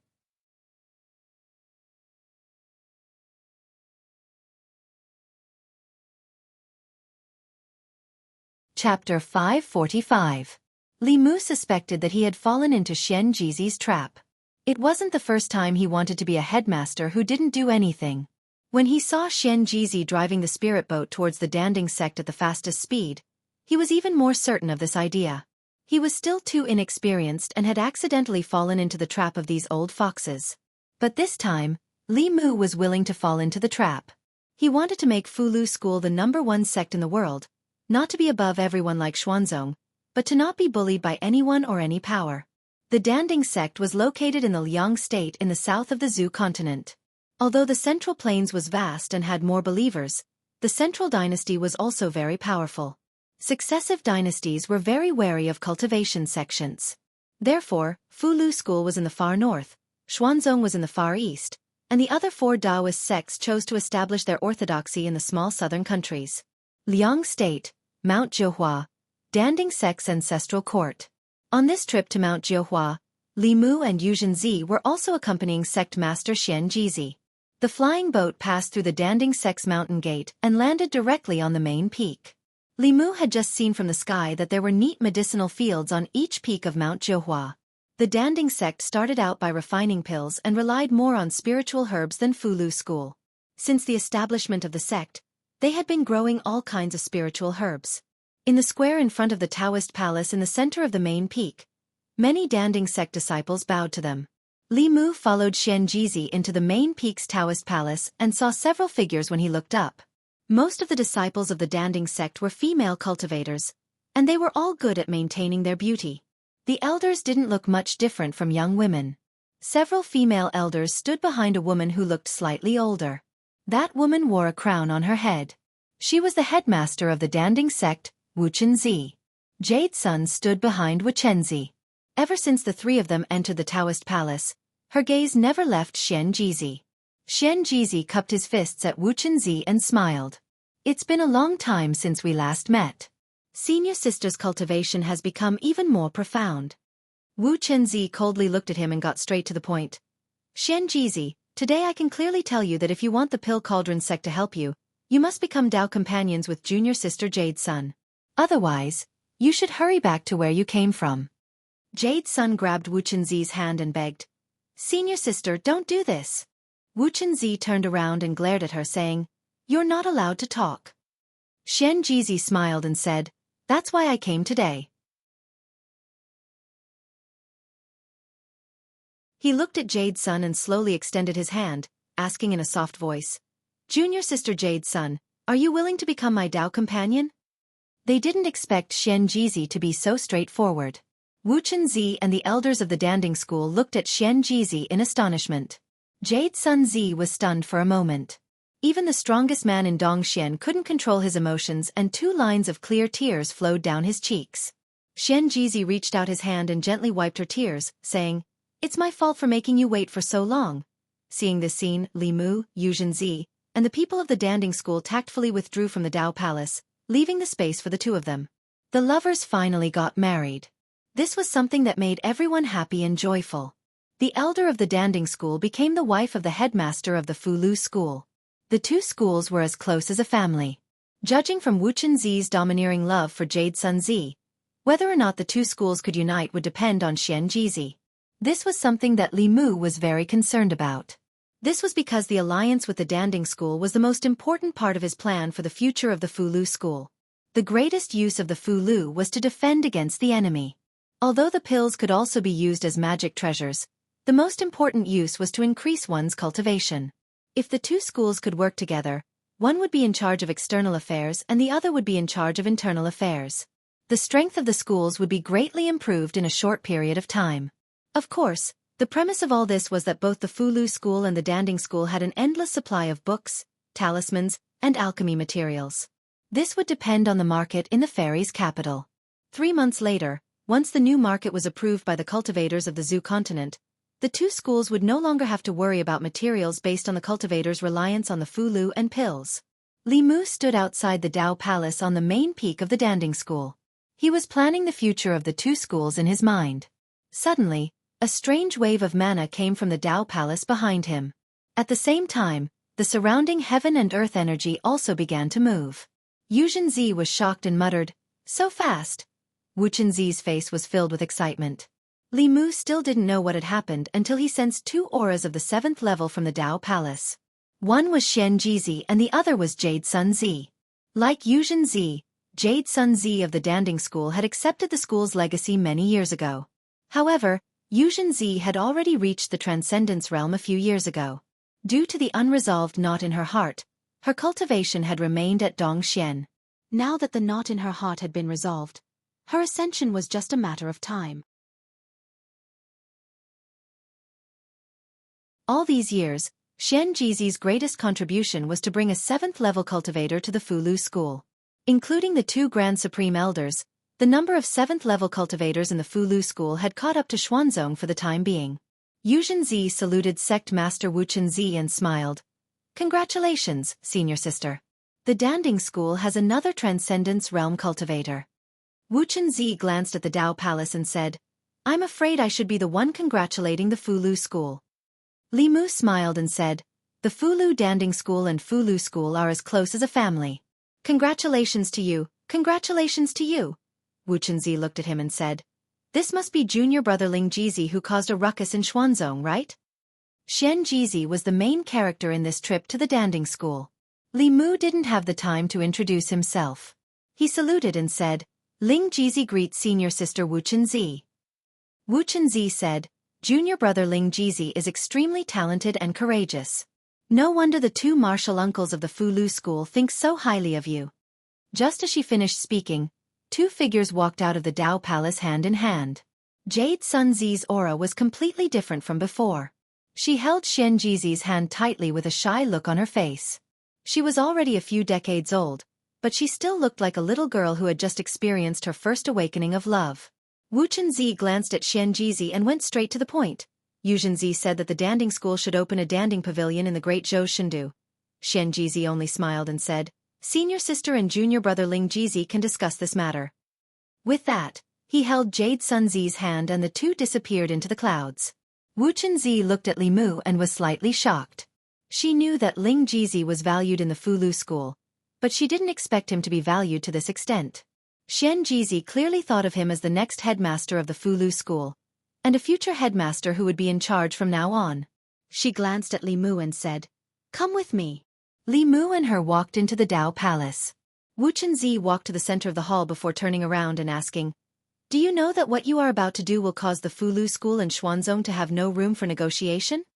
Li Mu smiled and said, "Is there a way to turn things around now?" The three transcendent experts of the Fulu school caused trouble in Xuanzong. Li Mu made Xuanzong's grand elder lose face in front of countless cultivators of the Zhu continent. The empress expelled the Fulu school's outer disciples and used their training grounds to raise livestock. There was no room for negotiation between them and Xuanzong. Wu Chenzi didn't ask any further and said, "Xian Jizi asked you to discuss with me, which means that you alone can take charge of the Fulu school. Since you have decided, I won't try to persuade you anymore." From now on, the Fulu Danding School is a family. If you need the Danding School to do anything, just tell me. Wu Chenzi was the head of the Danding School. If she could say these words, it meant that the Danding School had chosen to stand with the Fulu school in the face of Xuanzong. Li Mu pondered for a moment and then looked at her and said, "This matter isn't urgent. Today is the day that senior brother Xian Jizi and senior sister Jade Sun become Dao companions. Junior brother has a gift for the Danding School." He extended his hand and a jade slip appeared in his palm. He handed the jade slip to Wu Chenzi with both hands. Wu Chenzi took it and inadvertently scanned it with her divine sense. Her expression completely froze. She suddenly looked at Li Mu and said in shock, "This?" Li Mu smiled and said, "This is a small gift. It's not enough to show my respect."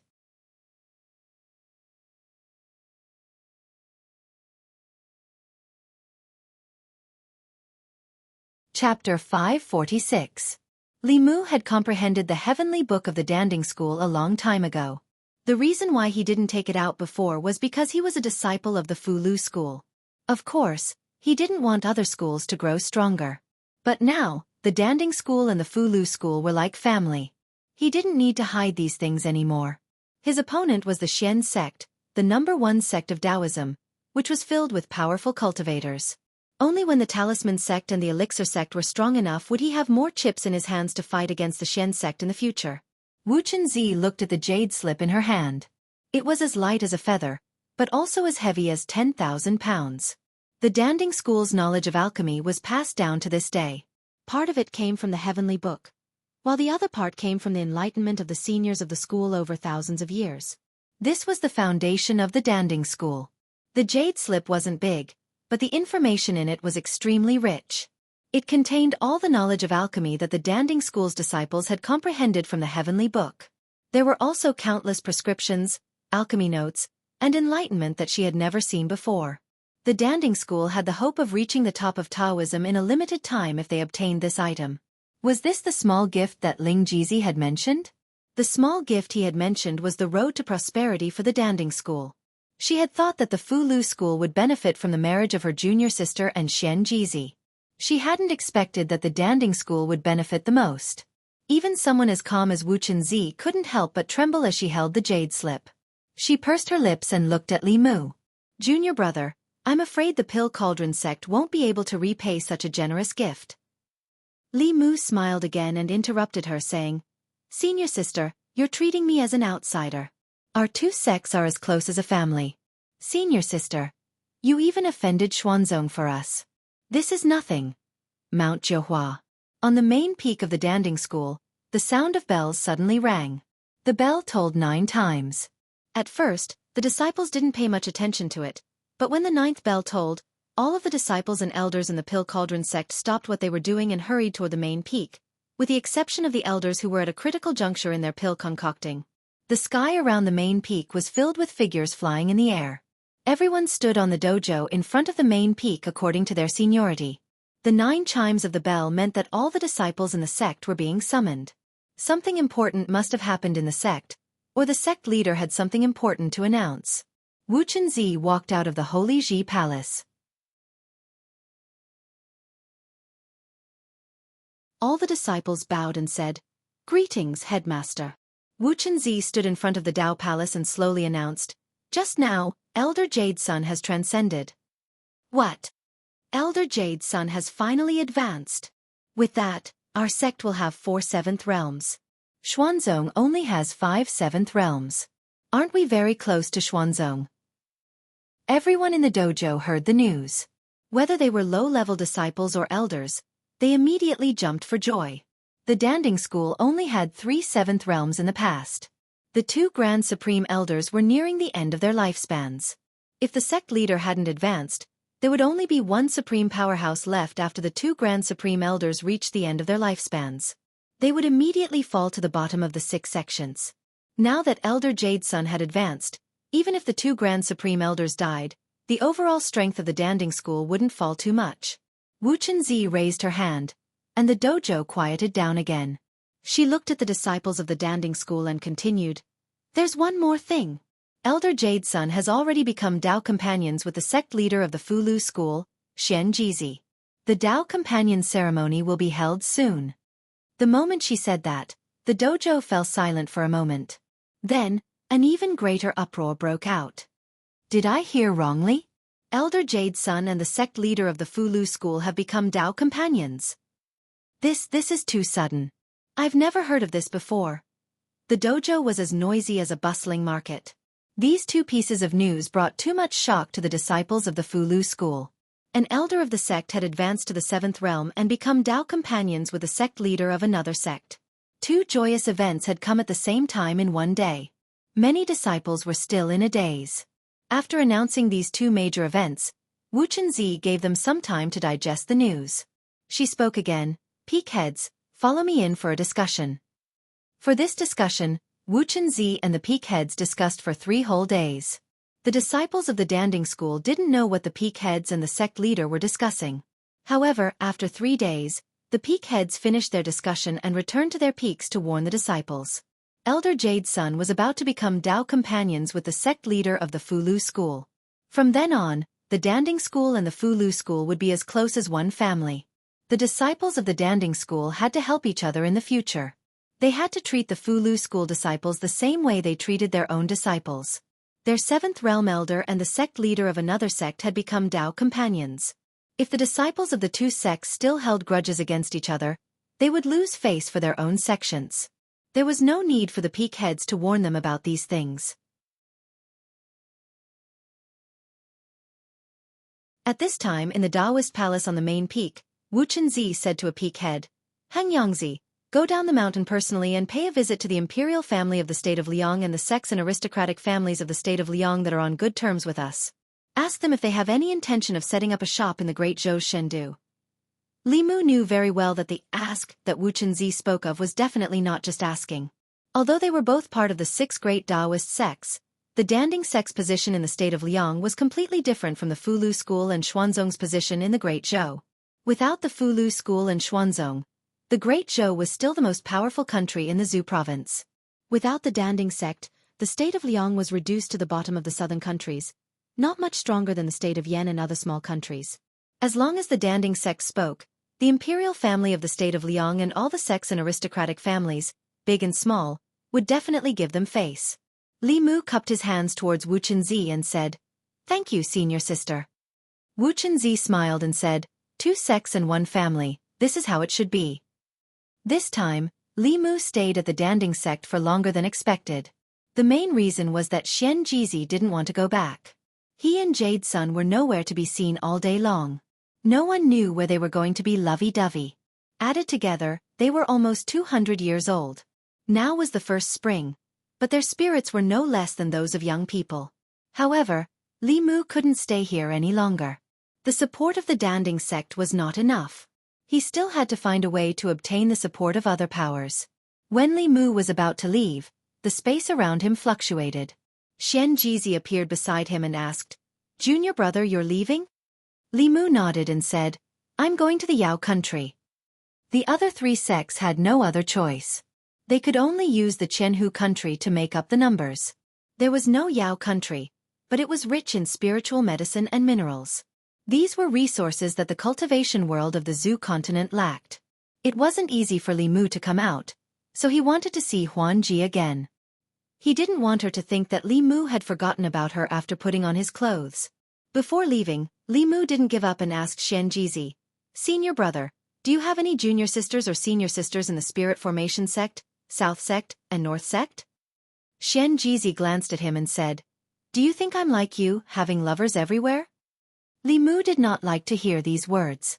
If it were not for the fact that he had connections everywhere, where would the heavenly secret talismans that had been used to extend the lives of the two grand elders had come from? Regardless of whether it was the Empress or Huan Ji, they would not have given him face as the leader of the talisman puppet sect.